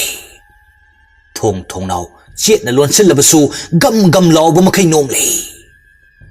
ꯌꯥꯜꯂꯤꯕ ꯄꯔꯗꯥ ꯀꯌꯥ ꯑꯗꯨꯁꯨ ꯇꯠ ꯇꯧꯕ ꯃꯈꯩ ꯍꯥꯏꯔꯤ ꯃꯔꯛ ꯑꯁꯤꯗ ꯒ꯭ꯌꯥꯟ ꯐꯖꯅ ꯇꯥꯗ꯭ꯔꯤꯕ ꯂꯣꯌꯥ ꯃꯆꯤꯟ ꯇꯨꯝꯂꯕ ꯂꯣꯡꯖꯥꯅ ꯊꯤꯟꯗꯨꯅ ꯁꯤꯗꯧꯕꯒꯤ ꯉꯥꯏꯗꯨꯅ ꯑꯋꯥꯕ ꯈꯥꯡꯂꯤꯕ ꯄꯥꯝꯍꯩꯕ ꯑꯃꯗꯤ ꯃꯁꯥ ꯃꯎ ꯃꯆꯤꯟ ꯇꯨꯝꯕ ꯀꯌꯥꯅ ꯊꯤꯟꯗꯠꯄꯒꯤ ꯂꯦꯡꯕ ꯑꯣꯠꯄ ꯐꯖꯅ ꯉꯝꯗ꯭ꯔꯤꯕ ꯕ꯭ꯔꯖꯂꯥꯜ ꯀꯥ ꯑꯁꯤꯗ ꯃꯄꯤ ꯏꯔꯥ ꯁꯤꯟꯊꯗꯨꯅ ꯂꯩꯔꯤ ꯑꯗꯨꯕꯨ ꯄꯨꯛꯅꯤꯡ ꯐꯖꯅ ꯐꯥꯊꯔꯕ ꯄꯥꯝꯍꯩꯕꯅ ꯑꯁꯨꯝꯅ ꯍꯥꯏꯔꯛꯏ ꯂꯣꯌꯥ ꯂꯥꯛꯄ ꯍꯧꯖꯤꯛꯇꯤ ꯅꯪꯒꯤ ꯅꯊꯧ ꯈꯛꯇꯅ ꯄꯨꯝꯅꯃꯛꯁꯦ ꯁꯦꯝꯗꯣꯛꯄ ꯉꯝꯂꯅꯤ ꯅꯪ ꯑꯃꯨꯛꯇ ꯒ꯭ꯌꯥꯟ ꯇꯥꯔꯛꯂꯣ ꯅꯪ ꯅꯠꯇꯅ ꯎꯄꯥꯏ ꯀꯔꯤꯁꯨ ꯂꯩꯇ꯭ꯔꯦ ꯊꯋꯥꯏ ꯊꯥꯒꯗꯕ ꯑꯣꯏꯔꯕꯁꯨ ꯊꯥꯖꯕꯗꯤ ꯈꯜꯂꯝꯕꯁꯤ ꯃꯗꯨꯅ ꯑꯩꯈꯣꯏꯒꯤ ꯑꯆꯨꯝꯕ ꯊꯧꯗꯥꯡ ꯑꯣꯏꯒꯅꯤ ꯑꯁꯨꯝꯅ ꯍꯦꯛ ꯍꯥꯏꯕ ꯂꯣꯏꯕꯒ ꯄꯥꯝꯍꯩꯕ ꯑꯔꯣꯏꯕ ꯁꯣꯔ ꯍꯣꯟꯗꯣꯛꯈ꯭ꯔꯦ ꯇꯧꯖꯔꯨꯕ ꯄꯥꯞꯀꯤ ꯃꯍꯩꯅ ꯁꯤꯡꯉꯝꯗꯅ ꯁꯤꯔꯦ ꯃꯍꯥꯛ ꯁꯤꯔꯦ ꯈꯪꯂꯕ ꯕ꯭ꯔꯖꯂꯥꯜ ꯃꯍꯥꯛꯀꯤ ꯃꯅꯥꯛ ꯌꯧꯅ ꯆꯪꯂꯛꯄ ꯉꯝꯗꯅ ꯊꯣꯡꯖꯤꯟ ꯃꯄꯥꯟ ꯑꯗꯨꯗ ꯉꯥꯊꯗꯨꯅ ꯀꯞꯇꯨꯅ ꯂꯩꯔꯤ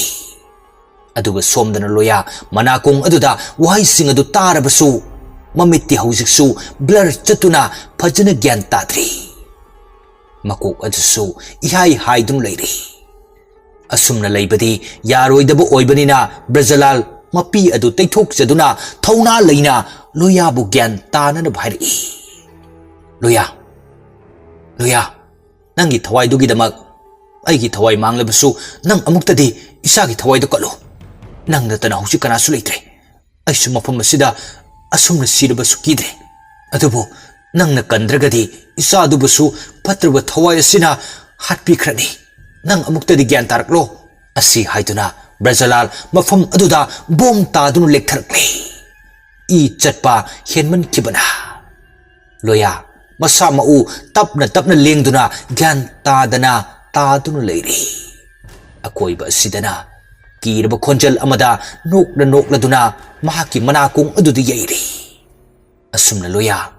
sathibagi thak yauna gyan mangle adubo mamit adu jejet usinduna khangli matam sidadi mamit hek usinbaga thajagi momon tobu saktam madu urakle thajana tung handuna yengnam miteng kaya adusu mathang urakle samlang marumdagi khonjal thokpa makai noktuna yenglakpa thajagi misumba miteng adu urakpa matamda loya usilba mamit ani dudagi pirang tapna sintharakleba pirang adugi irik amana mahaki makut aduda taba matamda loya jing haina phawulawi mahaki nungsirabi asigi saktam uraktuna nungsibagi damak lakhibane haibadu ningsinglakle tapna kyan hanjilakba amagumna mahakna mafam masida kamdowna leiramlibano haibasu khanglakle aduga kamdowna mahaki makut makna pamhaibabu hatki haibasi loinamak ningsinglakle tanja asida mamit adu phat pangthorai matam sidadi loya gyan tare mahakna mamit pangthorakpa matam asidadi khapli ngaliba bulb adugi mai ngalda pamhaibana sofa da tadun leiriba amasung thongjin mapanda lekthadun leiriba Brajalal busu ure loya pamhaibagi manakta chensili adubo pamhaibagi thawaidi yauramdre amuk Brajalal gi manak aduda chensillaktuna Brajalal bu hugat pire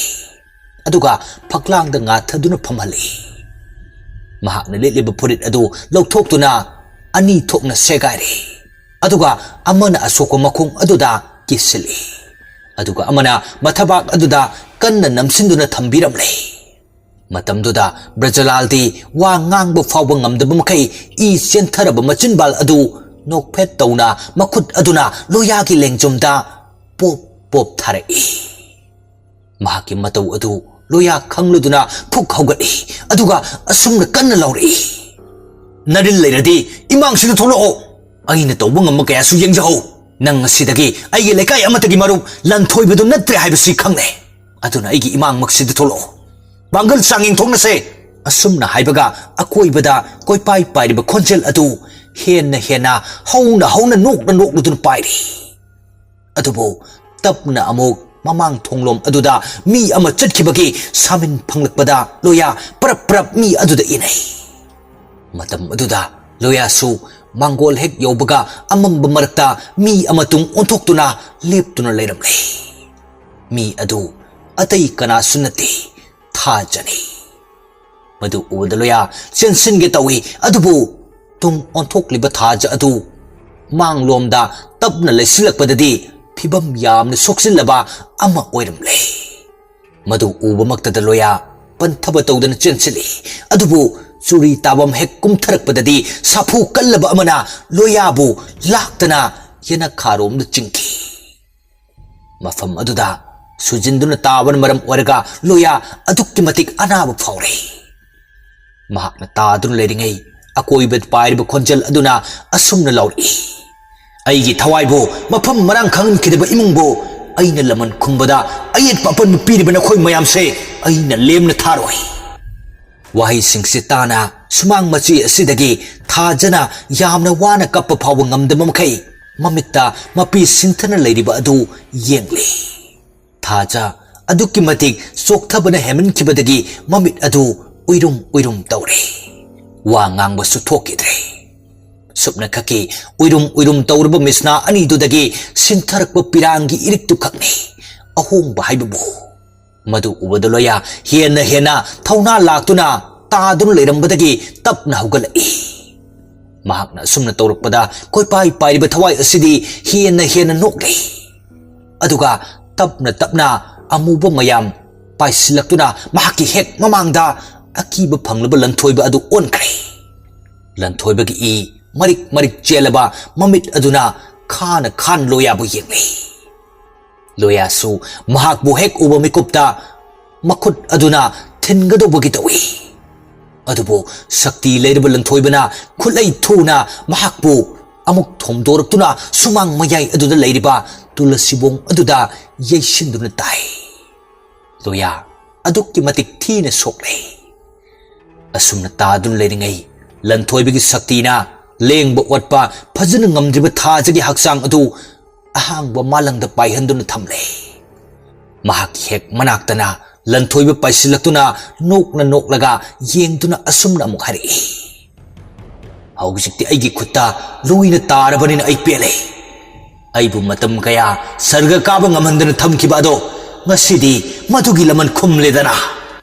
ꯑꯁꯤ ꯍꯥꯏꯗꯨꯅ ꯅꯣꯛꯂ ꯅꯣꯛꯂꯒ ꯂꯩꯔꯤ ꯃꯇꯧ ꯑꯗꯨꯗ ꯁꯣꯛꯂꯕ ꯁꯣꯛꯅ ꯂꯣꯌꯥ ꯍꯧꯒꯠꯂꯛꯏ ꯑꯗꯨꯒ ꯂꯟꯊꯣꯏꯕꯗ ꯃꯃꯤꯠ ꯈꯥꯅ ꯌꯦꯡꯂꯛꯏ ꯑꯗꯨꯝꯅ ꯇꯧꯔꯛꯄ ꯑꯗꯨꯗ ꯂꯟꯊꯣꯏꯕ ꯂꯣꯌꯥꯒꯤ ꯃꯅꯥꯛꯇ ꯄꯥꯏꯊꯔꯛꯇꯨꯅ ꯆꯞ ꯂꯦꯞꯄꯤ ꯃꯨꯟꯅ ꯌꯦꯡꯗꯨꯅ ꯃꯌꯥ ꯑꯗꯨ ꯈꯤꯒꯠꯇꯨꯅ ꯐꯤ ꯐꯤ ꯀꯥꯝꯕ ꯃꯈꯩ ꯉꯪꯂꯤ ꯇꯟꯖꯥ ꯑꯁꯤꯗ ꯂꯣꯌꯥ ꯇꯞꯅ ꯑꯁꯨꯝꯅ ꯍꯥꯏꯔꯛꯏ ꯑꯩꯒꯤ ꯏꯐꯝꯗꯒꯤ ꯅꯍꯥꯛꯅ ꯀꯔꯤꯒꯨꯝꯕ ꯑꯃꯠꯇꯁꯨ ꯂꯧꯕ ꯉꯝꯂꯣꯏ ꯂꯟꯊꯣꯏꯕ ꯍꯦꯟꯅ ꯁꯥꯎꯔꯗꯨꯅ ꯉꯪꯂꯒ ꯂꯣꯌꯥꯕꯨ ꯂꯣꯏꯁꯤꯟꯅꯅꯕ ꯍꯣꯠꯅꯔꯛꯄ ꯃꯤꯀꯨꯞꯇ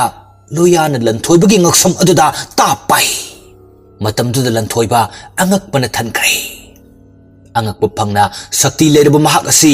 ꯀꯔꯤꯁꯨ ꯂꯩꯇ꯭ꯔꯕ ꯃꯤꯑꯣꯏ ꯑꯃꯅ ꯀꯝꯗꯧꯅ ꯇꯧꯔꯛꯂꯤꯕꯅꯣ ꯍꯥꯏꯕꯁꯦ ꯑꯗꯨꯕꯨ ꯃꯁꯤ ꯄꯨꯝꯅꯃꯛ ꯑꯁꯤ ꯉꯝꯂꯤꯕꯒꯤ ꯃꯔꯝꯗꯤ ꯂꯣꯌꯥꯒꯤ ꯑꯣꯏꯊꯪꯕ ꯈꯨꯠꯇ ꯌꯥꯎꯔꯤꯕ ꯎꯠ ꯑꯗꯨꯅꯅꯤ ꯎꯠ ꯑꯗꯨ ꯃꯣꯡꯐꯝ ꯑꯗꯨꯗꯒꯤ ꯃꯍꯥꯛꯅ ꯄꯦꯛꯇꯨꯅ ꯌꯣꯝꯗꯨꯅ ꯄꯨꯔꯛꯄ ꯎꯠꯅꯤ ꯃꯗꯨꯁꯨ ꯂꯟꯊꯣꯏꯕꯗ ꯆꯪꯂꯤꯕ ꯊꯋꯥꯏ ꯑꯁꯤꯒꯤ ꯍꯛꯆꯥꯡꯅ ꯑꯣꯟꯈꯤꯕ ꯎꯠꯅꯤ ꯃꯗꯨꯗ ꯂꯟꯊꯣꯏꯕ ꯑꯀꯤꯕ ꯑꯃꯒꯤ ꯁꯛꯇꯝ ꯂꯧꯔꯛꯂꯦ ꯃꯗꯨ ꯅꯥꯊꯣꯛꯅꯅꯕ ꯍꯣꯠꯅꯕꯗ ꯃꯌꯥ ꯑꯗꯨꯅ ꯂꯣꯌꯥꯒꯤ ꯃꯈꯨꯠ ꯑꯗꯨꯗ ꯆꯤꯛꯁꯤꯜꯂꯛꯏ ꯂꯣꯌꯥ ꯅꯥꯃꯟꯗꯅ ꯀꯟꯅ ꯂꯥꯎꯗꯨꯅ ꯈꯥꯡꯉꯤ ꯑꯗꯨꯒ ꯃꯈꯨꯠ ꯑꯗꯨ ꯏꯁꯨ ꯌꯥꯝꯅ ꯊꯣꯛꯂꯦ ꯈꯥꯡꯕ ꯉꯝꯗ꯭ꯔꯗꯨꯅ ꯃꯈꯨꯠ ꯑꯗꯨ ꯐꯠ ꯊꯥꯗꯣꯛꯄꯗ ꯂꯟꯊꯣꯏꯕ ꯃꯐꯝ ꯑꯁꯤꯗꯒꯤ ꯄꯥꯏꯊꯣꯛꯀꯦ ꯍꯥꯏꯗꯨꯅ ꯃꯅꯤꯡ ꯍꯦꯛ ꯂꯩꯊꯣꯛꯄꯒ ꯂꯣꯌꯥꯅ ꯈꯣꯡꯖꯦꯡ ꯑꯗꯨꯗ ꯌꯥꯟꯗꯨꯅ ꯐꯥꯏ ꯑꯗꯨꯒ ꯑꯃꯨꯛ ꯑꯁꯨꯝꯅ ꯂꯣꯌꯥꯅ ꯂꯧꯔꯛꯏ ꯂꯥꯏꯅꯤꯡꯊꯧ ꯏꯄꯥ ꯁꯅꯥꯃꯍꯤ ꯑꯃꯗꯤ ꯂꯩꯃꯔꯦꯜ ꯏꯃꯥ ꯁꯤꯗꯕꯤ ꯑꯅꯤꯒꯤ ꯅꯋꯥ ꯑꯣꯏꯔꯤꯕ ꯇꯥꯏꯕꯪ ꯃꯤ ꯑꯩꯍꯥꯛꯅ ꯀꯔꯤꯁꯨ ꯂꯩꯇ꯭ꯔꯕ ꯀꯣꯏꯄꯥꯏ ꯄꯥꯏꯗꯨꯅ ꯂꯩꯒꯗꯧꯕ ꯊꯋꯥꯏ ꯅꯪꯅꯗꯤ ꯉꯝꯍꯜꯂꯔꯣꯏ ꯑꯁꯨꯝꯅ ꯂꯥꯎꯔꯛꯄ ꯑꯁꯤꯗꯗꯤ ꯂꯟꯊꯣꯏꯕ ꯌꯥꯝꯅ ꯋꯥꯅ ꯂꯥꯎꯔꯗꯨꯅ ꯈꯥꯡꯂꯤ ꯃꯤꯀꯨꯞ ꯑꯁꯤꯃꯛꯇꯗ ꯑꯃꯨꯛꯁꯨ ꯂꯣꯌꯥꯅ ꯃꯈꯨꯠ ꯑꯣꯏꯗ ꯄꯥꯏꯔꯤꯕ ꯎꯠꯁꯤꯡ ꯑꯗꯨꯅ ꯂꯟꯊꯣꯏꯕꯒꯤ ꯃꯁꯥ ꯄꯨꯝꯕ ꯁꯤꯟ ꯊꯨꯡꯅ ꯆꯥꯏꯁꯤꯟꯕ ꯃꯇꯝꯗ ꯂꯟꯊꯣꯏꯕ ꯃꯩ ꯕ꯭ꯔꯪ ꯍꯧꯗꯨꯅ ꯆꯥꯛꯄ ꯍꯧꯔꯛꯂꯦ ꯃꯩ ꯑꯗꯨ ꯆꯥꯛꯅ ꯀꯟꯅ ꯂꯥꯎꯗꯨꯅ ꯂꯩꯔꯤꯉꯩ ꯁꯣꯝꯗ ꯂꯣꯌꯥꯅ ꯃꯉꯣꯟꯗ ꯂꯥꯎꯁꯤꯜꯂꯛꯄ ꯑꯗꯨꯁꯨ ꯂꯦꯞꯂꯝꯗꯦ ꯅꯔꯤꯜ ꯂꯩꯔꯒ ꯑꯩꯒ ꯂꯝꯕꯥ ꯇꯧꯁꯤ ꯅꯠꯇ꯭ꯔꯒꯅ ꯃꯐꯝ ꯑꯁꯤꯗꯒꯤ ꯃꯥꯡꯈꯤꯗꯨꯅ ꯑꯃꯨꯛ ꯍꯟꯅ ꯇꯥꯏꯕꯪ ꯃꯔꯛꯇ ꯂꯥꯛꯀꯅꯨ ꯋꯥꯍꯩꯁꯤꯡ ꯑꯁꯤ ꯍꯥꯏꯅ ꯇꯧꯔꯛꯄꯗꯒꯤ ꯃꯩ ꯕ꯭ꯔꯪ ꯍꯧꯗꯨꯅ ꯆꯥꯛꯂꯝꯕ ꯂꯟꯊꯣꯏꯕ ꯈꯥꯡꯕ ꯉꯝꯗ꯭ꯔꯗꯨꯅ ꯑꯍꯥꯡꯕ ꯃꯥꯂꯪꯗ ꯄꯥꯏꯈꯠꯈꯤꯗꯨꯅ ꯄꯨꯝꯆꯥꯏ ꯆꯥꯏꯕ ꯃꯈꯩ ꯄꯣꯛꯈꯥꯏꯗꯨꯅ ꯃꯥꯡꯈ꯭ꯔꯦ ꯃꯇꯝꯗꯨꯗ ꯎꯠ ꯑꯣꯏꯅ ꯃꯔꯤꯛ ꯆꯥꯏꯊꯔꯛꯇꯨꯅ ꯇꯥꯔꯛꯄ ꯑꯗꯨꯗ ꯂꯣꯌꯥꯒꯤ ꯍꯛꯆꯥꯡ ꯑꯃꯗꯤ ꯑꯀꯣꯏꯕ ꯑꯗꯨꯗ ꯇꯥꯔꯤ ꯃꯤꯀꯨꯞ ꯑꯁꯤꯗ ꯂꯣꯌꯥ ꯁꯣꯔ ꯁꯥꯡꯅ ꯍꯣꯟꯗꯣꯛꯇꯨꯅ ꯑꯋꯥꯕ ꯈꯥꯡꯂꯤ ꯐꯠꯇ꯭ꯔꯕ ꯊꯋꯥꯏ ꯆꯪꯂꯕ ꯂꯟꯊꯣꯏꯕꯅ ꯃꯥꯡꯈꯤꯕ ꯑꯁꯤꯗ ꯂꯣꯌꯥ ꯋꯥꯈꯜꯗꯤ ꯂꯩꯇꯥꯔꯦ ꯑꯗꯨꯕꯨ ꯁꯣꯛꯈ꯭ꯔꯕ ꯍꯛꯆꯥꯡꯒꯤ ꯁꯔꯨꯛ ꯀꯌꯥ ꯑꯗꯨꯗꯤ ꯇꯞꯅ ꯑꯅꯥꯕ ꯐꯥꯎꯔꯛꯂꯦ ꯃꯈꯨꯠ ꯌꯥꯈꯨꯟ ꯇꯥꯈꯤꯕ ꯃꯌꯥꯝ ꯃꯀꯣꯛꯇꯒꯤ ꯆꯦꯟꯊꯔꯛꯄ ꯏꯁꯤꯡ ꯑꯃꯗꯤ ꯃꯊꯕꯥꯛ ꯃꯅꯪꯒꯟꯗ ꯌꯩꯁꯤꯟꯗꯨꯅ ꯇꯥꯈꯤꯕꯒꯤ ꯑꯅꯥꯕ ꯑꯁꯨꯝꯅ ꯈꯥꯡꯂꯤꯉꯩ ꯊꯥꯖꯁꯨ ꯂꯩꯃꯥꯏꯗ ꯈꯪꯍꯧꯗꯅ ꯇꯥꯔꯛꯂꯦ ꯃꯅꯥꯛ ꯇꯝꯅ ꯂꯣꯌꯥ ꯆꯪꯁꯤꯟꯗꯨꯅ ꯊꯥꯖꯕꯨ ꯄꯝꯈꯠꯆꯩ ꯊꯥꯖ ꯑꯗꯨꯛꯀꯤ ꯃꯇꯤꯛ ꯐꯤꯕꯝ ꯁꯣꯛꯂꯦ ꯃꯍꯥꯛꯅ ꯄꯝꯈꯠꯇꯨꯅ ꯊꯥꯖꯕꯨ ꯀꯧꯔꯤ ꯑꯗꯨꯕꯨ ꯊꯥꯖꯗꯤ ꯅꯣꯛꯄ ꯐꯥꯎ ꯉꯝꯗ꯭ꯔꯦ ꯑꯁꯨꯝꯅ ꯂꯩꯔꯤꯉꯩ ꯊꯥꯖꯒꯤ ꯑꯣꯏ ꯊꯪꯕ ꯃꯈꯨꯠ ꯑꯗꯨ ꯇꯞꯅ ꯊꯥꯡꯒꯠꯂꯛꯇꯨꯅ ꯂꯣꯌꯥꯒꯤ ꯈꯨꯠ ꯅꯥꯃꯗ ꯇꯞꯅ ꯅꯥꯜꯂꯛꯏ ꯑꯗꯨꯒ ꯇꯞꯅ ꯈꯣꯟꯖꯦꯜ ꯊꯣꯛꯄꯣꯏ ꯊꯣꯛꯇꯕꯣꯏ ꯅꯣꯛꯃꯤ ꯀꯧꯔꯛꯏ ꯂꯣꯌꯥ ꯃꯗꯨ ꯇꯥꯕꯗ loya mamit tagi mapi sintarakuna makhol thokna kablakle aduga thajabu chejet kon sinduna asumna hari thaja aina nangbo kaidong thadok loye ai nang galap na bangam loye nangdi aigi inakta lengdan laigadabane asumna loya thajabu awa famde kale adubu pamhaibagi thawaidi asiba kawwa mahakna puduna adumak chatkre Brajalal su mafam asidagi puthorakle aduga pamhaibagi misi asidi loya na hatpanate haiduna Brajalal na loya bu kanbire namidang asigi thogdok asi laikai pumba nongan bagi khangnarakle lanthoibagi imu naimu tare adubu patraba thawai gi thoksini khanduna mayam changduna rani amadi sanatombabu themjili somda suloya first aid piraba matungda thoina kudong thiba awabati oidre adubu thajati phamungda yata dun leiri Brajalal su doctor da laikan dun leiri matam khara hokre thaja chokri amada famduna ayuki anganba korugi mangalbu yengduna leiri aduga thongal adudana loya adu changlei madu ubada thajagi maithong hainingai leitana nungsiraba minok amada nokle mahaki minok adusu loyagi mittadi yengli khai pendre momon tawduna loyana asumna hari karino numitubu mai onsilaga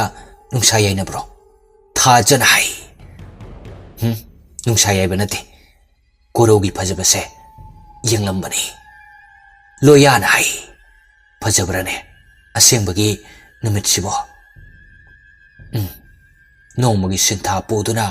afaba paujel ga loinana taibang pumba yakai halise pukningda apenba poi asigumna aigi punsisu anobu yening ama khunbagum tawi karamba yening no thaja loyana taha hanglakliba adugi artha khangluduna nokphet tawna khumnai awaba kaya tana yomlambado ngasidi loisankre lanthokre adubu machamakni khanna yokpiramba babadi chatkre pumnamak asi ngasidagidi anobu punsi ama haibado oire loya thajagi tungda sangsinduna lengjumda tapna pairuktuna lepi aduga thoglakliba korogi mangal aduda punna yengminnari aduga loyana hari ibani gina kamai tobuno thajana haujipu adu mo hangi kaigino hangdoine aidi laikhai tadripho adu aidi khangdi karigi khangda biyaro khangde me as amuk langtak na halano thajana hai langtak na hanban nati asengbagi khangdabani ado imanade asumna hairami ibema nangi apambada aikhoi karisu yelaroi adubu nangbu khori nawphum takiba nangi yum asengba adugi sumangdadi nangi lhongbado pangthokaningi hausikti matam su sare aduga loya hoigi mama mapadasu noi babana wari sanare phajana haibani wahi singa sitabada loya nokphet tawi asumna thajasu pukning penjana loya gi manakta leiba phanglani khanbada harauri adubu loya nungsagi mangalna mahaki hakchangda yerakpa matamda